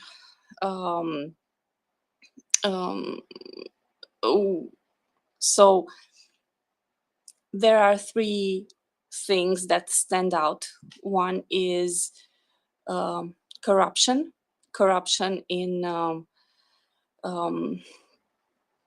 in the Department of Supply, because they kind of ruled who gets what. If you are friends with them, you get stuff. If you're not, you don't. It's worse in the Russian army, from what I can see, because before the revolution in Romania, it was very hard to sell them. They kept them sideways, let's say, and give them to whom was friend with them or benefited them in some way. That's one thing. The second was the fact that basic training before the revolution in Romania was 2 months actually before they swear the oath. Not much after that. So using the army in constructions was common, using the army in agriculture, I mean the conscripts. So 2 months you train them how to stay in line, how to shoot, how to how do you say to parade. After 2 months, there was the oath. They had to swear the oath, and after that, basically, there was no training. There were stupid chores to be done. There was a lot of barking orders that made no sense. If you upset a superior telling him, you know, this is not right, or you know, this is not okay, then you get to, how do you say, when you guard during the night, there are 3 shifts, and the second shift is the worst shift because basically you go to sleep, you wake up, you enter the shift, and after that you go to sleep for 1 hour and then you're up again because everybody's up. So after 2 weeks like this, you're basically a zombie. And they had the power to do this. So the sergeant had the power to do this, and they did. So if you upset them, it was not good. If you made friends with the people from the food chain, you got something better, but not much in terms of food. If you didn't, food was awful, and basically all the conscripts eat a lot of bread because you could not eat anything else. You had a lot of beans and a lot of rice and basically that. And it didn't help. It didn't help the morale. It didn't help anything. So after the revolution, it was a big shift when we entered, when we applied to enter NATO, and we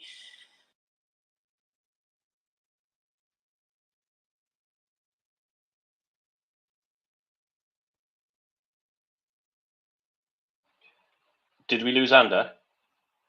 Hello, mic check. Yes, we did. I'm afraid. Yes, Mike, check. We hear you fine, but we lost Anda.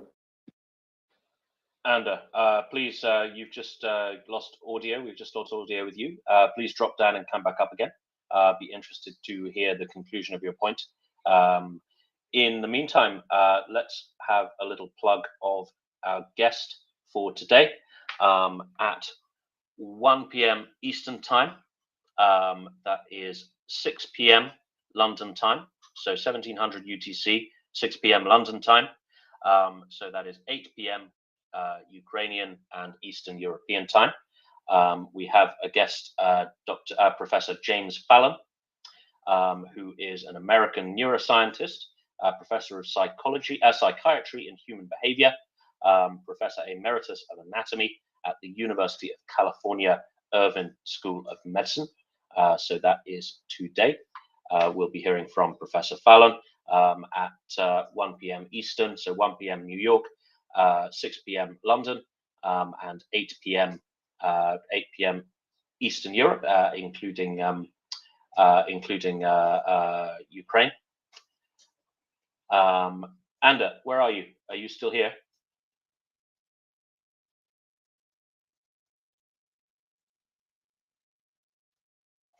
looks like we've lost Anda. Oh, here she comes. Here she comes. So while we're waiting for her to connect, you are listening to the Maria Report. Today, the 18th of August, 2022, which I believe is Anda. Hi. It seems I'm up again. Yes, it is. So basically, what I wanted to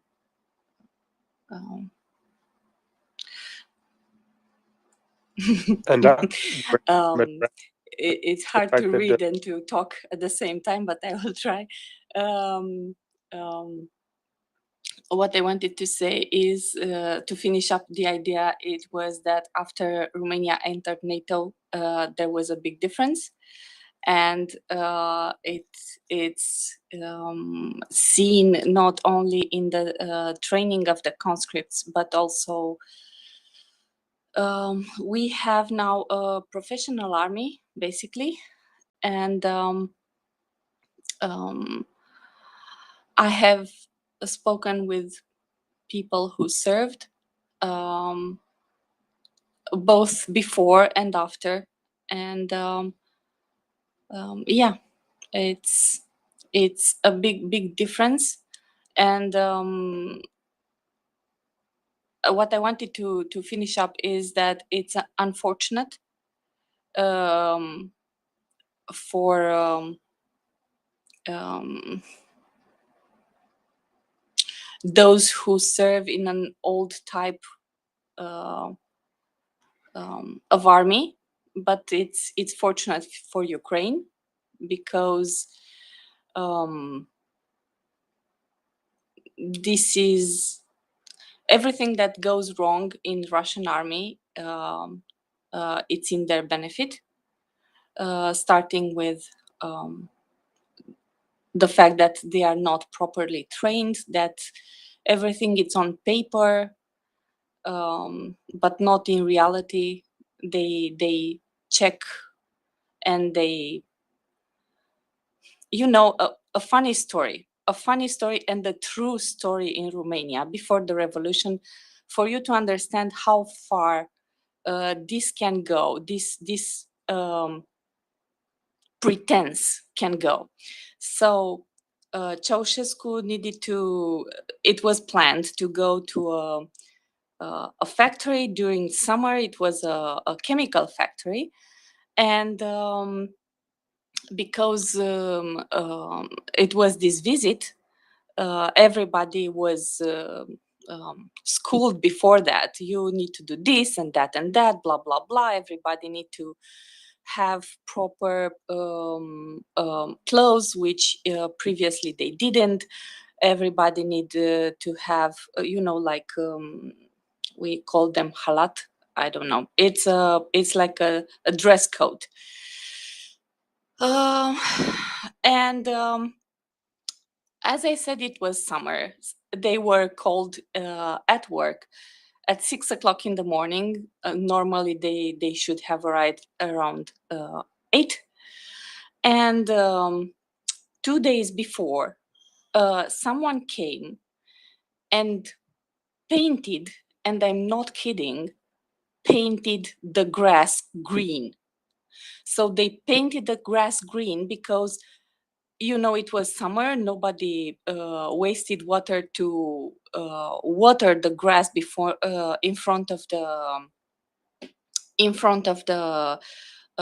factory, and it looked bad, and they wanted Ceausescu to see how good it is and how nice it is and how productive we are, and they painted the grass green.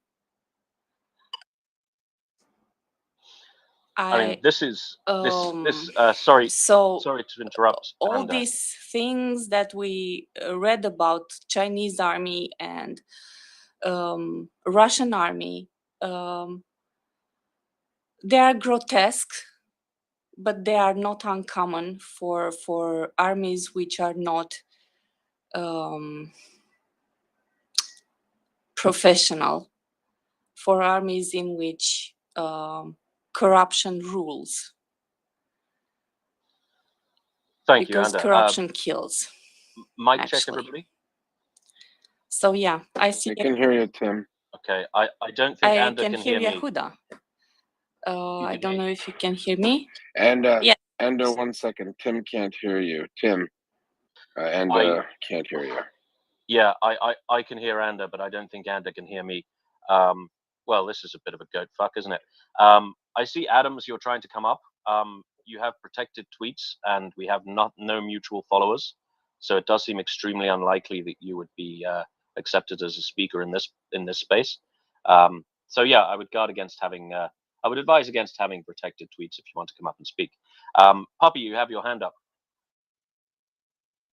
Just quickly following up on what Anda was saying, we had an interesting discussion about something along these lines yesterday with Colonel John Spencer.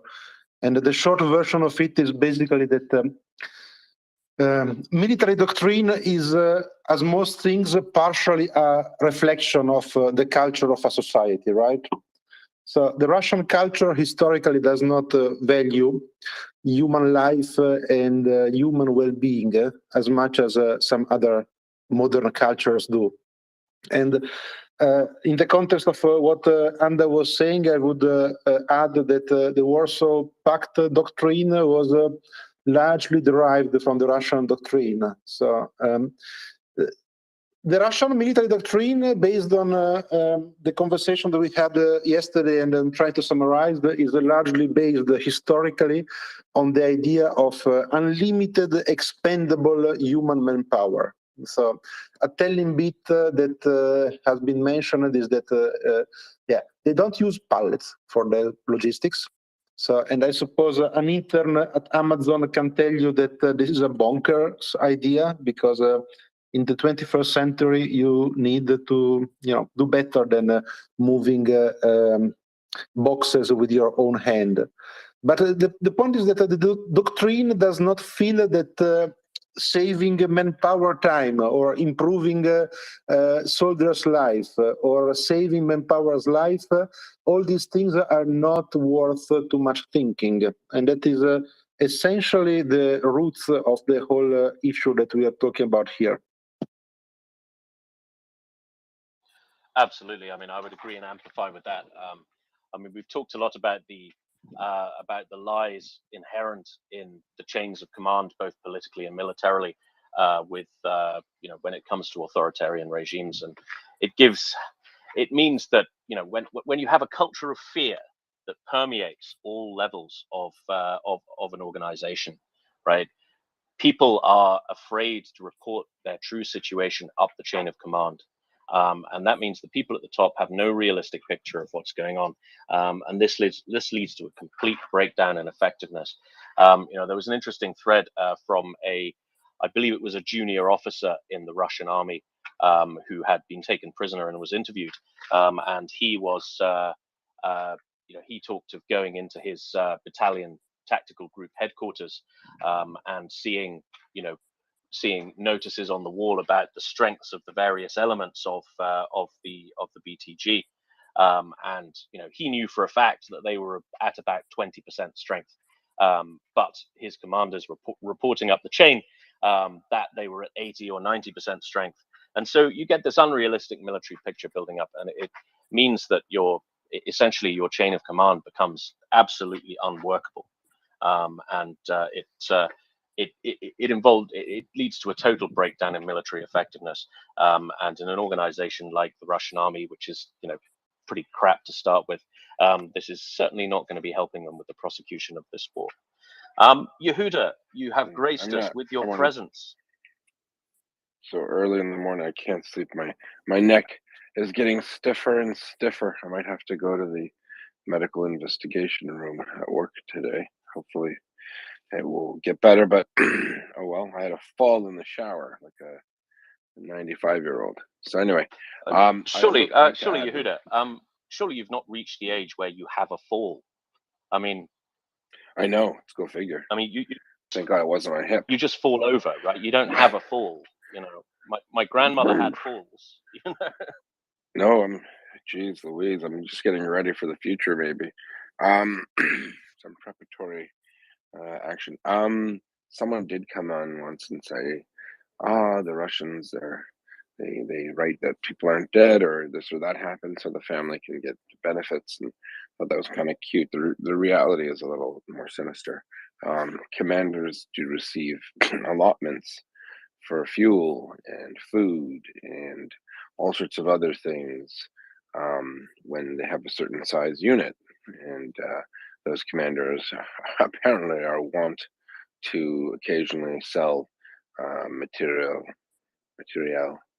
on the black market. So if it looks like they've got 500 troops and they've got and they need the fuel to move them and the food to feed them, and magically they get that. They get those resources or a certain amount of them, and then they don't use them because they only have 165 troops. Plenty of examples of that online. A new thread by a paratrooper who was doing workup training for this invasion, who then wrote out a very public admonishment of what was going on in his unit. And so not only are they under strength, but they're stealing from their own army, right? So commanders will task a major to help them to sell equipment on the black market after they've received it. It goes from bad to worse. It's a very horrible situation for them, and obviously that the Russian soldier can't prosecute this war when they don't have the equipment. A great long thread. It's actually been posted to me by several people since I've read it. I think CJ posted it, and it's about I think it's a fellow named Chris who's posted. Let's see, he's posted some of it. I'm trying to see his name here, but anyways, you could find it on CJ's timeline. And it's quite interesting. It shows a complete Mickey Mouse, Banana Republic style training, and it makes a lot of sense. In fact, whoever wrote the article extrapolates that it might have only been 100,000 troops that invaded Ukraine just because the numbers were so inflated on local levels. People just said they had way more people. Like I used the example that the formation in one it wasn't a BTG, it was like a BTG minus, ended up really being 164 troops because they just didn't have the strength. However, on paper, someone in Moscow might have been inclined to believe that number was 500, and that doesn't just represent a number of men, but it represents resources that would be allocated to them, which were never, used or never required. Ostensibly, you would assume that those supplies made it somewhere else, and that's great for Ukraine. I'm not going to complain, but it's just it's a stunning indictment of Russian corruption. Thanks, Tim. Absolutely. I mean, this a charitable instinct in me. It thinks that maybe this is kind of a historical throwback. This corruption, because it used to be, run of the mill. It used to be the way you would run an army, especially an expeditionary army. Harking back to Elizabethan history, there was an expedition to Holland to support the Dutch in their war against Habsburg Spain, in their war of separation from their Spanish overlords. And I believe it was Lord Robert Dudley who was sent in command, who was a favorite of Elizabeth I, and he was removed from command because he was stealing too much. Right? The way you would pay your commander in those days was you would give him a budget, tell him to raise an army, and you would expect him to steal about 10% of that budget for his own fee. And Lord Robert's issue was that he was a little bit too greedy, and he ended up reducing the effectiveness of the expedition, which was, of course, a total disaster. Because he stole too much, and so he ended up with an ineffective military force. Because he stole too much. But of course, that's too charitable a view. We cannot confuse Russian incompetence and Russian corruption with anything systemic on an organized and deliberate level. It is just pure corruption and pure larceny. and it comes at the expense of military effectiveness. So thank you very much for that, Joe. So Imperius, you've come up. I understand you've got some updates for us. Yeah, it's a pretty hefty one since there's been quite a lot of activity all along the Seversk to Solidar front. So starting off, the Russian forces are attempting some quite ambitious attacks to develop further combat operations and delay Ukrainian offensives, but they largely seem to lack the ability to mass combat power. Their advances are failing to make any meaningful progress and seize ground. And where they do advance, they're getting stuck in unfavorable terrain, where they can be attrited by Ukrainian defenders and long-range fires, despite some marginal increases in coordination between units and air support. Over the next 12 hours, we might see them developing operations specifically in the vicinity of Toretsk to support the offensives north of that area in Bakhmut and to the south in Avdiivka, despite their stated inability to actually mass the forces to exploit any kind of success they might have. Going into the events of the past 12 to 16 hours at Kharkiv, Russian forces attempted, strangely enough, to push into Basilivka and Lebezhye, just south of the Pechenivsky reservoir. Despite the novelty, let's say, of the maneuver, that has failed to bring any success for them. Moving south, attacks on Bohor-Dichny, Mazanivka, and Novodimitrivka were have been attempted once again, but the Russians were forced to make tactical withdrawals due to the lack of success. And it's likely that they attempted to advance to Novodimitrivka down the main road instead of taking a more reasonable covered line of advance. Fighting in and around Devenke is ongoing, and the situation is fluid, so we don't have much information from there. To the east of Lyman and north of Sloviansk, Russians are trying to push through the Svyatý Hory National Park, but are being held back on the north side, since I believe there's a mountain or a rise there that's easily defendable, and they've been repelled repeatedly. The Seversk line of defense continues to turn back Russian assaults with local counterattacks attriting them, and it seems the attrition rate is too high for the reinforcement the Russians do get to enable them to mass combat power. Ukrainian push towards Venokhamyanske was successful in forcing the Russians in a retrograde movement to the oil refinery there. Further south, Russians advanced on Spirne, Vesely, Bilohorivka, Solidar, and Bakhmutsky. At Solidar, the Russians weren't able to make any progress further than the now factory, and Ukrainian artillery has the area covered, so it's likely they will take heavy casualties moving forward. Yakovlivka and Bakhmutsk have no more than 10% of the towns under Russian controls, as it appears, despite making multiple axes of advance and a breakthrough past defenses in Yakovlivka. They didn't have the forces to exploit it and are now stuck in a depression on the outskirts, so the Ukrainians control the high ground there. Yesterday, the Russians also attempted to advance past the M03 highway to seize Zaitseve and Kodema from the east and south, as well as assaulting up the T0513 highway to Zalizny.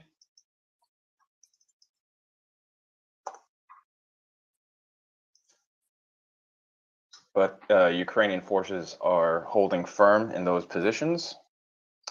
And it also seems that this advance to Zalizny is a part of a preparatory operation to support advances southwest of Bakhmut, specifically to seize Kurdyumivka, which would threaten one of the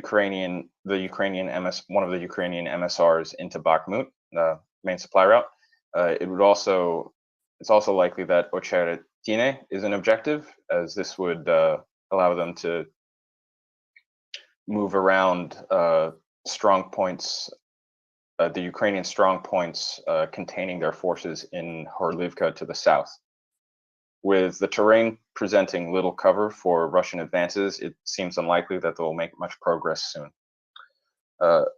Attempts to push out of Horlivka by the Muscovites at Mayorsky, New York, and Toretsk have more or less totally failed. As such, they've shifted their advances to try to break out of Pisky, with forces pushing out of the Donetsk airport to try to take Opitne. They also have several axes of advance towards Marinka and pushing south and east towards Novomikhailivka.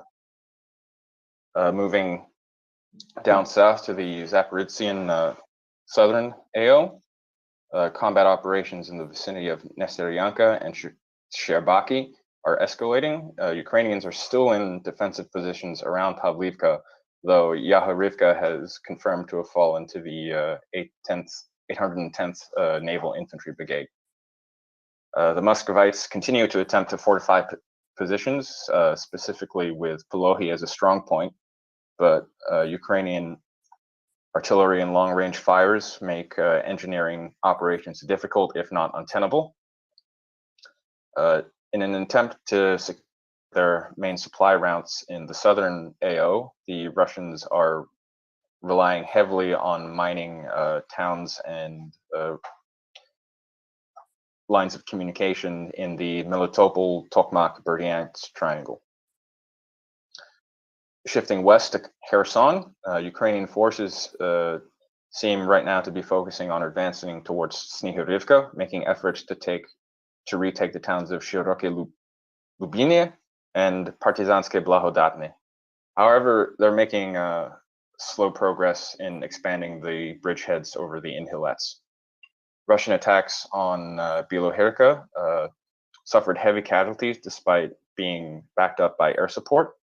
And they're also attempting to push up the M14 highway to try to delay Ukrainian forces encircling Kherson, as well as a thrust further up north, well up north of the front actually, to the area south of Vysokopilia.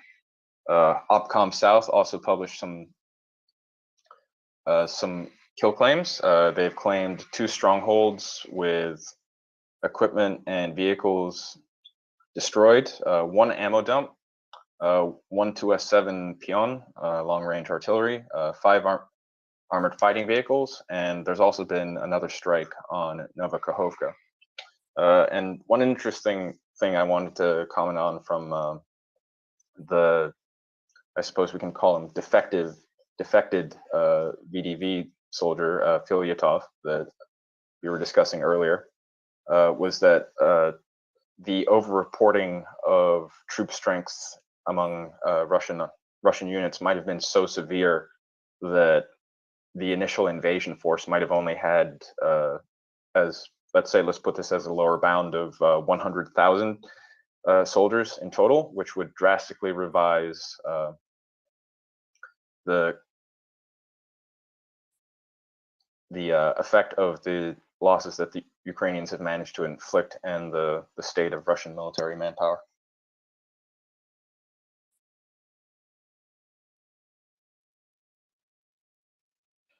Thank you very much, Imperius, for that very comprehensive update. Would you be okay to take a few questions? Of course. So returning to the abstract, you've mentioned amphibious attacks.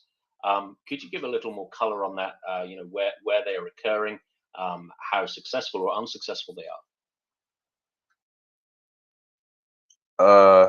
I don't think I said amphibious. Sorry, I beg your pardon. Ambitious, not amphibious. I'm being a moron. Yes, ambitious.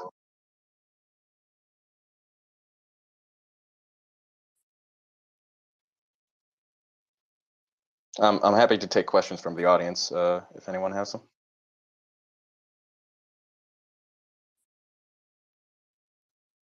Imperius, I'm sorry. You mentioned the 810 brigade, and I didn't understand. There's someone going behind them. I didn't get what you were saying. No, the 810th Naval Infantry Brigade is a Russian formation, and they managed to capture the town of, or recapture the town of Yaharivka on the Zaporizhia front, which is, hang on, let me double check where that is.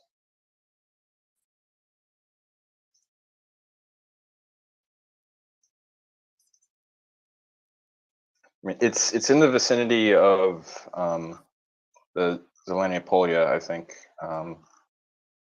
Or sorry, Velika Novosilka. It's sort of a couple towns to the east, just south of Pavlivka, which is one of the main Ukrainian areas of control there along the T0509 highway.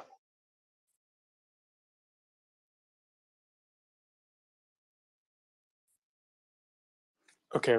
I'd not realized that they were there. I thought they were on the other side of the river. I thought they were in Kherson rather than in Zaporizhia.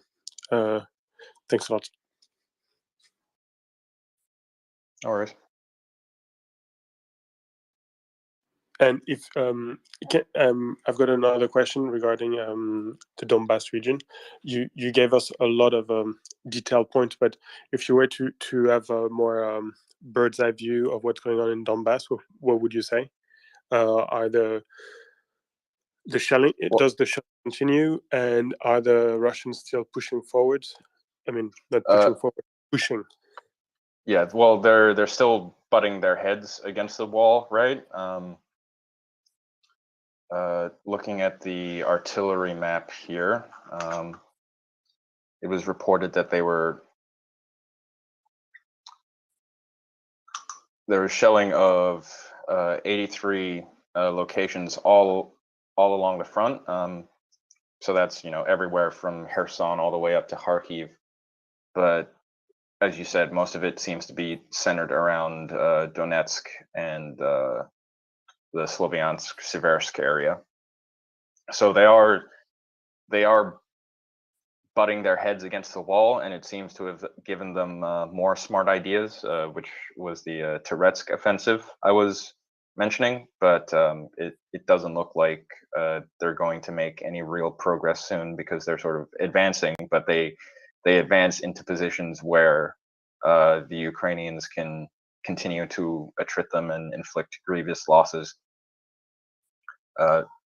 And they're actually being pushed back towards Severodonetsk further up north. Thanks. And sorry, and on more how can I put it, technical front, who was it? We had a Ukrainian guest a few days back who was telling us that when he was in the trenches near Kyiv, every 2 weeks the Russian unit in front of them would be relieved, and the new unit would attack, be repelled, and then sit pretty for the next 13 days. Until they were relieved and replaced, and a new unit would the next day attack, and so they could almost like set their clocks or their calendar to those attacks. Is it something like that we see in the Donbass, or is it something more deliberate? It's not clear to me right now what the situation is with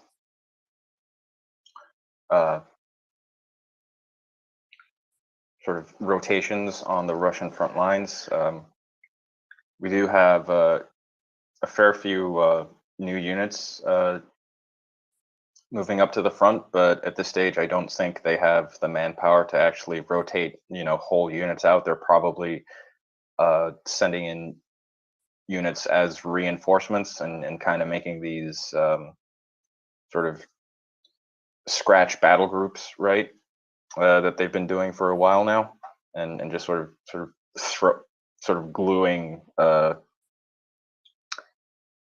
mauled units together in an attempt to try to bring them up to combat strength. Okay. So, but and the attacks that we're seeing, they're. I don't want to say that initially they're just purely doctrinal, but they're what our guest was saying was that it was very like clockwork, almost. They were doing it because they had to do it per doctrine, whereas. Oh yeah. And now, are they attacking because they have an objective, or are they just attacking because, well, the book says attack, so we attack? Well, yeah. I mean, they have these nominal objectives, right? But they're not going about it with any real operational nuance. They've been attacking the sort of New York Avdiivka area outside of Horlivka sort of by rote, right? Basically since the start of operations in February. As said, they've continually tried to push towards Sloviansk through the same 3 or 4 towns, despite consistently being repelled. So yeah, I would say that someone told them attack here, so they're just butting their heads against Ukrainian positions until something happens at the cost of significant manpower. Oh, something I also forgot to mention. Apparently, there was another smoking accident in Lysychansk involving some forces from the Luhansk, the Reichskommissariat of Luhansk, sorry, and 20 FSB officers with around 100 reported Russian KIA. Wow. Is there an epidemic of violent and super fast lung cancer? Oh, I mean, the stress will kill you, right? Okay. Do you have another 5 minutes? I've got a few other questions for you. Yeah, sure. I've got plenty of time. Okay, fantastic.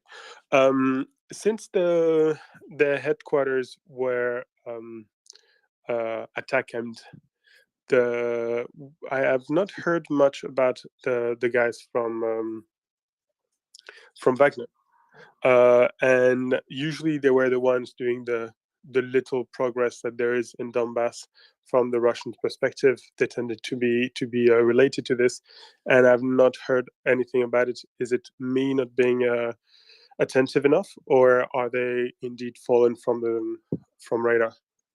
Well, I mean, the biggest reason for them falling off the radar is that their PR man probably took a Gimler's to the face.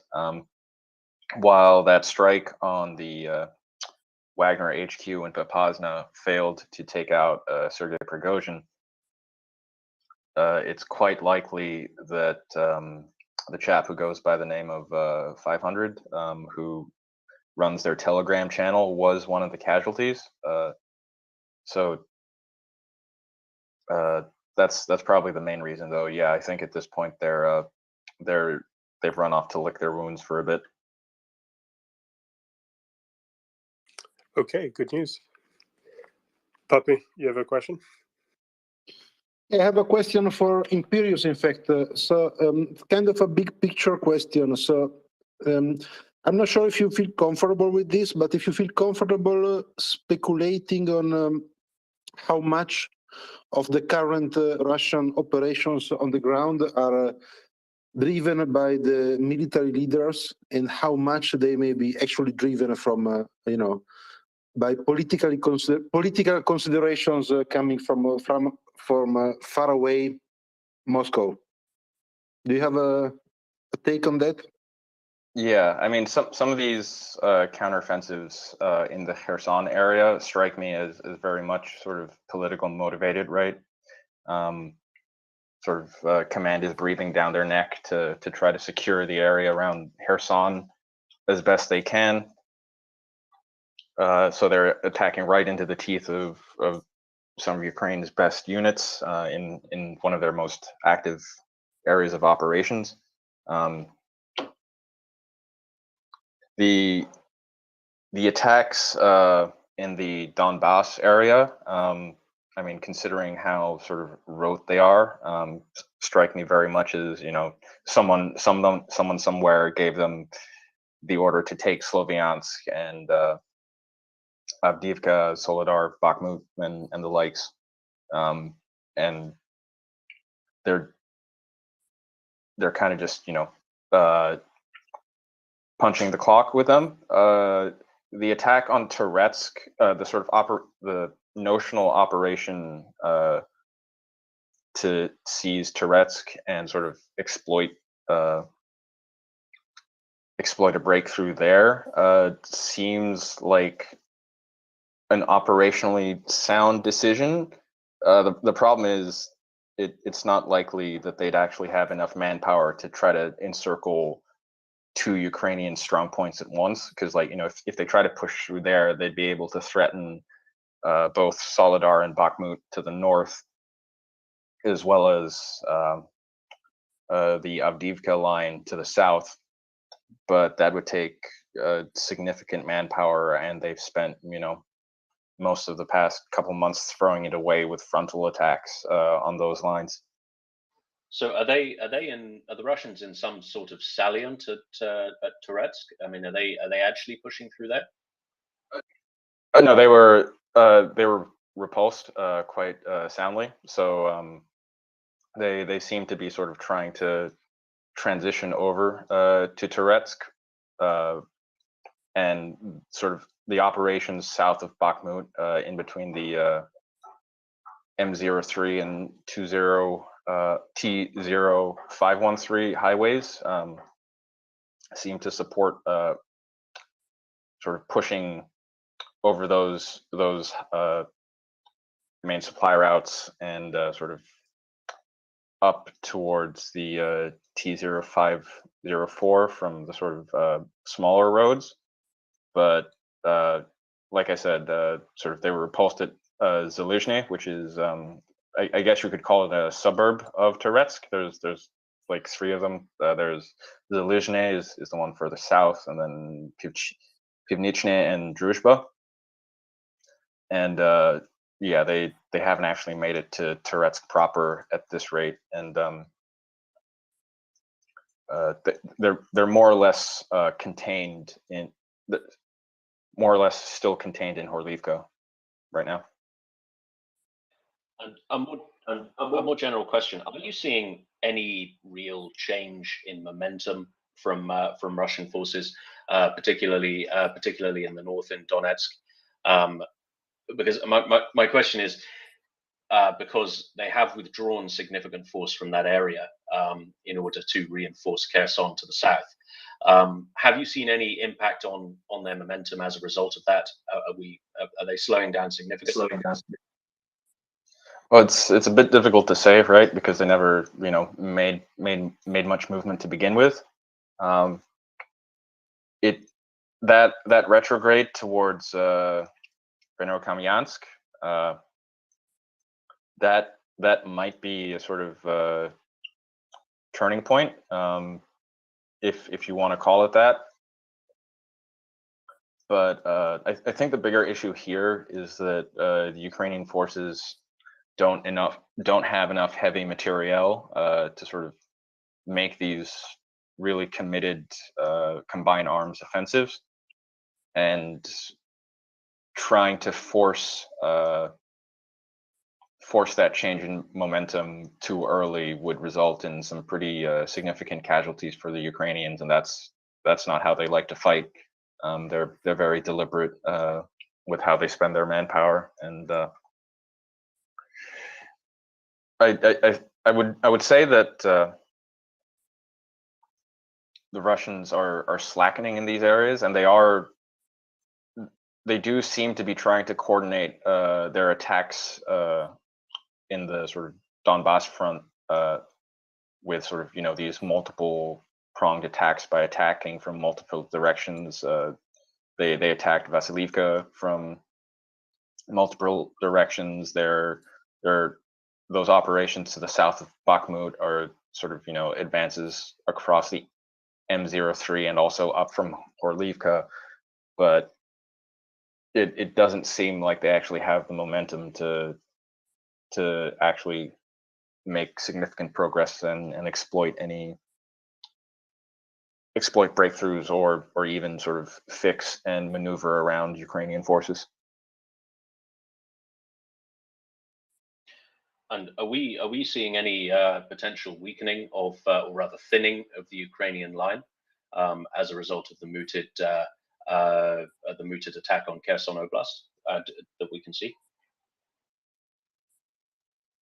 Not at all. I mean, like I said, Ukrainians are sort of gradually pushing the Russians back towards Severo, Donetsk, and Lysychansk. The area around Sloviansk has been more or less static for months now.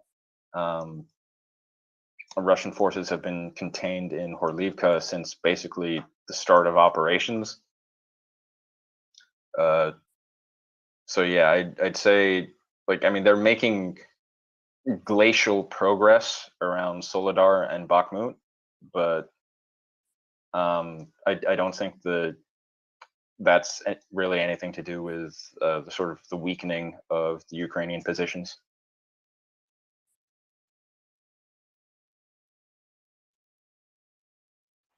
So I would suppose this hints at quite a substantial increase in the military resources available to the Ukrainian armed forces, right?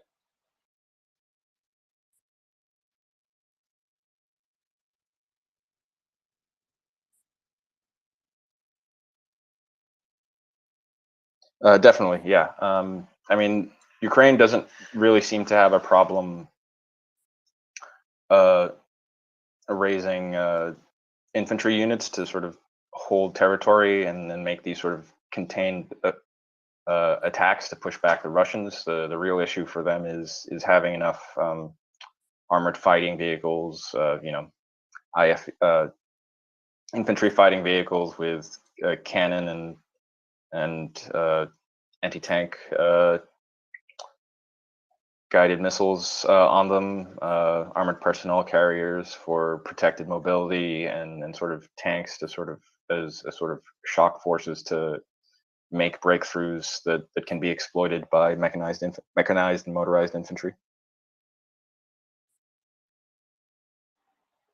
Sure, and I guess that's really the problem here, is this lack of it's easy enough for infantry to hold ground, but if you are going to make significant breakthroughs along the line, you really need that armored punch, that tip of the spearhead to really make a difference, right?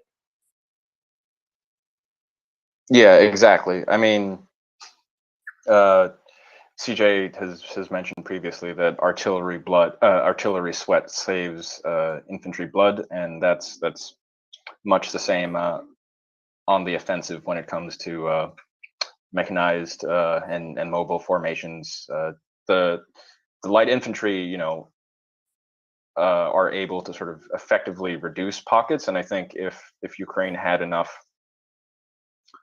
breakthrough forces to actually push through and sort of encircle these Russian frontline positions, the light infantry forces they do have would have a pretty reasonable job of collapsing those pockets, but sort of trying to force it on their own is probably too costly for the Ukrainian general staff to consider as a feasible option.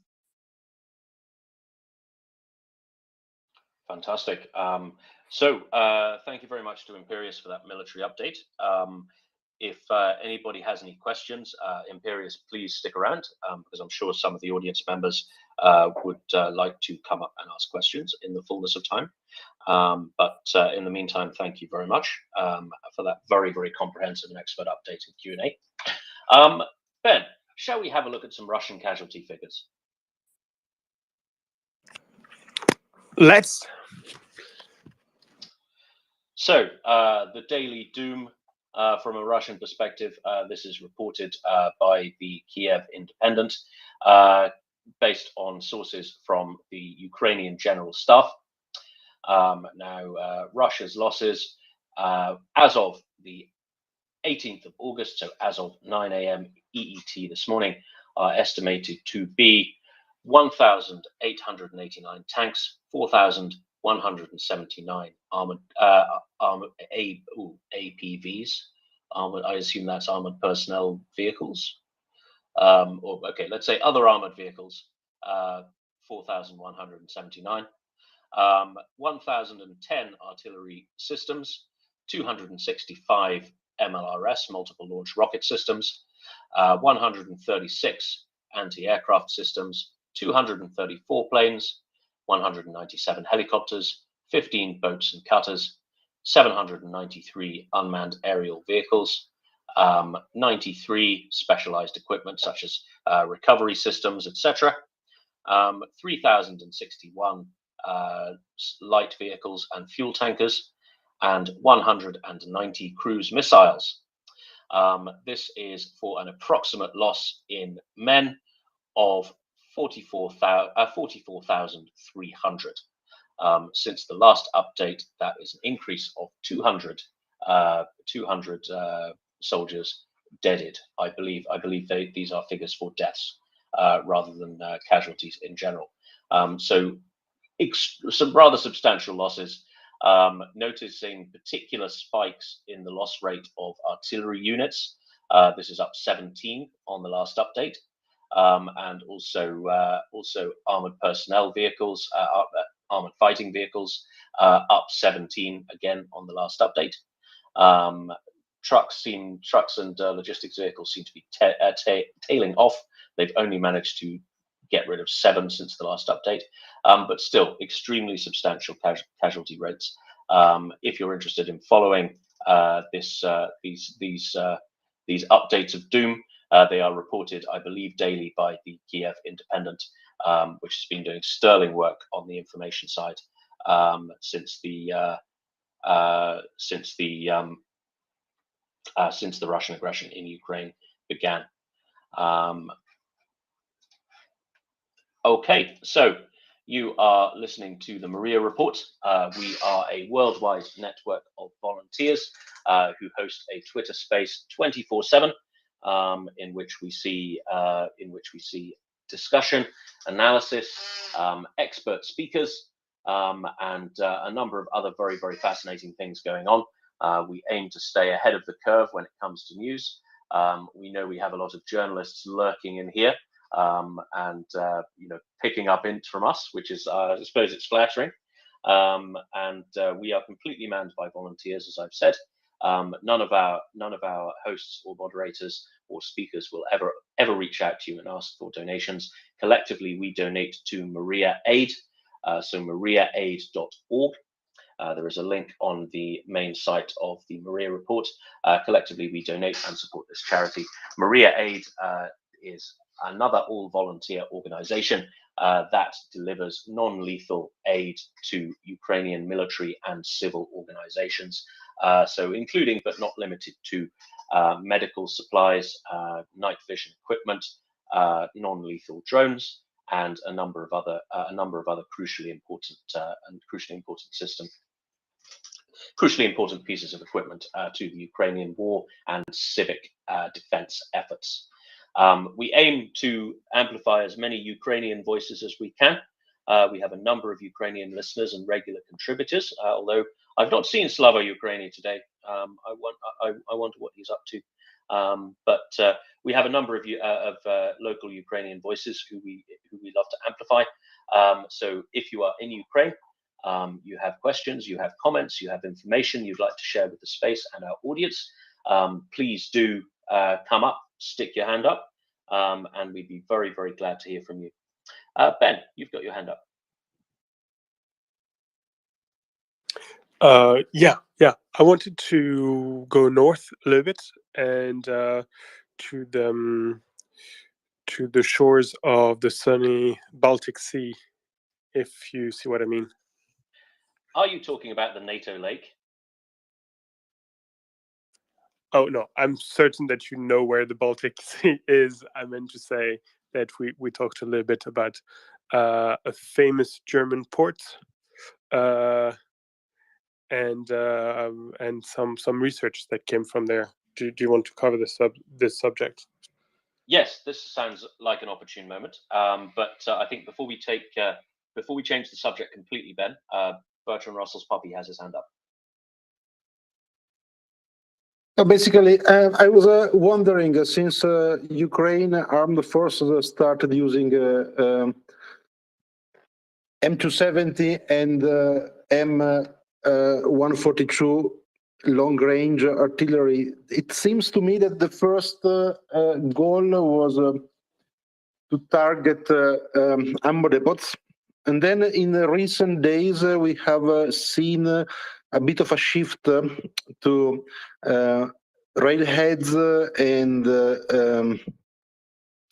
command and control posts. So I was wondering whether Imperius can observe, since he's following this very closely on the ground, can follow this path, and he can possibly say what the next possible category of targets could be after this second category of targets might be exhausted a little bit.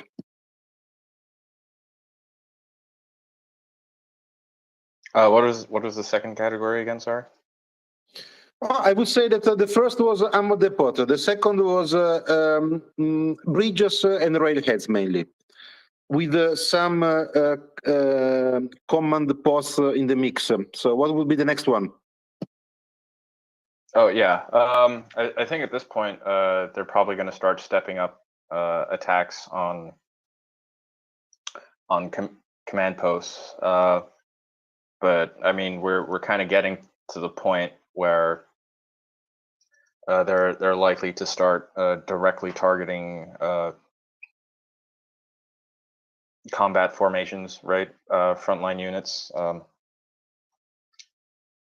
Now, specifically, they're probably only going to focus on units that are sort of directly under attack by Ukrainian forces to sort of maximize the effect. But sort of putting pressure on these units and continuing to interdict their lines of supply is probably going to be a high priority soon. Thank you. Loving it.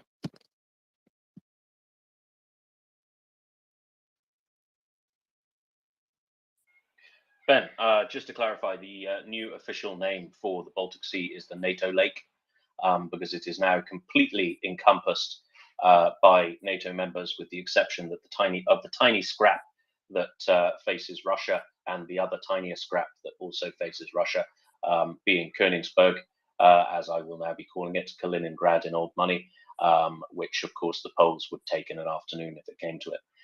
So the new name for the Baltic Sea is the NATO Lake. I would encourage its use because it's now NATO's lake. But you wanted to talk about a report from the University of Kiel. Yes, but before that, I'd like to push back on the use of the expression NATO lake. NATO may not be the prime force in the region.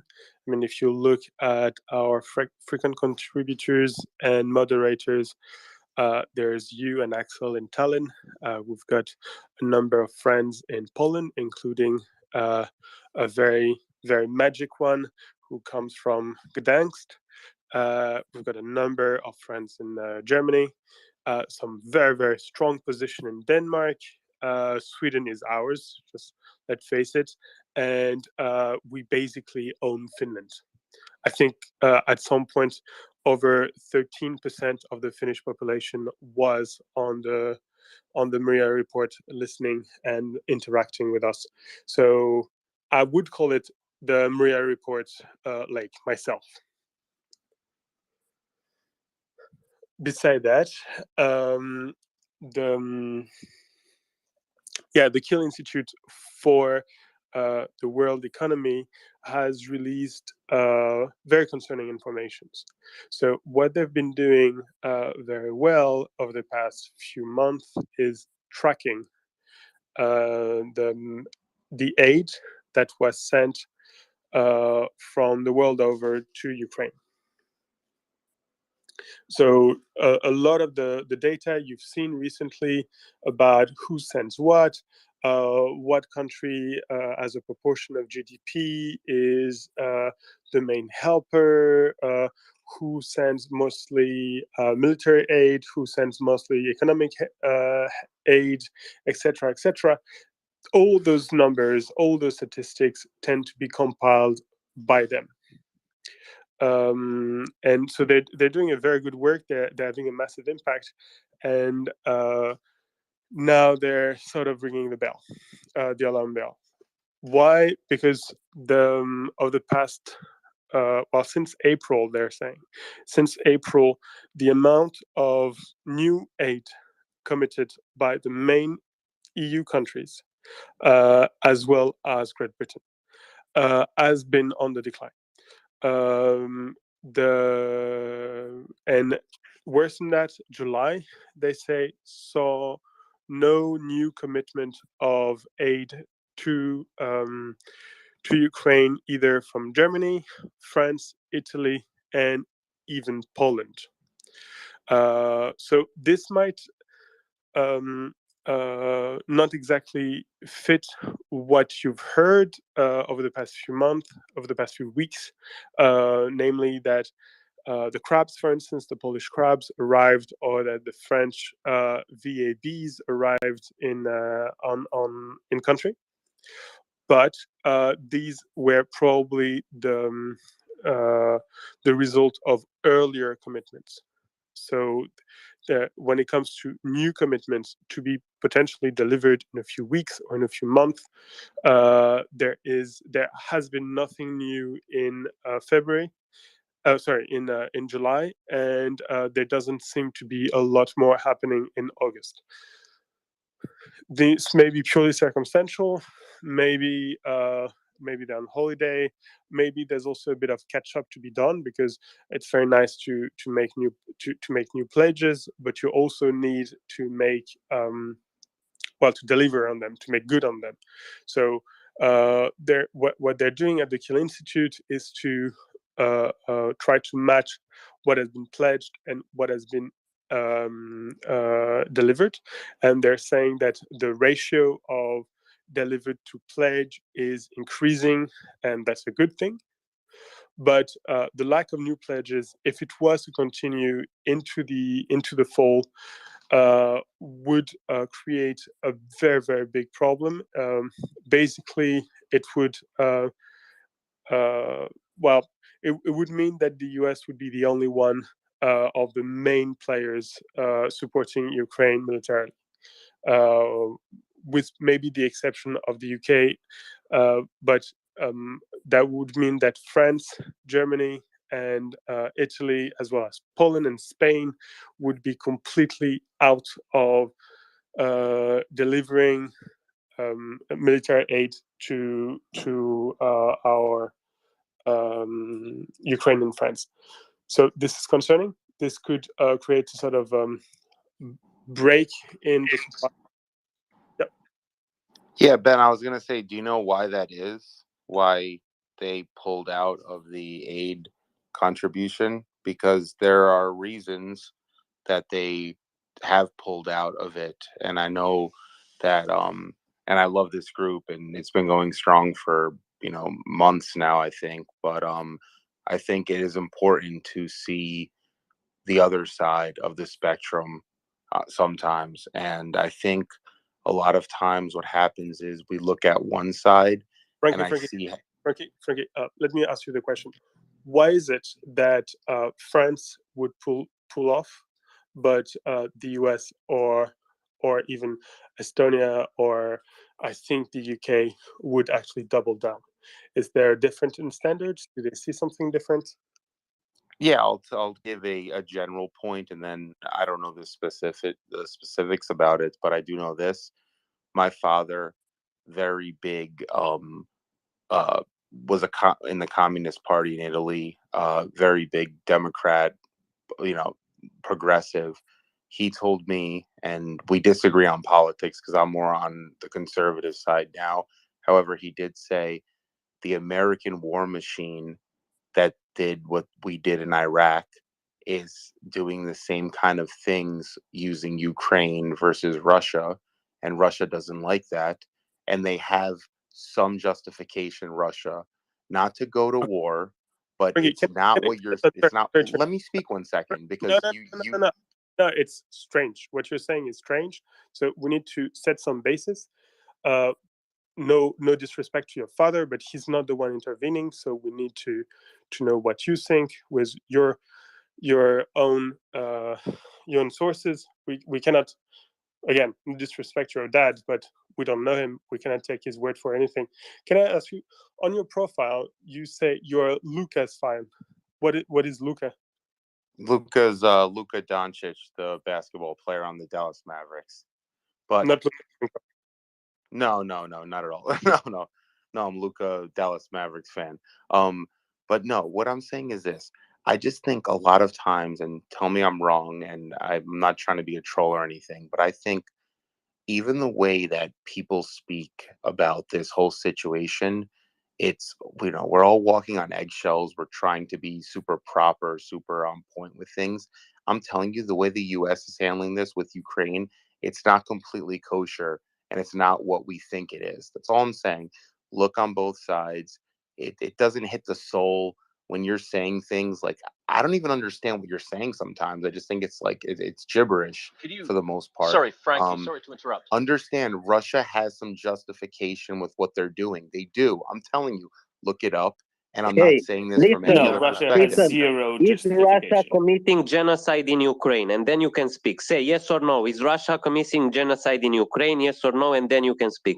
If you think Russia wants to redo is the Russia Soviet committing Union, genocide in Ukraine, if you sir? think they want to, can I say Okay, something? kick If you him think off. they want to He redo doesn't the want to Soviet answer. Union, you're wrong. Is Russia You're wrong. committing genocide in Ukraine? Yes or no?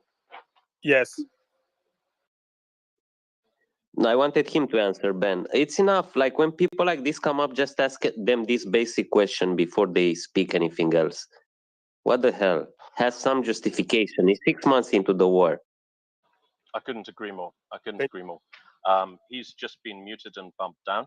I did want to dissect him a little more, but I did want to dissect him. Ben was starting with that, but he proven himself completely unable to shut up. So he's gone.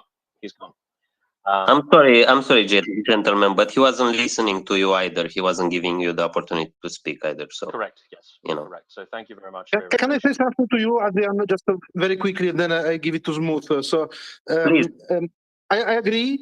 I have seen Yehuda using such instances as rather compelling teachable moments. So, yeah, it is absolutely the right thing to do to just, shut down the conversation when it takes too much oxygen from this space, but having some trolls in this space and having some arguments and showing the audience what trolls might be. I don't want to call this guy a troll because I don't know, but it sounded like, so I will just go ahead and say that maybe he was a troll. It does add some value to have a couple of minutes of conversation with even someone who is a bad actor. Just saying that. Of course, you need to handle it in the right way. And I have seen Domen and Yehuda, frankly. Oh, Domen is here. Okay, so I'm not going to flatter someone who is present. Domen and Yehuda taking quite effective stabs at that. So it's not lost a couple of minutes if you're doing the right way. All I wanted to say. Absolutely. I agree with you. I agree with you, Bertrand. If I may speak just briefly, I agree with you, Bertrand. It's very teachable moment. It's useful. I enjoy listening to it sometimes, and I apologize to you all if I deprived you of that opportunity. Really. Genuinely, it's just I don't know, something in this tone of Russia has some justification, kind of rubbed me the very wrong way right now, and he didn't want to answer the question because often Yehuda, when does, or Domen, masterfully for that matter, they ask this question when they engage someone, and he didn't even want to answer it. And if he didn't want to answer it, it sounded like he just wanted to blurt off some talking point without engaging in a discussion. So I think, yeah, but still, I apologize if I deprived you of the thing. I think you're right. Good point. Very well done. It's absolutely correct. Some of us have a better antenna for this kind of tanky or Russian crap than others. Good that you jumped in. Next time, come in and execute this person even quicker. Next. Couldn't agree more, Adrian. I think we could have had a troll dissection there, but he wasn't letting us. He wasn't answering questions. He wasn't letting us speak. Let's go to Smooth, please. Yeah, good morning, everybody. First, Adrian, good job. I was still in the mood of thinking what Frankie was up to, and your antenna was much better than mine was. I was just thinking, what the heck is going on with him? So kudos to you. I just wanted to follow up on the what Ben said about the Kiel Institute for the World Economy, simply because that's my hometown. And I just shared on my Twitter space or Twitter page the so-called Ukraine support tracker of the IFW. Not sure if anybody has seen it before, but that's where the institute posts all their work, and it's quite interesting. Even though I would say if you look at the data that's been published there, for example, they have this category. It says government support to Ukraine committed versus delivered weapons in billion euros, which says the committed military aid from the US is roughly 8.63 billion. And underneath it says the delivered military aid, in brackets, disclosed deliveries only is 2.06. So I think this is one of the things that not for the US, but in general, that we have to keep into consideration, that whatever is committed and what then is publicly announced might be two different shoes. Not saying we had this discussion about Germany and France, and we know that those coward regimes don't stick to their work. So I don't want to put this into question, but it's quite interesting to read the different statistics, and I think the institute is doing a very good job. And so if anybody's interested, I'll just posted the link on my Twitter page. Thanks. Thank you, Smooth. Ben.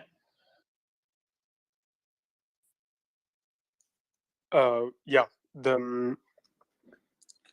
I'm sorry, I didn't follow Smooth's comments. I was in Romania for a minute. Although it's good to know that we have yet another important listener who is an important speaker who's facing the Baltic Sea. But yeah, I'm sorry, I cannot opine. Thank you, Pendolino. Yes, hello. I wasn't following the discussion of the last few hours. That's why I wanted to ask you, have you already spoken about compromat videos published on the internet on Finnish Prime Minister? I would be of the opinion not to mention it, but No, I have a remark on this. I haven't even watched it, but through astute observations by me, when I read the tweets about it, is first that I wasn't aware of the concept that Finnish people can be slightly drunk, because this is news to me, and secondly, that it's somehow a sign of despair when the Russians don't find any more compromise than this, isn't it? I mean, I'm vaguely aware of the videos in question. I've not actually watched them, but I've seen news reports on them. I mean, I would struggle to even call this compromat, to be perfectly honest. This just seems to be a video of a youngish lady having a good time. I mean, who hasn't been to a party? I mean, it's kind of seems as you say, it seems a vaguely pathetic line of attack, and it smacks of desperation. It is perfectly prime ministerial to celebrate HIMARS o'clock and Russian ammo dump explosions. So this is a big nothing burger, really. I kind of like her more now. Right?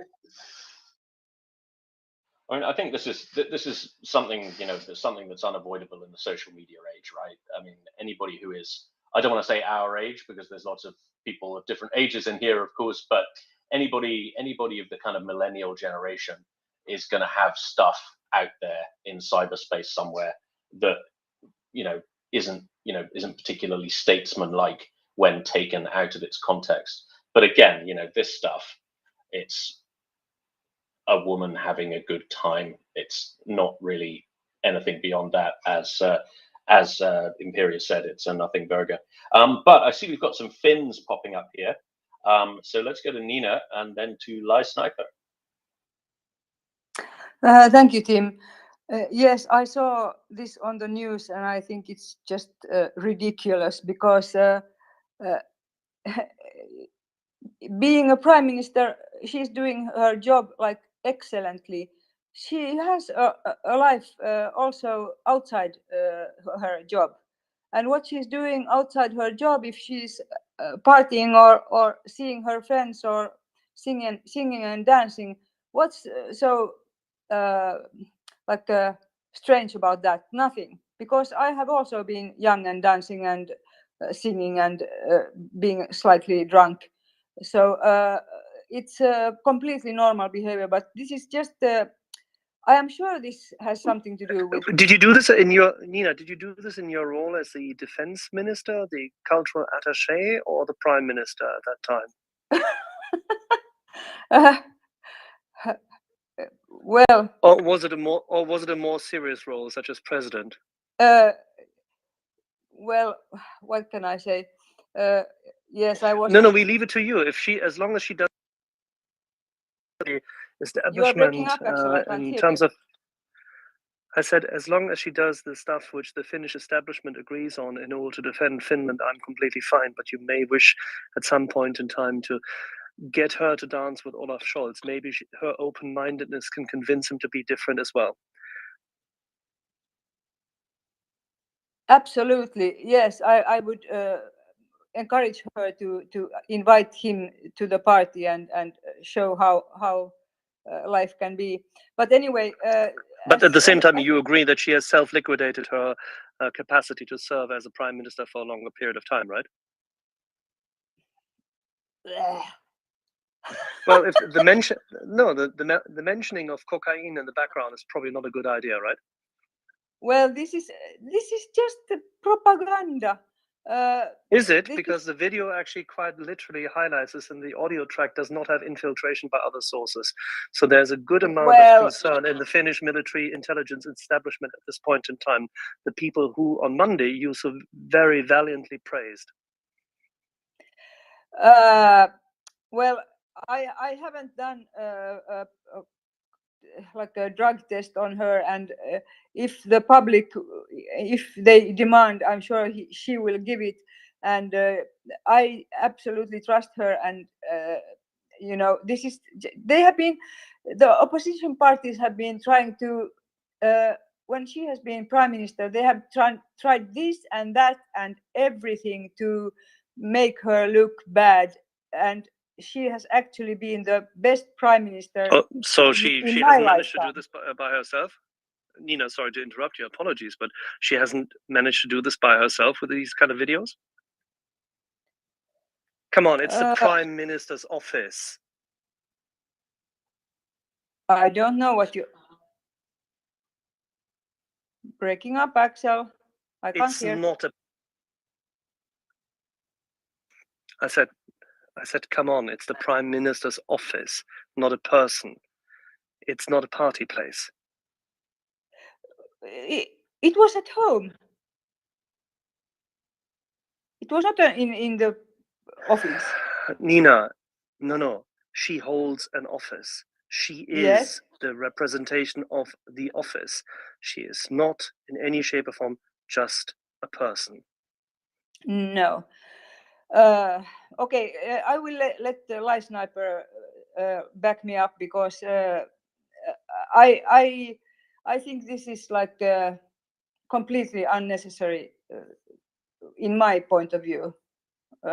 Completely unnecessary, the whole thing. This is just like making somebody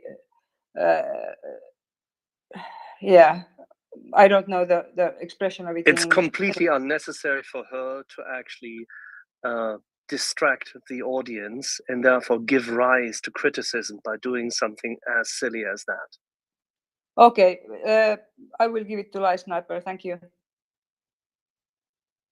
Yeah, I think that we have to distinguish every politician and every who holds office has also a right to private life. And it's not like she was not there in her official function as a prime minister. She was there as a private person in a private environment, and doing things which I think she doesn't be ashamed of.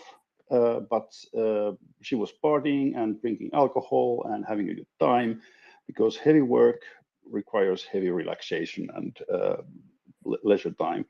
And these alleged mentions of cocaine and so on, okay, I don't know. I really don't think that she would have any addiction of that sort whatsoever, because she would definitely not be able to do her job if she would have. And the mentions which, or the, let's say, cocaine related claimed mentions in the voice or in the soundtrack there, they were pretty vague, and there was no indication that she would have been participating in those discussions or that kind of activities in any way. And the guy who filmed these clips was, he has 92 followers, I think. And the clip, which is now pushed to the public, was not the original clip, but it was like a screenshotted clip from a phone. So basically, not the original guy who filmed it, but someone else of those 92 people has leaked the video to the tabloid press in Finland. And I can't sort of verify or deny that Russia would have anything to do with it. My personal opinion is that it was just some guy who didn't think what kind of consequences the spreading the videos might cause. And I think that if and Sanna Marin had today a brief press conference or whatever in front of the Finnish press regarding this incident, like 6-7 minutes, and she basically said that she, as everyone else, has a right to privacy, and that what she regrets is that video, and she knew that she would be videotaped, and what she regrets is that videos which are made among her friends and intended to be just for private use were brought up to the public. Although she didn't do there anything illegal or whatever, but it's what she regrets, and finds a bit disturbing is that videos from the private environment are brought to the public. I can gladly answer any questions if anyone would have it, because I've seen the videos and heard the soundtrack. Thank you. Light Sniper. So, Light Sniper, sorry, Tim, please, I apologize. I'd really like to be serious about this matter. This is a serious lapse in judgment. This is a serious lapse in coordination and cooperation with her protective guard. And you cannot, and I'm sorry, this is what you can learn from US presidential setups. There is a certain degree of professionalism which is required, and privacy needs to be observed, yes, but at the same time, leaders of nations who are absolutely vital and critical in wartime have to be super, super careful. We know already that the French and the Germans failed. Fine, fair enough. We know that the Italians have issues at this point in time, but Mario Draghi was definitely not found doing something illicit. Finland is a leader at this point in time, a trusted ally, one of the most important parts of the puzzle at this point in time. When Pekka Toveri was here, you could hear someone who was utterly, utterly focused. It is vital that this is buried as quickly as possible and never, ever happens again, so that Ms. Marin can bring her qualities to bear for Finland, for the free world, and for Ukraine, as opposed to distracting, because of incompetence of her team, the world with this stuff and giving rise to concerns which should not be there or ever discussed in public. This should never happen prior to the end of the war again. Well, it was not her decision, and I think Pekka Toveri can party hard as well. So basically, it depends on the situation. Make sure that she doesn't get filmed by for parties. It's her mistake. She has no Light Sniper. She has no private life until the end of the war. The Russians will take advantage of everything. When will people start understanding that this is a war? Calm down, Axel, please. The misjudgment of the situation was solely on the hands of the person who brought this to public, because on the video, she has done nothing, really nothing, that a normal person would not do when she or he is partying, and that must be allowed also to a prime minister in her leisure time. Not in war. Not in war. Sorry, I completely disagree. It's an Finland utter lack is not of in war. Utter lack. What? Finland is not in war. Not what? You should have No. listened to Pekka Toveri. Finland is being attacked every single day with cybersecurity attacks by the Russians. And yes, Finland is supporting Ukraine in a war for its existence. Finland is part of NATO. NATO is in a cold war. And yes, we have to be utter, super bloody careful. I'm just highlighting this to everyone. I may be more paranoid and sensitive about these things, but I was so in the early 90s about Russia, and nobody was listening. We need to be careful. Otherwise, she gets attacked for things which should not even be on the media screen. This should never happen. We should never give them that. Don't you understand? This is so simple. Are you done? It's my turn. What do you mean, are you done? Are you asking me whether I'm done? No, I'm not done. I can go on further. This is a security matter. It's a serious lapse in judgment. She should never expose herself. Her security detail should never allow her to be exposed to the opportunity of being compromised during wartime. I find it stunning that such a capable and adept communicator and politician would allow her security detail to allow herself to be with people unvetted who would then leak information. This would never happen to a US president during wartime. Okay, are you done now? I suppose. Okay, but my point is simply that the Finland is not in war. It's a war in Ukraine, and Finland has been under attack or sort of attack and pressure from Russia since the past decades. And the only difference is in Finland have been also earlier, like presidents and prime ministers who have done some silly shit. And it's now the only problem with this, that it's in an easily distributable, worldwide distributable format. And I still stand to my opinion that every leader of the world has right to privacy. And even if they're being videotaped, but don't do anything illegal, then well, what's the fuss about? We can't stop I don't expect that every leader of the world should now stop partying and having leisure time and letting themselves be filmed on Instagram or whatever, just because I don't know. I think I'm glad that she is able to also relax and have fun in life, although and at the same time she takes her job very seriously and makes good decisions and carries her responsibilities. And I think there's of course the Russians will use any means of discrediting any Western leaders. That's clear. But I think that if we would try to sort of limit ourselves what we are doing and so on beyond reasonable sort of limits, then we would actually admit that Russia has won that part. No, has a sorry. party. This is Axel, an you're appeasement interrupting discussion. again. No. Sorry. Yeah, I'm interrupting because that was just utter tosh. You were insidiously supplying information just now, stating that what I said was not in defense of Finland and that I would actually be giving rise to Russia having won because supposedly we were not able to enjoy our freedoms in Western society. During wartime, the officers discharging their duties in the highest political offices need to lead by example. I don't think that we have seen President Zelensky doing anything like it. He's in war. He's leading your country in war. We are at war. Jesus Christ.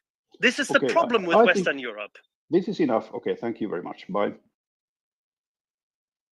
That's fine, We've had this before. You said it's enough when you denied that we're at war. We've had this exact discussion in April.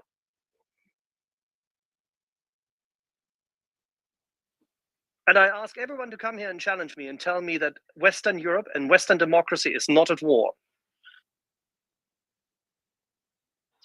Western Europe and Western democracy are very much at war. And I firmly agree that Finland has always been and is now an extremely key part of that war. I think from a compromat perspective, I mean, this video is a bit of a nothing, but certainly from the perspective of from an image perspective, I think it was highly irresponsible, and not only of the PM herself, but of the people surrounding her, as you say, Axel. Nina, I have a question, please. How are the Finnish press reacting to this? I haven't read only, I think, on Helsingin Sanomat about it, but it's written in a very neutral way that and that they interviewed Sanna Marin, and there are some people going from some opposition parties going after her, demanding a drug test, and that's fine. She said that's fine. So I haven't read. I usually don't even read the tabloids because it's just to make division in people. And also exaggerating things and wanting like blood. So, but I will read later today what Yle says about it.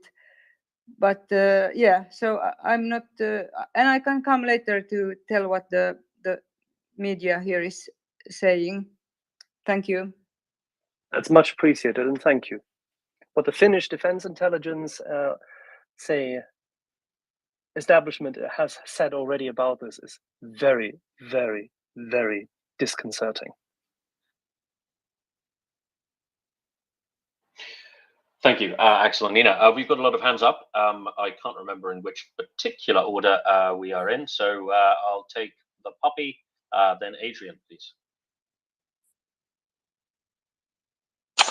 So I will try a little bit of intervention. So the only thing that I will say about this is the following.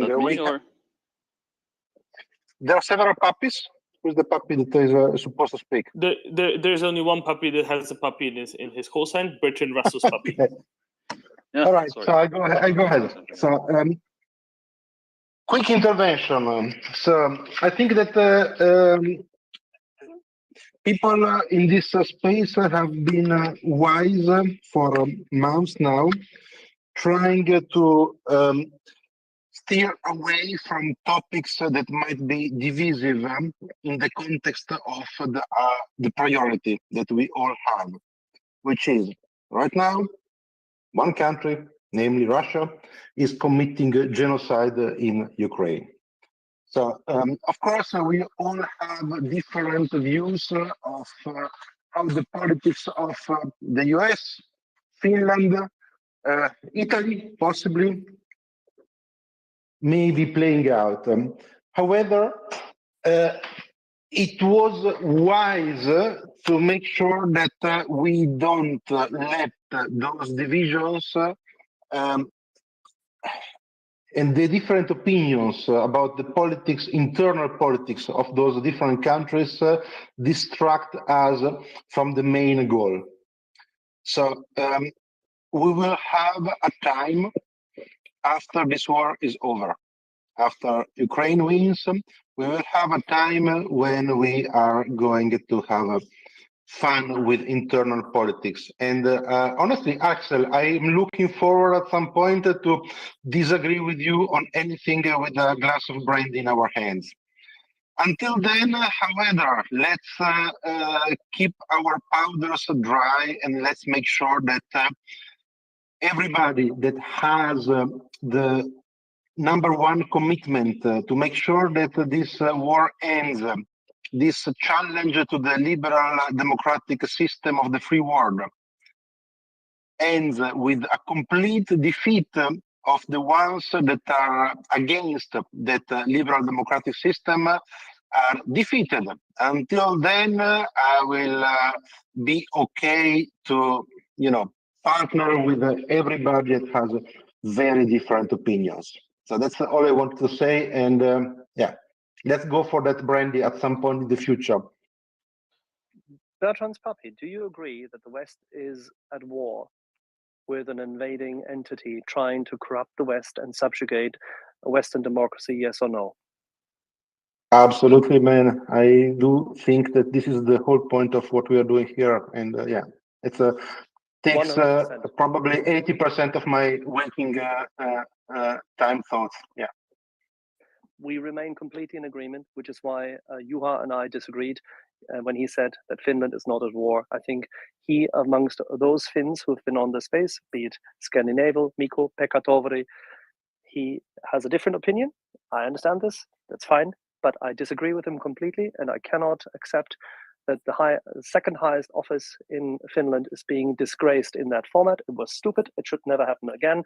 This politician is far too clever, far too smart for it. She's extremely important and she needs to stay in that position unharmed. And that's the only thing I'm criticizing. I hope that her security detail, that the people around her will help her to do this better in future. Yeah, I'm fine with that.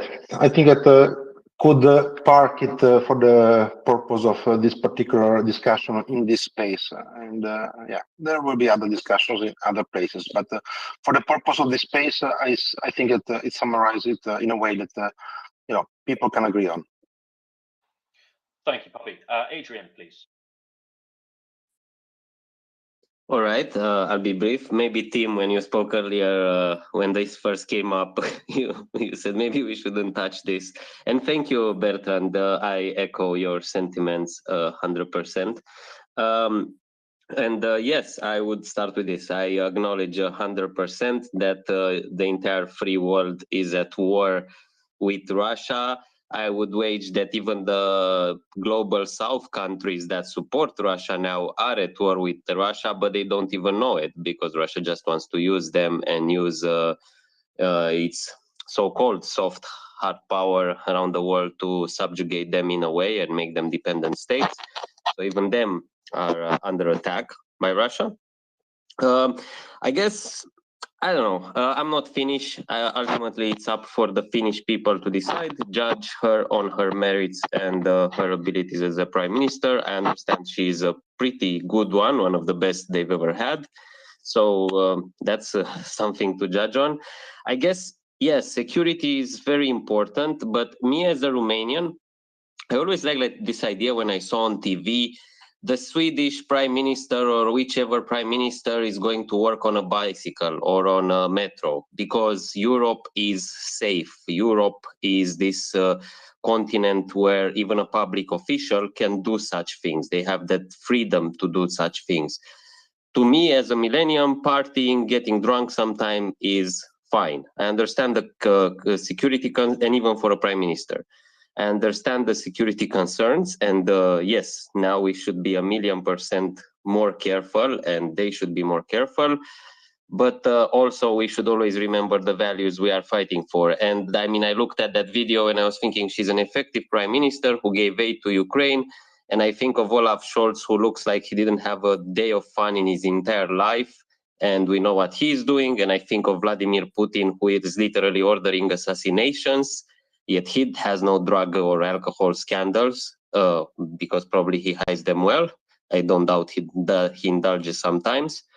You know, I would caution judging on morality, and I would push on judging on actions and purely on actions. And maybe this particular action being caught on video, being recorded, is unwise. I mean, I'm not a public figure at all, and I wouldn't feel comfortable someone filming me with the phone when I am having more drinks than I should. So maybe she shouldn't expose himself in front of someone with a phone. Anyway, if Imperius is okay with it, I wanted to ask a question about Ukraine and Kharkiv. Go ahead. So when you gave your update, like I've been seeing mixed things about the Kharkiv front, like that he's been slowing down and Ukraine has been making progress, but also I've been hearing that in the past week, actually shelling has intensified from the Russian side and they're making more attacks. So I'm hearing like conflicting stories. Could you, from your research, provide some clarity there? Yeah.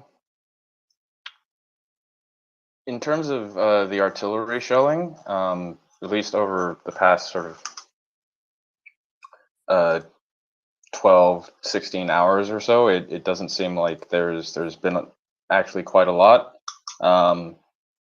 There's only it seems like there's only one actual strike on the town of Kharkiv, and the rest are sort of along the front line. So it could be either Ukrainian or Russian artillery there.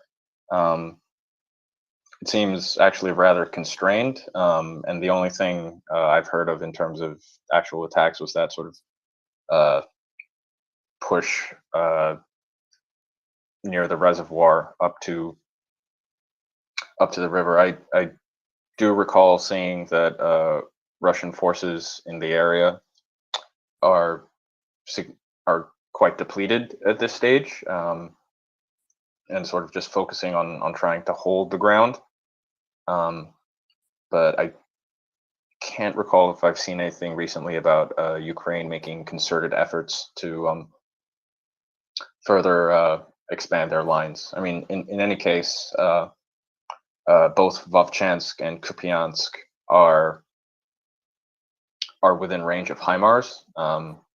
So to that end, I wouldn't think, considering those are the sort of main strategic objectives for that area, and part of the reason for sort of securing the Seversk River, I don't see Ukraine committing to anything sort of to a concerted offensive to try to push back the lines at this stage. So you would say that it's basically holding. We're not expecting anything significant from either side on Kharkiv. Yeah, I would expect Ukraine to continue sort of these localized opportunistic counterattacks, but I wouldn't expect another concerted push either to drive the Russians over the border or physically cut the rail lines with soldiers with formations pushing towards the railheads at this stage. Thank you, Imperius. Sorry for diverting, but I was really curious because I missed that earlier. Thanks. Thank you, Adrian. I guess we could do a quick rehash of the military update a little later on. In the meantime, let's go to agitators. Thank you. I'll try to be real brief. So on the other side of the coin, I always look at the espionage, SPAC side. Does anyone have a background on the Finnish president or PM that intelligence role as far as like a standard honeypot operation that we're not aware of? Or Okay, so sorry, agitator. Let's just boil that down a bit. For a start, it's the Prime Minister of Finland, which this recent controversy or non-controversy to taste. What exactly do you mean by honeypot operation? I am not a part of their government, so I have no comment as far as what their government would conduct in clandestine operations. But I would question why they would be so open about discussing the use of cocaine in the background with open drinks right in front of them. You know, obviously within a few feet away. I'm very aware that the Russian government diplomats, Russian diplomats specifically, often tempt foreign governments, leaders with pure cocaine, 100% cocaine that might come from. Okay, there was no cocaine actually there. There was an allusion to cocaine made in a song that was playing on the stereo in the background. There was no actual powder anywhere. To the best of anybody's understanding, it was merely referenced in a piece of music which was playing in the background of a very limited event where there was a small handful of people, all of whom were, friends from previously before she became prime minister, to the best of my understanding. There is no actual cocaine. Okay, thank you for that, because I heard differently that there was actually a hot mic where someone in the crowd actually. Nope. No, it was song lyrics. It's not about hearing differently. It's the song and the playing in the background, and that's what this is about. And the idea was that this song was a setup and a provocation, and that they were playing on it in order to mock themselves and others. And we just simply criticized the fact that they were so lenient as to the public imagery, and that this mockery is a bit adolescent. That's the only thing people were complaining about on our end, because it gives rise to exactly those kind of things which you then have heard and now are portraying here. But I hope we have clarified your question. Thank you. Yes, thank you. Pandolino. Oh yes, thank you very much. Yeah, since I brought this up, I'm sorry for it. But the reason I brought it up is because not I wanted to hear what US people would think about this situation. It's a bit early in the day for it, because this is certainly all in all a cultural difference on how you look at such issues, and also maybe a bit from your political side. But I was very interested on how the Finns in our audience would react to this, and I got the slight insight to it that this would not cause any bigger issues beside of the ordinary political plays that are still around in any government opposition situation, which is still in play even under these constraints of Russian war in Ukraine. Yes, so therefore I think we can easily close this matter and go on to something more fruitful. Thank you. Thank you very much, Pandolino. I see we have Lisa coming up.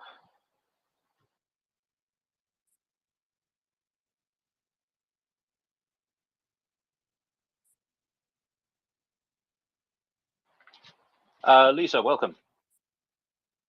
I would just venture one thing. The more we talk about it, the greater the amplification to those who want to split up the West. This will be done appropriately by the Finnish security services to make sure that future videos don't leak. but also at the same time, there were far worse things that were done by sitting prime ministers elsewhere in old Europe over the years. Puppy, yes, like yours, previous prime minister, and it will be sorted out by the Finnish equivalent of the Secret Service, whomever that is. Before we switch to Lisa, thank you for that, Dermot. Very sober words as always. Before we switch to Lisa, Axel, you're getting a lot of fan mail in my DMs. Your stentorian voice is clearly appreciated by the members of the space, so thank you. Lisa.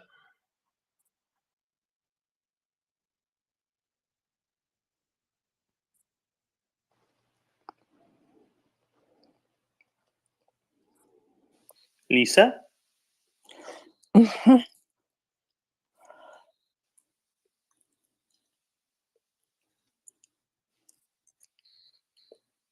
Lisa, I think you might be having microphone problems. So just move you down to listener, and then if you want to speak later, that's all right as well. Perhaps it's a little bit too early in the day for Lisa to be joining us.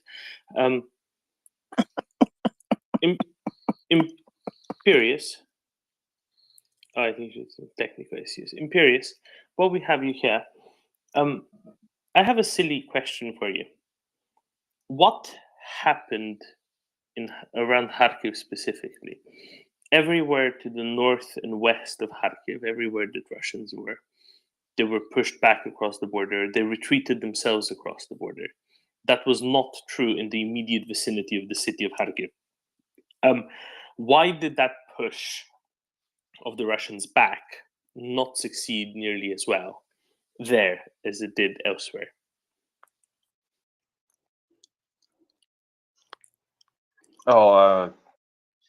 Primarily, you've got the fact that you're right up against the Russian border, and the railhead at Belgorod has significant Russian equipment and manpower stored there. So that's one of the places where they're sort of bringing down their replacements before sort of sending them further down the rail lines. Also, the issue there is that you've kind of got the entire Seversky Donetsk River coming down the right side, and while Ukraine has managed to perform a fair few operations on the left bank, so the east bank of the river, they haven't sort of significantly committed to maintaining a beachhead on the other side and sort of pushing straight up to Vovchansk or Kupiansk to physically sever the rail lines, preferring to hit them with artillery. I mean, yeah, like the issue there is that it's an area of major strategic concern for the Russians, those two railheads, because if they lose those permanently, then they're completely unable to supply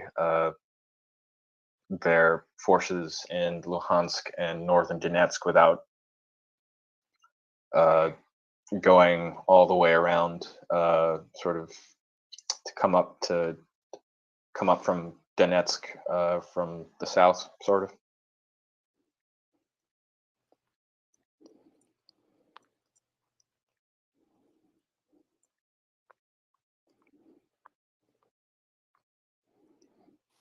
Thank you, Imperious. Does that answer your question? Yeah, I think it does, and it's good to have a little bit of a refresher, on exactly what happened back in what was this, early April, I guess, in the area.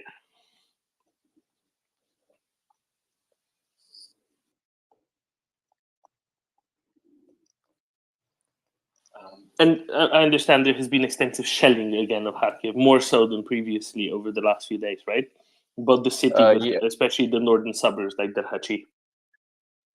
Yeah, there was some shelling of Kharkiv over the past 12 hours, but apart from the 6 dead and 16 injured around midnight last night,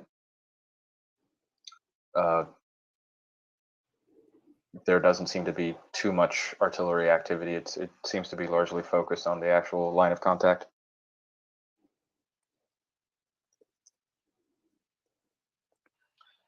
Just a quick public service announcement. If anybody can hear some strange noises, we're having a slight technical issue with one of our listeners who came up and then has apparently failed to mute. We're trying to resolve those now. So if you hear some strange chewing noises, please don't be alarmed. That is a technical problem with Twitter. We're aiming to resolve that now. Yeah, I don't hear anything, nor does Tim. So we're both being told that there are ghost noises emanating from somewhere that neither of us can hear nor do anything about. It's very odd, but it is how it is, and I can't really affect it. Imperius, there's a question here for you. What has the Black Sea Fleet been up to?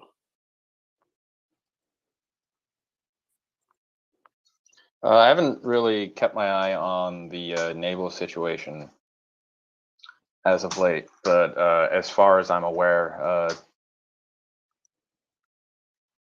they seem to have largely be spending their time sort of sailing back and forth between Odessa and Novorossiysk with some contained special forces anti-infiltration patrols with their smaller craft. If you give me a minute, I can try to see if there's anything new.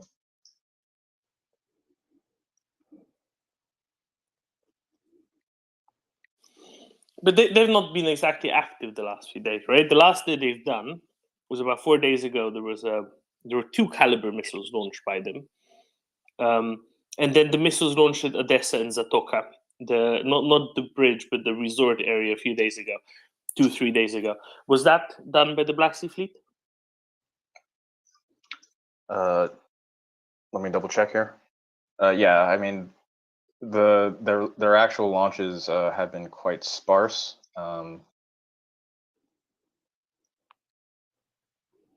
There was, we have footage of a pair of cruise missiles being launched from a week ago now, but it seems, especially with the threat posed by long-range artillery and long-range ballistic missile systems and anti-ship missile systems, that the operations of the Black Sea Fleet are hindered, and they're also sort of more concerned trying to deal with the air defense situation than they are, arming up their missile boats and sending them out for reprisal operations.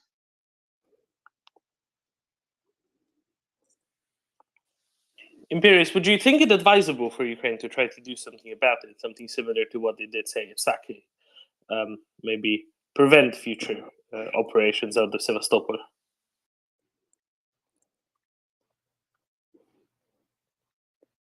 Oh yeah, definitely. I mean, Gunny has repeatedly noted sort of concern about targeting the ammo dumps at the port facilities directly, since we're not entirely clear on what they might have stashed there, and the radiological incident, while it would be hilarious for the Russians to try to deal with, is not a good thing to go around doing willy-nilly. It's probably a better idea to actually strike the physical infrastructure in and around the area, the port area, and also the fueling stations, because if they can't top up the tank, they can't really sail out.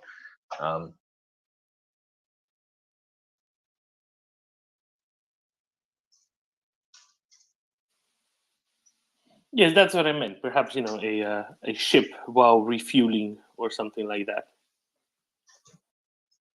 Yeah, definitely. Rearming right? The precision is clearly good enough in whatever they used to strike sake, whatever it was, or the Adekham's brand cigarettes, perhaps. It might be useful to smoke some of those next to some Russian vessels there. Andre.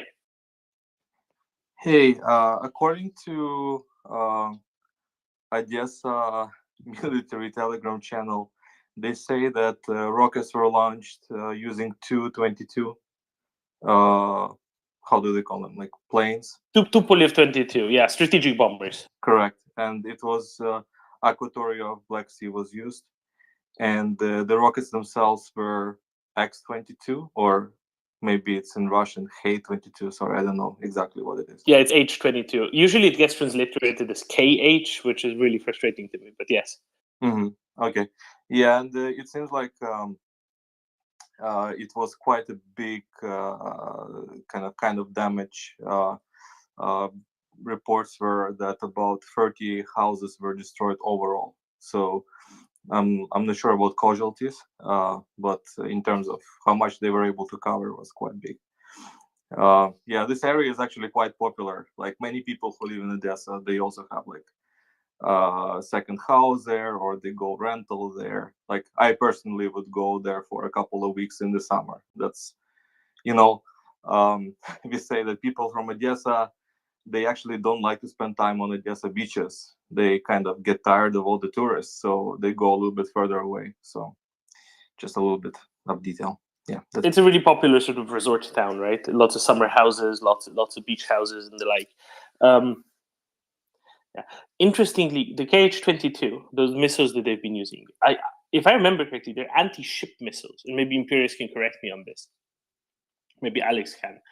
And it's quite pointed that they're using, things well out of their intended purpose. First, the S-300s in a ground attack mode, then say these anti-ship missiles in again a land attack. Just it's sheer terrorism, really, is what they're using them as. Sheer terrorism, just trying to strike again at a resort town far away from anything to do with the front, far away to anything to do with the military. Genuinely as a way to terrorize people. And I think they seem to be using places that have some significance to populations elsewhere as well, right? So people who are not immediately resident, whose name is going to resonate with people when they hear about it, read about it, again, as a pure terrorist act. Yeah, Dylan, you're correct. The KH-22 is primarily an anti-ship platform, though I would sort of put an asterisk on the launching of S-300s in the ground role, since they were kind of designed for that. But considering what they should be prioritizing them for, it does sort of smack of desperation, and is an indicator that they're running low on their dedicated ballistic missile platforms.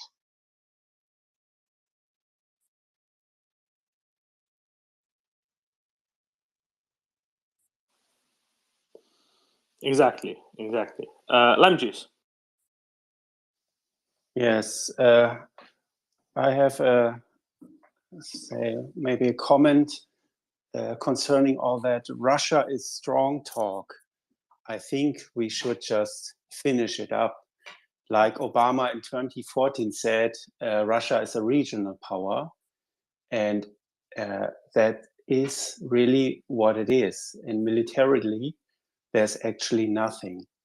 And all the time I see people wondering why Russia acts this way and that way, and why they're not strong, and why they don't have an air force. I would just say, let's face it, there's nothing there. Russia is not able to fight a war. And the plan was to overthrow the Kiev government with a thunder run. And that's all. That was the original plan. And now Russia seeks an opportunity to somehow get out of the mess in Ukraine. But I don't think Russia will be able to wage a real war against the Ukraine anymore. They're done, and they don't want. I think they don't want to fight a real war because they can't. So that is my impression. No, I agree, and this is what they're left with, right? They have genuinely made the Black Sea Fleet into a terrorist operation first and foremost, as well as much of their other military efforts seem to be directed likewise, right? The regular shelling of Mykolaiv, for example, is just that. It is nothing but, because it's clear to everyone that they cannot make an actual breakthrough anywhere else. Imperius? Yeah, I was just gonna say that's more or less exactly correct. The Russian military, outside of its mobilization state, is anemic at the best of times, and you're throwing that on top of a pile of corruption and inefficiency. Russia's main strategy is to bluster and swagger around, sort of make a Potemkin village, and now we've seen that they also have a Potemkin army that is incapable of large-scale combined operations. So, I think one of the most important sort of things the space can do is disabuse people of this notion that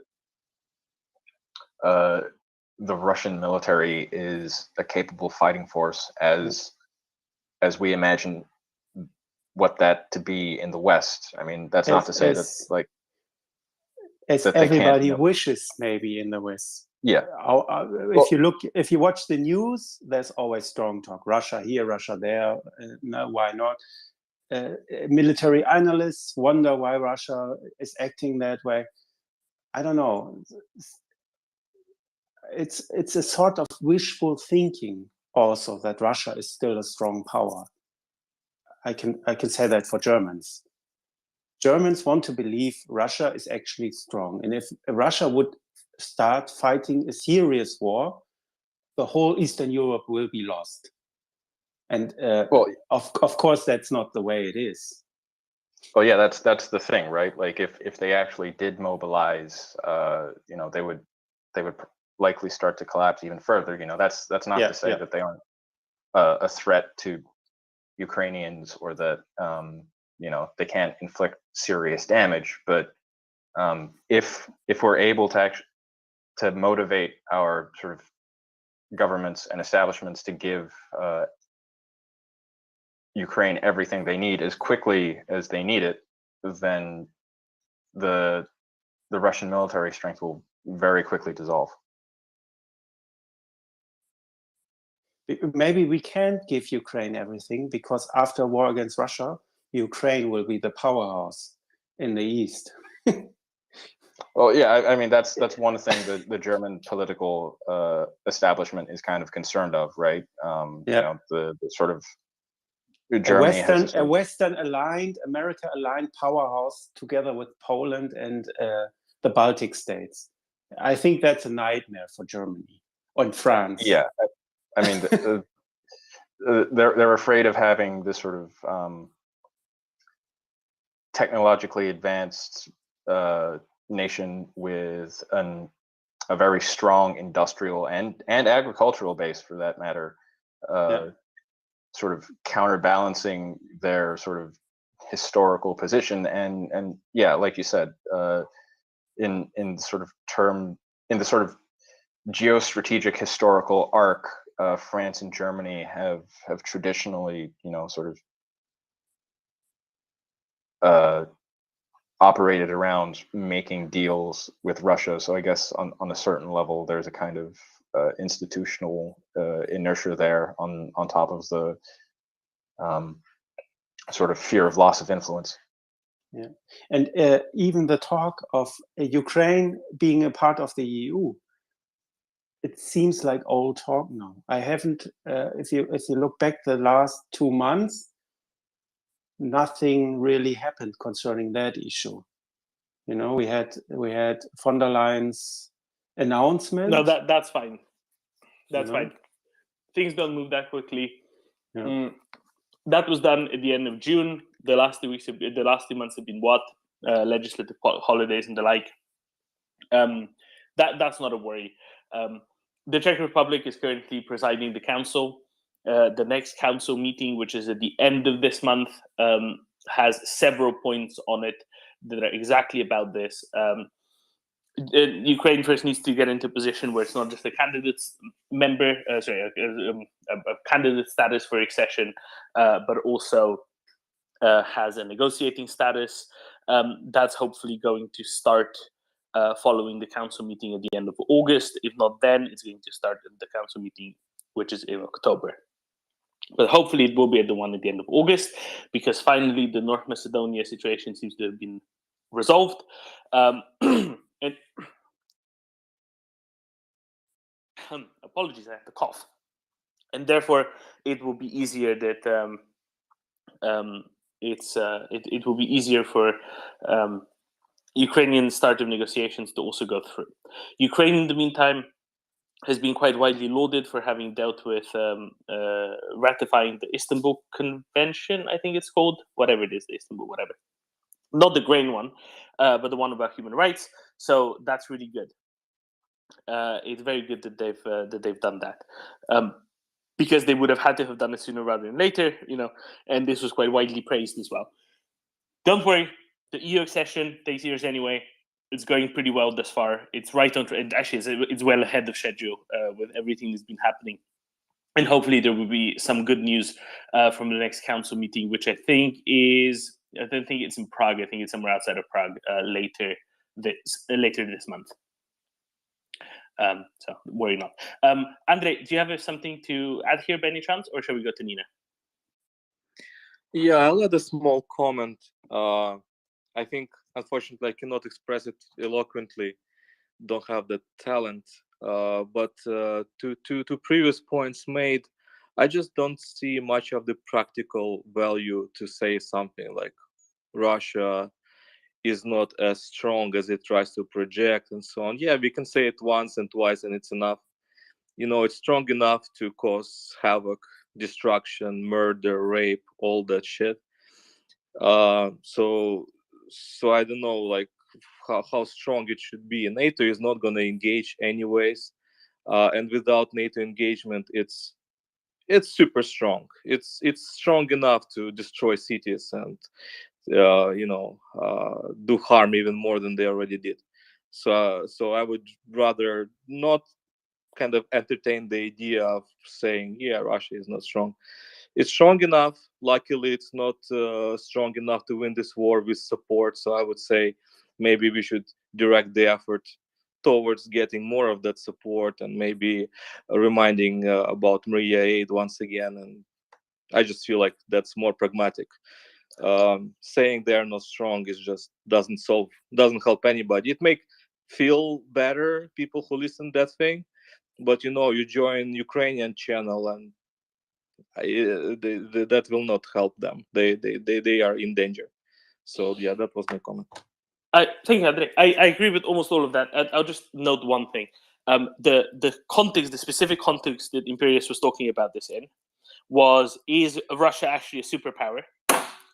And a superpower would not be worth, even let's say other countries even trying to help out with, because if Russia were indeed a superpower, as some people try to think of it as, then Ukraine would be genuinely screwed. But it's not. Russia is not that sort of a power. Russia does not have the strength to, continue expanding the front in Ukraine, pushing forward, etc. Right? Over the last 5 weeks, they've managed to make exactly 0 gains. And that's really significant and that's really important. And this is a driving argument for additional help and support in both what MryiaAid does with non-lethal means, as well as crucially for additional governmental support from various sources to drive more military aid to Ukraine, because it is clear that Russia is not the superpower that many people say in France and Germany and other places thought and assumed it was. And therefore, Ukraine has a clear path to victory as long as enough support is given. In that sense, it's very important to say and recognize, look, Russia is not the thing that everybody thought it was. It is not a superpower. It does not have this, overwhelming greatness and strength and power to be able to overrun Ukraine. It's clear to you, it's clear to me. We've seen how they were pushed out of areas around Kyiv, Chernihiv, Sumy. We've all seen how they have not been able to make any progress in the last 5 weeks or so, any progress at all. Therefore, it's important to stress that and recognize that, and kick anyone, especially anyone in a position of power, in a position of decision, out of their funk of them still thinking, oh yes, but Russia's this great mythical power in the East that we can't really do anything about, and at the best we can hope that they don't do anything. No, that is nonsense, and that's why it has to be stressed absolutely clearly. Russia isn't that great.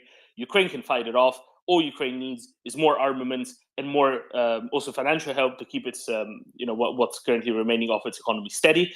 But even Ukraine, and certainly Ukraine, can thoroughly fight off Russia, because Russia is no stronger than Ukraine with appropriate levels of military aid is. In that sense, and I think this is what Imperius was really trying to highlight, it's important to realize that Russia isn't that strong that Ukraine wouldn't be able to fight it off, and therefore help Ukraine fight off Russia. That's all. So it's a very different kind of purpose and interpretation of what strong means. Nevertheless, you're absolutely right. Russia has plenty of capacity to continue their terrorist actions against cities far away from front lines as well. And that is additional reason why Ukraine should be supported additionally, both in terms of air defense and otherwise, to prevent Russia from being able to conduct these fundamentally terrorist-like and really terrorist activities, striking civilian populations far away from front lines, especially. And that's the other part of the equation. Again, for that, what does Ukraine need? Needs more concerted Western help. Nina. Thank you, Domen. I will just shortly tell that I read now on Yle News about this Sanna Marin thing, and I watched the video, and what I saw was young people having fun and dancing and singing, and I cannot judge anybody on that. And if it would be the case that, for example, that our prime minister would have used any drugs, she will have a test, and that's that. And of course, the more we get upset here about this, we are playing it into the Russians' hands. And I want to keep I want to quote actually Axel, that it's important to, in this situation, also to keep calm, cool, and collected before we have any evidence of that. And it is not criminal to dance, sing, and drink a little bit of alcohol. And if you didn't do any crime, I can't and it's not my place anyway to judge anyone. But I want to say that if I think of Sanna Marin coming to becoming the prime minister, starting with COVID, 2.5 years of COVID, being we managed to do very well during the COVID, and that was it wasn't only about COVID. Of course, we had other things to take care of, and now it's the war, and she has been really like a straight back and doing really good decisions, and acting fast, and not too fast, and I have nothing bad to say about her, and it wouldn't be a good thing for Finland to start changing any prime minister. I don't want her to be changed. Thank you. Thank you, Nina. I'll highlight one thing here. The people whom it genuinely benefits that there's a lot of discussion going around this are people with whom the collective West is in war with. For this is only bringing in division and the like. I am very positive that whatever the Finnish equivalent of the secret services will figure out how to deal with these things in the future and make sure that videos do not leak out. But there's a lot of hay being made out of relatively little because of the particular situation that the collective West finds itself in. However, responsible actors will tamp down any fires that are starting in said haystacks. Scandinavia. Yeah, I just wanted to pitch in this discussion about the video about the party prime minister. And I don't know, I actually happen to know personally, I know a person, not mentioning any names, but in a very senior position in the European Parliament. She's quite a close friend, and I've been to many parties with her, which have potentially been equally wild. But she does exercise this sort of restraint, and also does express the wish that, you know, if I would like to come here and relax, so I would appreciate if we don't tape everything that we do here, because I need to maintain the face of the office and not to give any maleficent actors any ammunition. Even though, you know, she's as straight as an arrow when it comes to substances and all that, but she just doesn't want to get the compromise, so to say, which can be manipulated. And I'm all for the prime minister to party hard and get, you know, relax in her private time, but I really don't understand why you need to get video footage of these events. Exactly. Make sure that time is indeed private. Yes, exactly. And this is what I think the Finnish Secret Service equivalent will make sure of. Yeah, and you know, she's the prime minister and she has friends, and I'm sure if they are true friends, they would, you know, appreciate her wish that she doesn't want to get photographed or videotaped where she's in, you know, relaxing in her private time. And so I don't see the need for the prime minister to be videotaped when, you know, she's had a few too many drinks or trying to relax. I just don't see it.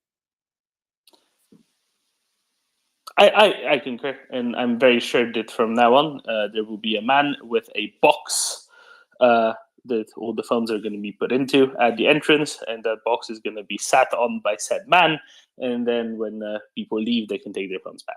Easy. No, but seriously, we have had in the history of Europe prime ministers who did much more iffy partying, let's say, also while their troops were in a hot war deployed elsewhere, and shockingly much less came out. And I'm sure, and I'm confident, Scandinavia, in your friends and that you might or might not have in the Finnish security establishment, making sure that in the future no videos will come out when people are, you know, singing and drinking and whatever else.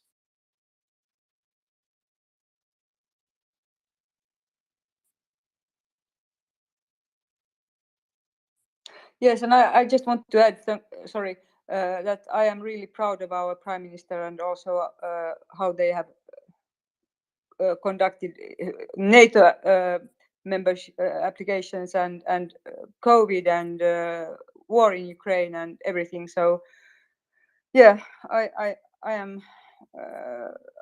proud of them anyway. And if there was a video, that was of course a little bit of a mistake, but it is not going to affect my thinking of our prime minister at all.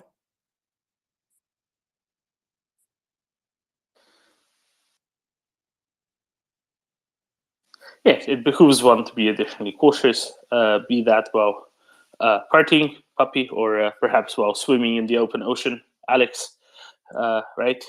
Make sure you don't go full on profumo. Well, I was. Yeah, let's not go full on Profumo or Bunga Bunga or whatever else. That's highly inadvisable. I don't think anything of the sorts really occurred here. You know, I will say one thing to maybe lighten the mood a little bit. That video makes me suspicious that Sanna Marin isn't actually Finnish. Those people are standing far too close together. Unless there's some camera trickery going on, they are well within the 6 meter personal space area, and I find that to be particularly scandalous. And they If, are any overusing their annual allocation for laughter. And words. Despicable, really. Such ostentatious display of word use. It's absolutely disgusting. I mean, if this doesn't cost her the next election, I really don't know what could. Don't forget that Nina. Sorry, Tim. I apologize. I didn't mean to cut you, but sorry, Nina. How many years did you have to save up to be on this space as a speaker? I mean, like 30 years of words? What, Axel? What did you say? I didn't hear you, Axel. Sorry. Axel was asking, and maybe he has a bad connection. Axel was asking if how many years worth of your word quota did you have to save up to be allowed to be a speaker here so often, you know?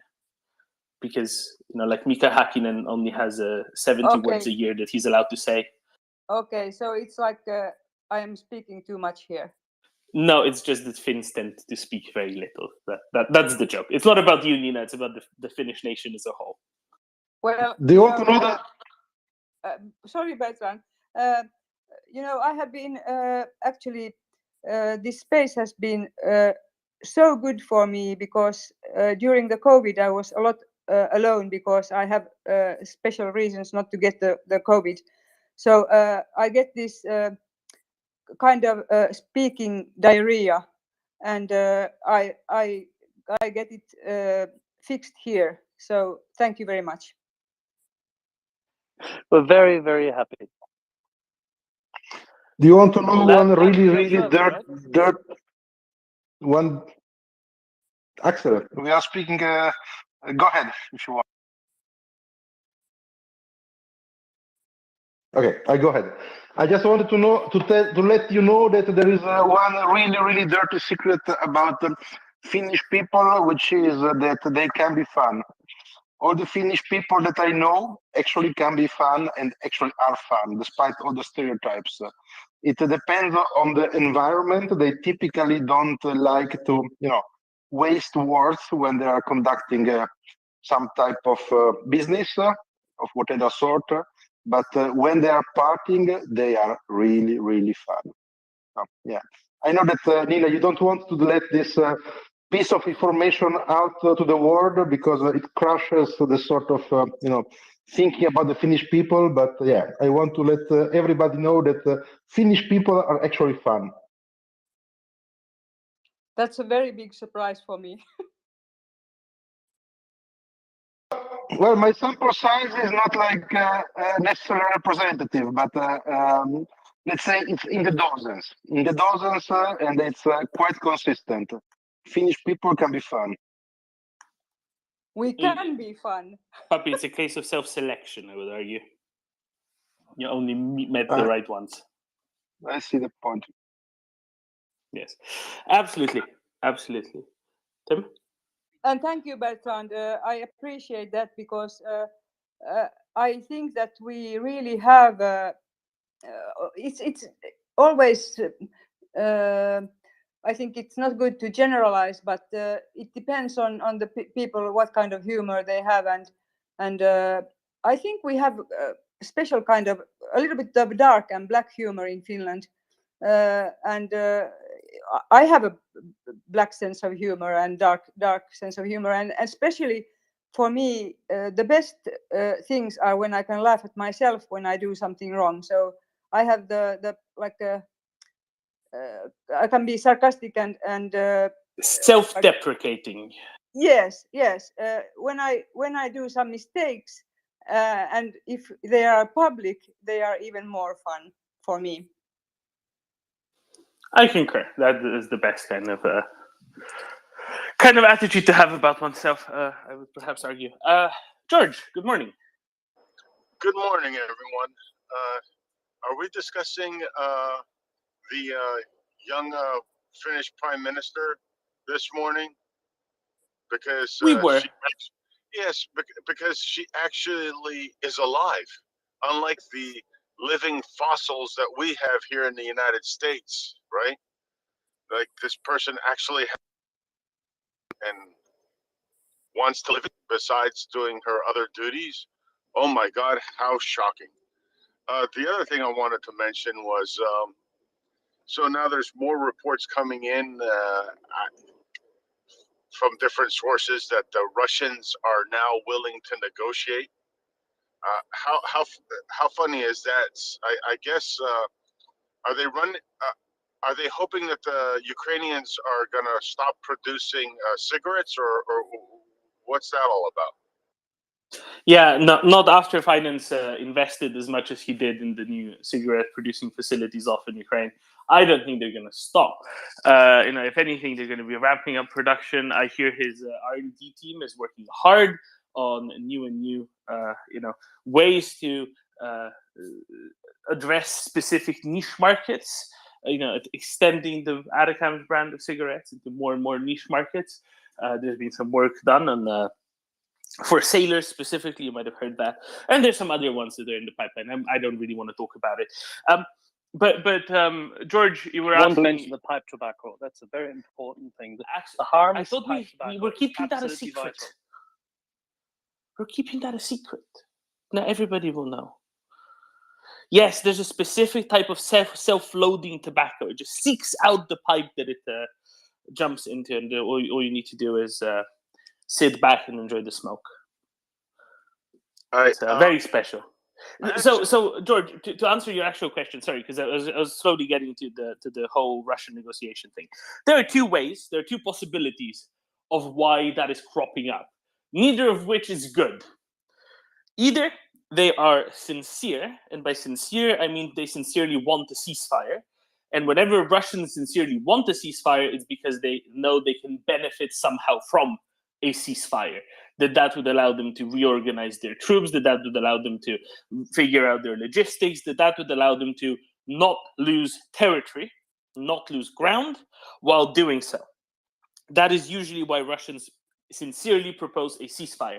We have seen this time and time again, and that is certainly a case here as well. This is why Ukraine knows full well that it cannot even for a minute entertain any such ceasefire, because all the Russians would do is talk about a ceasefire and then just make things work, make things worse.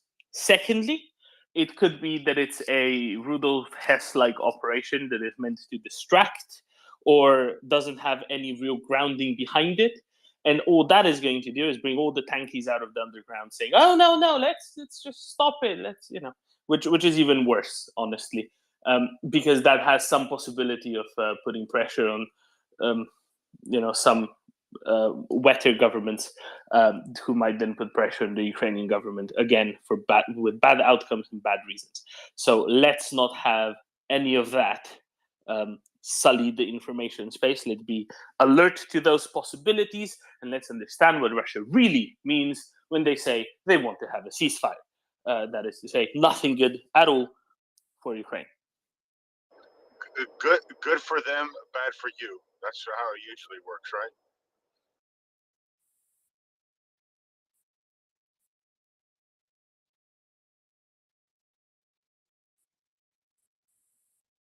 Exactly, and you certainly want to avoid that. Nina, sorry, George, did you have a? I thought you were paused. Yeah, do you mind if we jump to Nina and then come back to you, George? Go. Excellent, Nina. Thank you, Domin. I'm just having this kind of feeling that I would be up for a challenge if it would be realistic. Who would you like in Finland, some person to come up to the space and talk?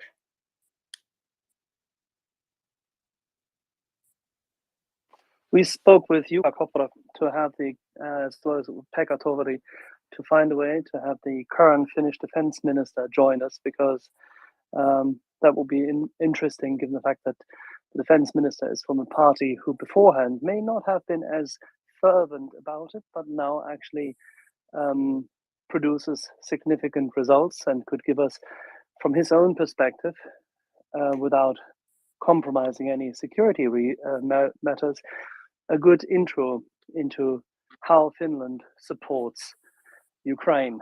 probably will be a short interview, meaning 6 or 7 sentences. We give stuff and we do more stuff, but maybe we can find ways of discussing this. It will be very interesting. Okay, thank you, Axel. I'm actually going to have a phone call with Pekka Toveri tonight, so I can give him a little bit of a nudge of this matter. He has very good connections, as you know.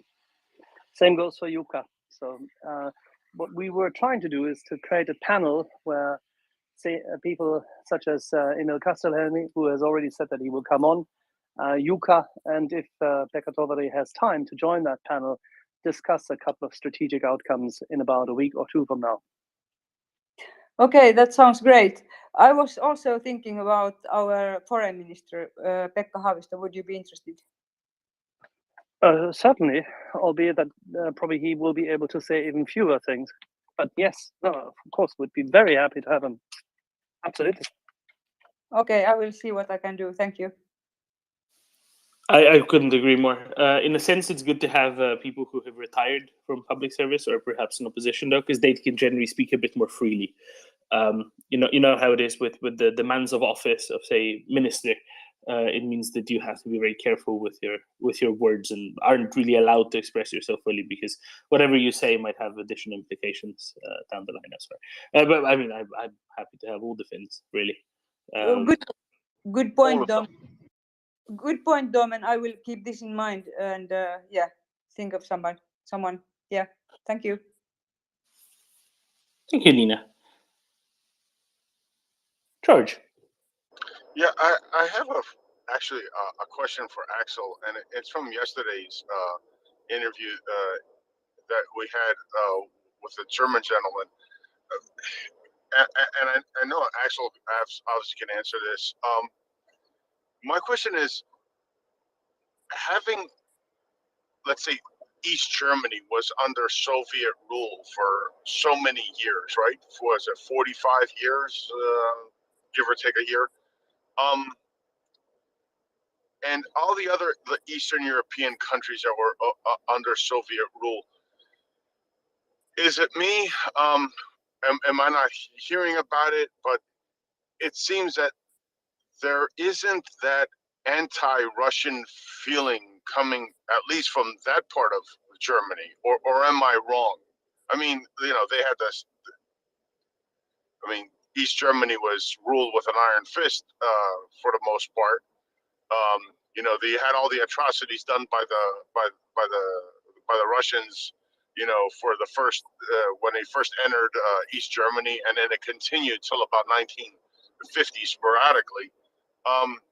So yeah, I'm kind of stumped on that. And am I missing something? I know Axel could answer it, so I'm gonna let him Sure, do it. of course.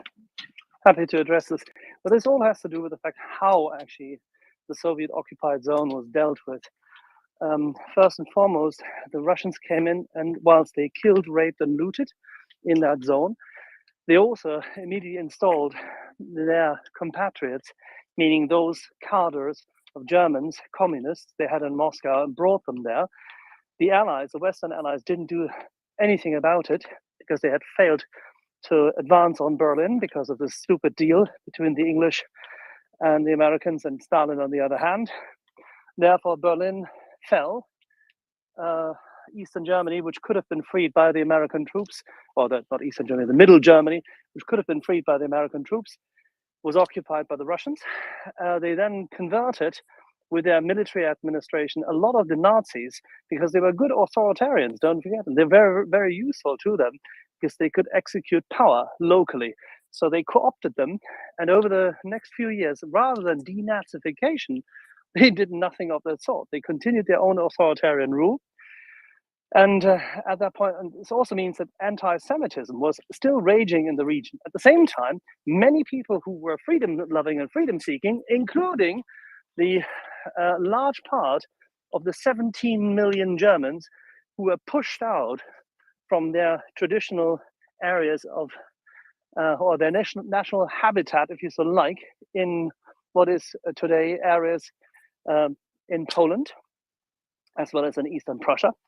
Those managed to make their way across mostly from what is the Soviet-occupied zone into the West, which is why at some point in time, you then saw in 1961 the build-up of the wall, because they had to keep the people in because they were oozing human capital, which they couldn't actually afford any further. They were losing the battle by means of people voting with their feet. They wanted freedom, and they couldn't have it in the Soviet-occupied zone.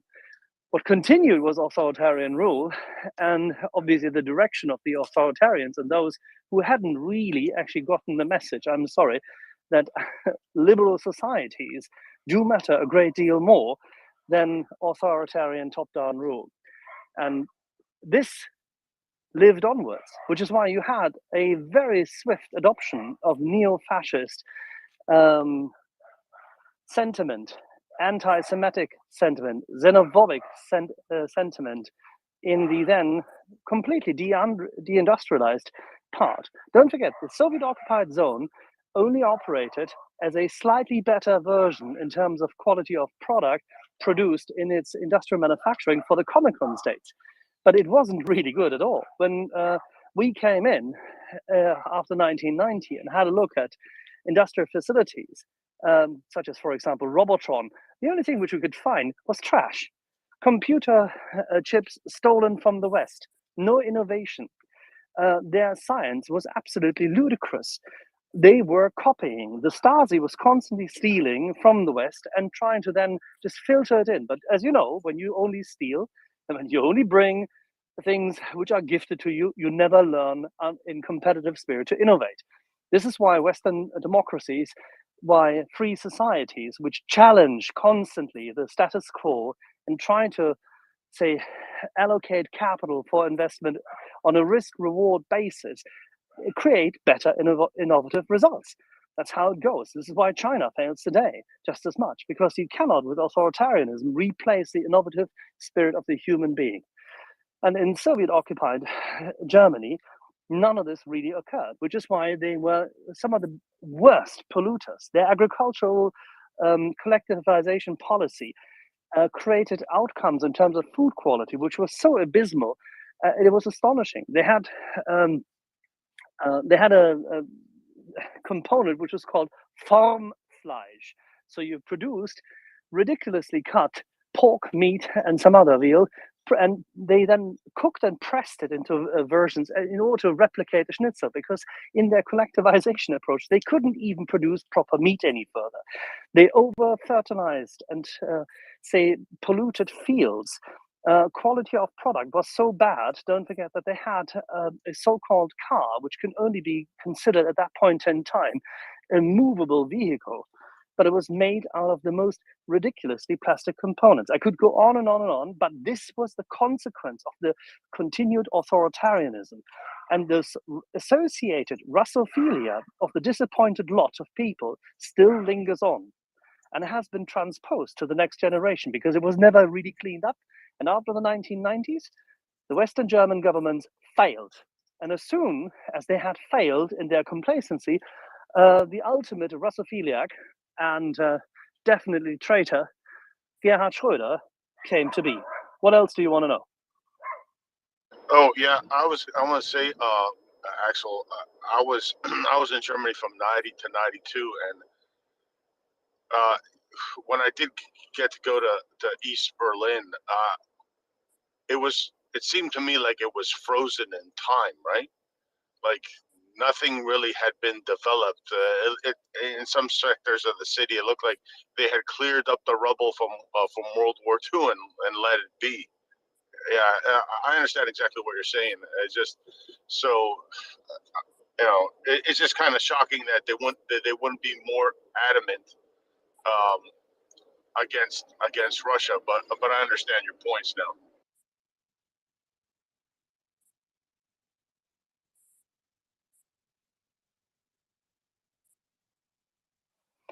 Alrighty, and with this, I will have to board a car and drive to meet up with the English lot.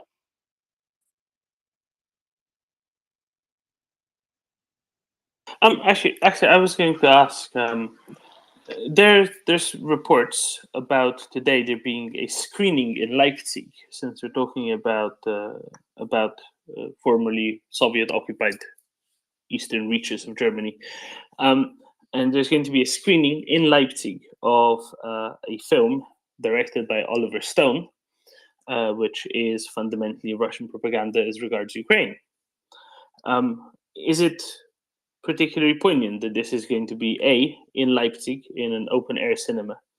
But it seems to me that it's going to be on something called Richard Wagner Hain, which seems particularly interesting, seeing who is conducting some of the more insidious and more brutal of the acts of the Russian government in Ukraine right now. Well, yeah, of course, the propagandists are using this. And don't forget, Leipzig is the city where the so-called Monday demonstrations broke out, which assisted and facilitated the collapse of the Soviet-occupied zone, misnomed the GDR, which was never a democratic republic at all. And as a consequence, putting it into Leipzig and trying to assert that they had any kind of influence and therefore they could play to the neo-fascist, say, adulation of poor Richard Wagner.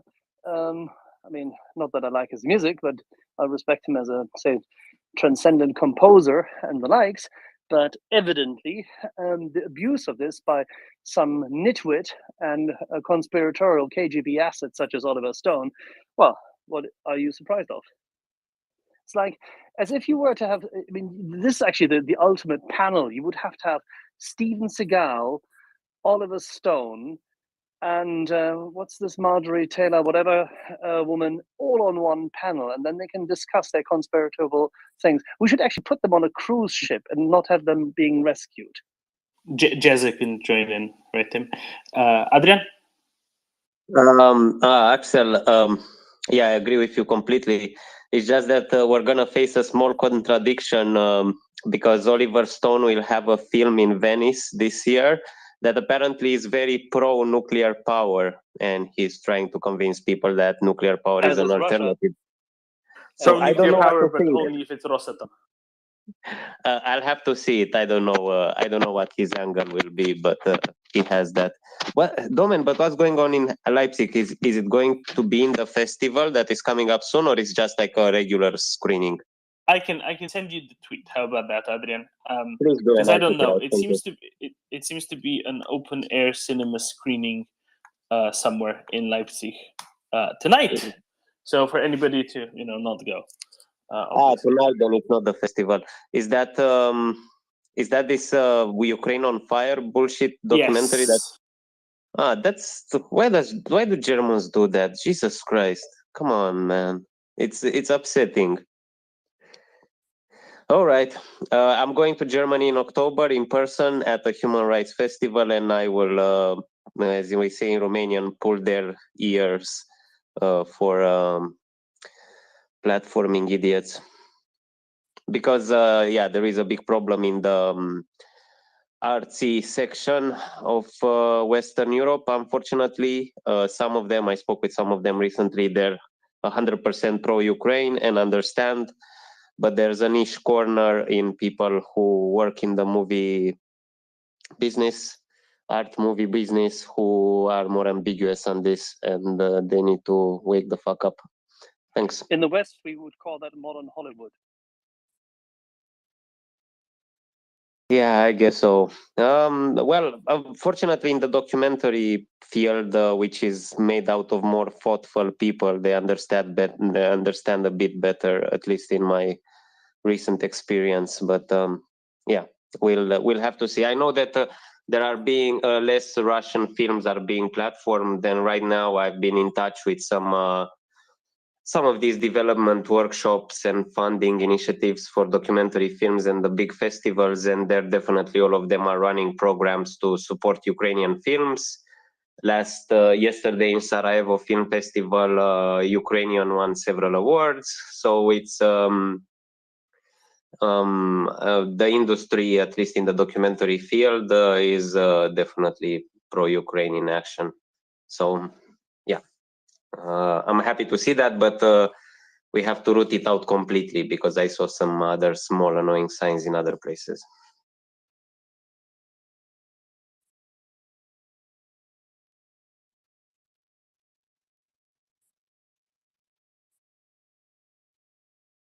Yeah, Adrian, read below on the thing I sent you as well. George. Yeah, I know there's elections coming up in Italy, right? Is it in September? 25th, yes. 25th. Yes, and my biggest concern is the elections we're going to have here in the United States in November, because the FSB's #1 agent has some of his minions have won their primaries, and I'm worried about where the direction of the U.S. aid and coming out of Congress is going to be after November. Let's just put it that way, because remember they're all saying on Russian television their guy Trump, right, and a lot of his minions are running for Congress now, so that's a little disconcerting for anybody who's supporting Ukraine. I'm not too worried, and I'm simply not too worried because of mathematics.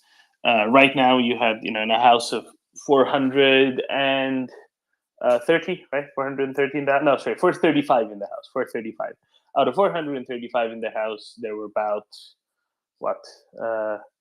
20, 25 kind of not understanding things among both parties. Even if that triples, you're still stuck with 25 out of 435. That's fine. You can always outvote 75 out of 435 resoundingly. It's not really a problem. No, in Italy, it looks like you might get 50, 60% of those who don't get it. That's a problem. When you have, say, 20% perhaps, even if it gets to that point where it might be 20%, much less of a problem. So it's good to keep in mind the relative magnitudes of issues such as this. Now, yes, they can turn some around additionally, but nevertheless, it's not going to be a question of majorities. Yeah, I just don't want their voices to start gaining more traction. That's all. Oh, absolutely. But I really don't think that they'd be able to shout through the rest or shout over the rest. Axel? Well, there's many good centrist Republicans who know what to do, national security Republicans who cannot be easily co-opted, and who are in very solid seats. So it's a matter of them raising their voice and being clear about what matters most, and that is the defense of freedom as opposed to the defense of idiocy. So, and if you want to do that, engage, and I can only highlight this. And if you're a believer of democratic socialism, or you're a centrist Democrat, vote your way. But try your thing and be civil and support the defense of freedom. If you support Ukraine and support freedom and free markets, you're my friend.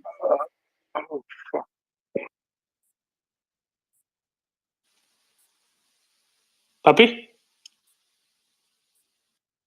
Yeah, I raised my hand instinctively, but I am not sure if there is a sensible way to go about this topic without getting into a rabbit hole that will suck the oxygen for the next 3 hours. So I can try it, right? Go ahead. You mean you try Italian politics now? Yes, please. Oh my God. George's point was about Italian politics and American politics a little bit at the same time. And I'm afraid that we might actually get into a rabbit hole that does not necessarily help the main cause that we are supporting here. So let me just give it a shot. So regarding American politics and I really do hope that this does not become a rabbit hole. I do see a broad support in every area of the political spectrum in the US for Ukraine to be claiming its right to be a free country. I do see this. I also do see at the same time, and okay, let me backtrack a little bit. So I have been a lifelong fan of John McCain. And if the leader of the Republican Party right now was, Mitt Romney, not a guy that I necessarily supported throughout its political career, but I would feel very, very comfortable. There are Putin stooges in both parties in the US right now. There are. Do you want to name names? I can go ahead. You had primary Democratic candidates in the last time around that were very obviously Putin stooges. I'm going to whisper to your ear Tulsi Gabbard, right? But those people in one party are frankly outliers. In the other party, they are likely to be very, very close to be at the helm in a leadership position. So it's really not about Republicans or Democrats. It's not about left or right. It's not about what you think about healthcare. I really don't care in this context, in the context of this space, about this topic. I do see, however, your Tulsi Gabbard or Greenwald types being on the fringe of the left, and I do see people that okay, let's not call it the left. I don't want to give it a topographic definition. One side of the spectrum, and I do see on the other side of the spectrum, frankly, the risk that some Putin stooges might potentially, not sure if it is likely, but potentially becoming the next leaders of the free world. If that happens, then we are not going to care anymore about who gives a freaking flying shit about who is the prime minister of Italy, right? I don't care about that, frankly, if the country that has been the beacon, the leader of the free world from an economic, military, and moral point of view is going to be taken over. That's all I want to say. I hope this does not suck the oxygen of this space for the next 3 hours. I won't let it do. I'll just say I'm pretty sure it's not going to happen. So we have much more likely things to worry about, let's say. And yes, it would be bad word to happen, but it is very unlikely that it would actually come through and happen. Therefore, let's not worry too much about something that isn't going to happen. Perhaps let's talk about what seems to currently be happening. There's some very concerning notes out of Melitopol specifically, following a spate of what seem to be partisan attacks on the Russian occupiers in and around the city of Melitopol. It brings Imperius right up, doesn't it? The Russian occupiers have seemingly been instituting some changes to how that occupied territory is being run. Would anyone like to talk about this, perhaps, who's maybe a little bit even more familiar with it than I am? Ben? Well, I wouldn't say I'm more familiar than you. I just read a few articles, and indeed, it is very concerning.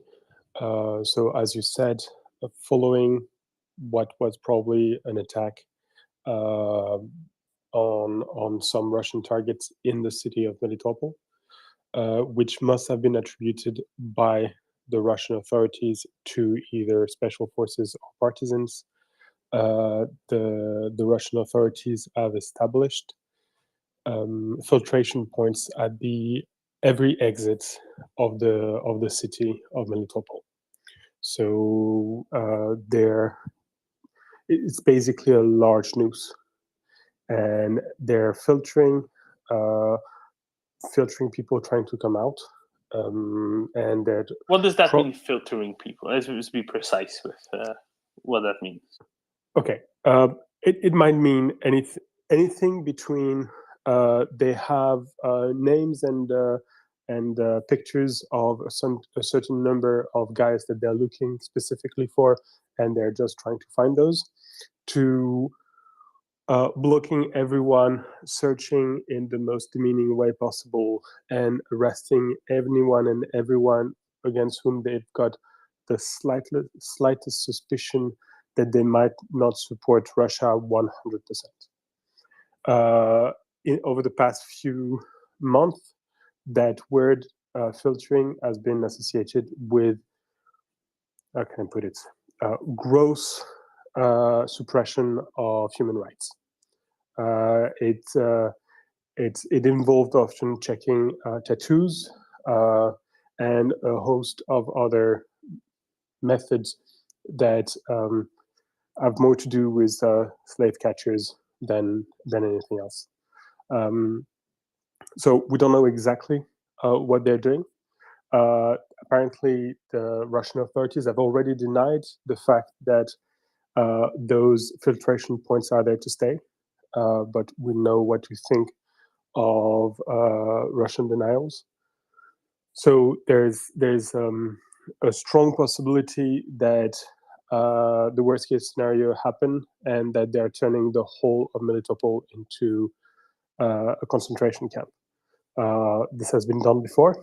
I won't remind everyone of the ghettos in Nazi occupied Poland, but this is exceedingly concerning.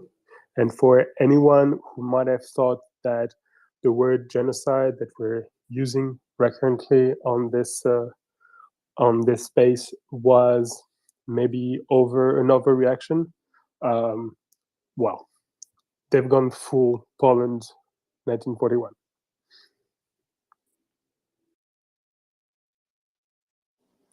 Hopefully not, but it might be the case. So this is the sort of situation that we need to keep an eye on very carefully. And again, if you don't know what to write to your representatives and elected officials about in your next letter, I suggest Melitopol. It might become, it might become one of those awful stories that will come out of the war. Domin, if you can take over. Absolutely. So, Imperius, do you want to talk a little bit more about partisan attacks, perhaps, and what they're instituting within the city? Yeah, I'm not too read up on it. I was wanting to make a more minor historical note that I think the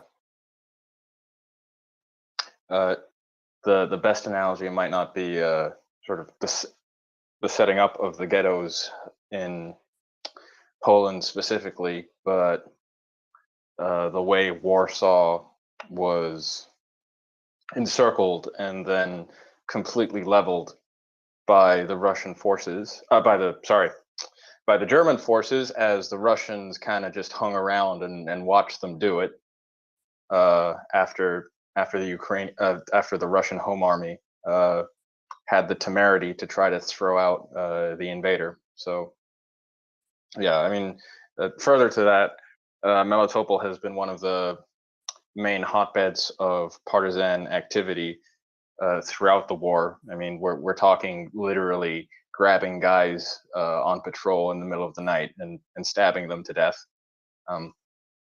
So it seems that the Russians have reached a breaking point in terms of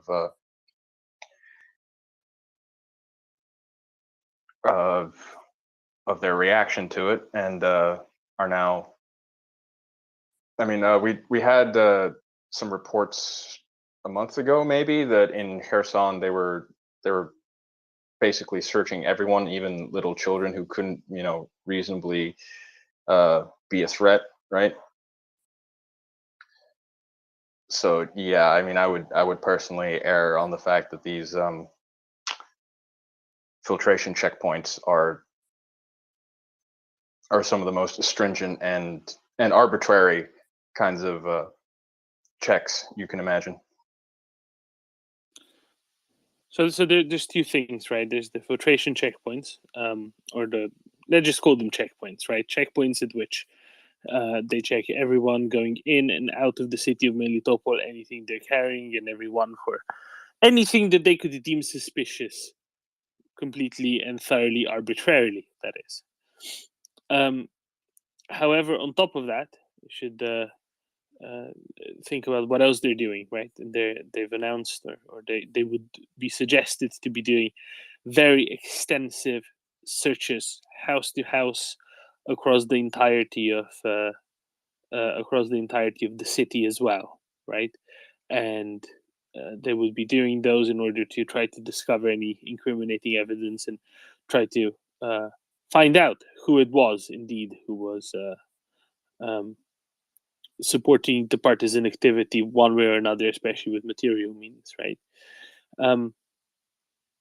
It would be quite bad were they able to do so, but at the same time, I keep thinking, well, would they even be able to do so in the first place? Would they even have the capacity? Would they even have the manpower to be able to execute such thorough searches in a city of that size? And I have my suspicions that they wouldn't really. Imperius, do you think they have enough capacity? Do you think they have enough people to even perform such searches? Checkpoints, fine, but house to house, every house in a city that size? I doubt they would, but I think what I'm more concerned about is basically them doing no-knock raids at random, right? I mean, those have issues in and of themselves when they're conducted by a police force in a civilized country to the extent they are, but here I would think they're just randomly picking houses, right, and just knocking the door down and brutalizing the local populace. Like, I honestly expect this to be an intimidation tactic as much as a legitimate attempt to find partisans. Oh, precisely. Would it be the first time that the Russians have, say, planted evidence, perhaps in the shape of game cartridges, right? Yeah, they'll probably scatter a couple copies of Wolfenstein around and say they found some Ukrainian Nazis. Oh, I was getting more at the Sims game cartridges. Oh yeah, I was riffing on that, but yeah. Yeah. For anyone who's not aware, months ago, I think it was in March, maybe April, Russians were seeking out some people who torched some of their recruitment centers across Russia, and they found them. And as evidence, they presented obviously copies of Mein Kampf, but also clearly somebody said, they need some Sims, and instead of bringing some SIM cards, things that might be used for opening lines of communication, they had 3 boxes of Sims the game, whatever discs they were, cartridges or whatever other carriers. Just particularly amusing because how it wasn't just the person who brought the wrong thing who read the shopping list wrong, but then the person who took the pictures and the person who then posted them. None of them found anything odd with that. That's particularly amazing. Good enough for Russian government work.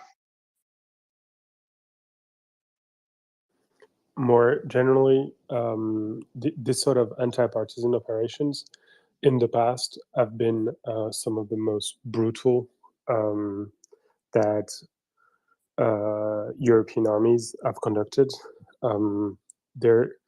The fight against the, I don't know how to say it in English, but the Brotherhood of the Woods in the Forest Baltic countries. Brothers. Forest Brothers, sorry. As well as the equivalent in northern Romania and I assume southern Ukraine.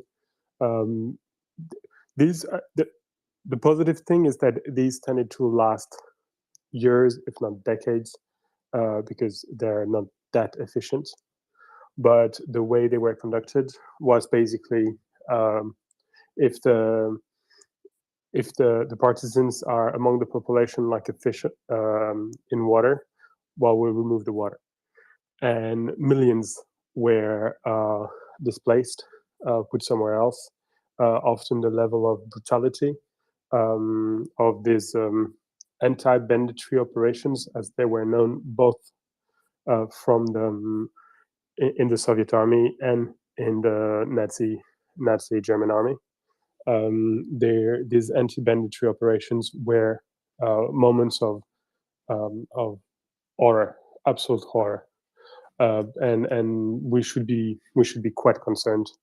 And if you ever, again, if you're on the fence, this is definitely something they should put your ass out of the fence. And if you think that you've already done too much, bothered your elected officials too much, this is definitely a good reason to bother them again. I just wanted to intervene just for a little bit of trivia, Ben, that the last partisan freedom fighter in Romania was captured in 1976. So the Romanian Popular Republic was established in 1947. So what is that? 29 years of partisan action in Romania. And there's even a fiction movie about it. Quite good. What's the title? I'll send you, it's the portrait of the fighter as a young man. It's actually on YouTube. I'll send you a link. Thanks. Excellent. Imperius and then Alex. Imperius. Yeah, just to sort of pile on the Russian anti-banditry operations. Can't remember what exactly the name of the actual military formations that they used for these. Well, basically deportation and mass murder of the civilian population, because if the people wouldn't move or resisted moving, then well they would just get rid of them. Estonia, especially Estonia and the Baltic states suffered heavily under these troops, and they were actually declared terrorist organizations after they gained their independence. I think it was Estonia that declared them a terrorist organization.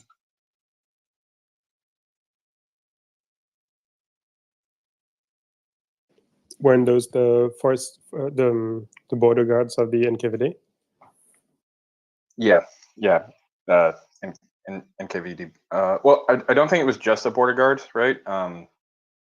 Like, I think it was internal troops or something. Maybe Alex has it off the top of his head. So Ben is quite right that the border troops were part of it. I can tell you what the Soviet designation was, but basically, you're talking about Interior Ministry troops. So Soviet designation was MVD, and they're the successor essentially to the NKVD, and they are now Rosgvardia, and they are doing exactly the same job that they did in Eastern Europe, in Prague, in Czechoslovakia, Hungary, the Baltic states, Chechnya, Poland, and now Ukraine.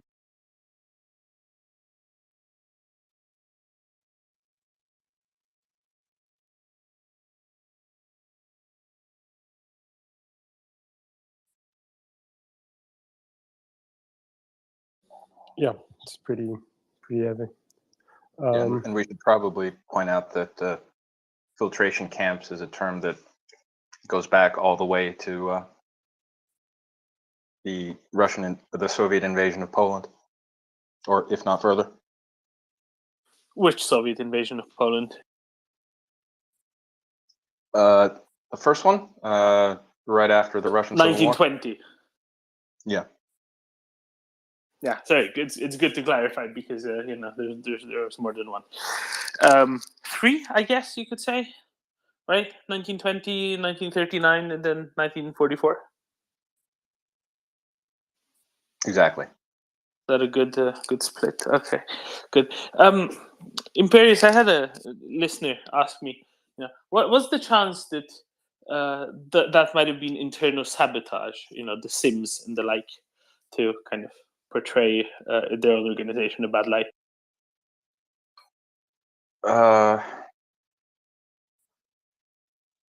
I know. The average Russian MVD agent doesn't strike me as the kind of person who would, go out of his way to make his boss look stupid. Yeah, that's much of my thoughts as well. Yehuda? They don't need any help. They do it well enough on their own. Hi, good morning, everyone. I need a public fan out statement. If you could help, that would be great. I didn't mean to interrupt the flow. What are we? Just give me an idea what's going on here, gentlemen. We're talking about the Russians cracking down on the partisan resistance in Melitopol, closing off all the entrances, exits to the city, instituting harsh checkpoints, and planning to conduct house-to-house searches. Yeah. Well, that came out about 12 hours ago, and that's not looking for partisans. They're just looking for Ukrainians to kill. That's another war crime. Add it to the list. They most likely will murder a fighting age male, probably some women in there too, and a couple children for good measure. It's the Russian way to do things. So it segues into what I'm going to ask. I do have a request from our listeners, and I would really hope we have about 315 listeners currently. Sometimes we've been getting up to 1,000 organically. Just so you know, we're not paying for advertisements to have listeners. We might end up doing that because we found we've seen it in other iterations work. Why do we want to do that? We want to increase our reach and share with the world what's going on and to get help, to be honest with you. And who pays for that? Actually, the moderators do. We do it out of our own pocket. We do a lot of things out of our own pocket. We don't really brag about it, but we do think that it's important to share that we do that so the audience is aware. That kind of falls into our whole ethos.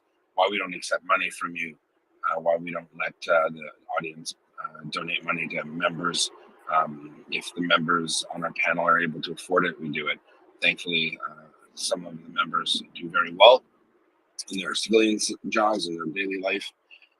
So what I am asking, what I need is we are involved with some major universities and organizations, the best of the best on this green planet of ours, and they're blue and green. And what we are in the process of setting up is a digital map of Ukraine. It would track what's going on in Ukraine via satellites, and also we will have access to historical data, and it will help us track Russian war crimes. This is a big deal. A lot of satellite activity is occurring in Ukraine with governments, and obviously that's geared towards the defense of Ukraine and sharing with Ukrainian forces where the Russians are and what to do and what's going on. We are organizing MryiaReport, no joke, with the top premier organizations. I did mention them in the past. I'm not going to do that until the ink's dry on the proof of concepts. But there are very famous satellite companies and university institutions with laboratories that specialize in this kind of stuff. And what we have is we have a core from some of our supporters, military types. Go look at the Melanie Lake and Alexander Vindman. We're going to be able to get, give them a follow. We're going to be able to get some, retired technicians who read satellites, and they all have the same standard of analyzing and generally the same standard, and the same way to mark, say, overlays that have, destroyed hospitals and clinics, or one overlay, destroyed. And when I mean an overlay, imagine a plastic transparent sheet that goes over a map. So in a physical sense, it would be a map. It would be that, and in a digital sense, it would be an overlay, like a different screen.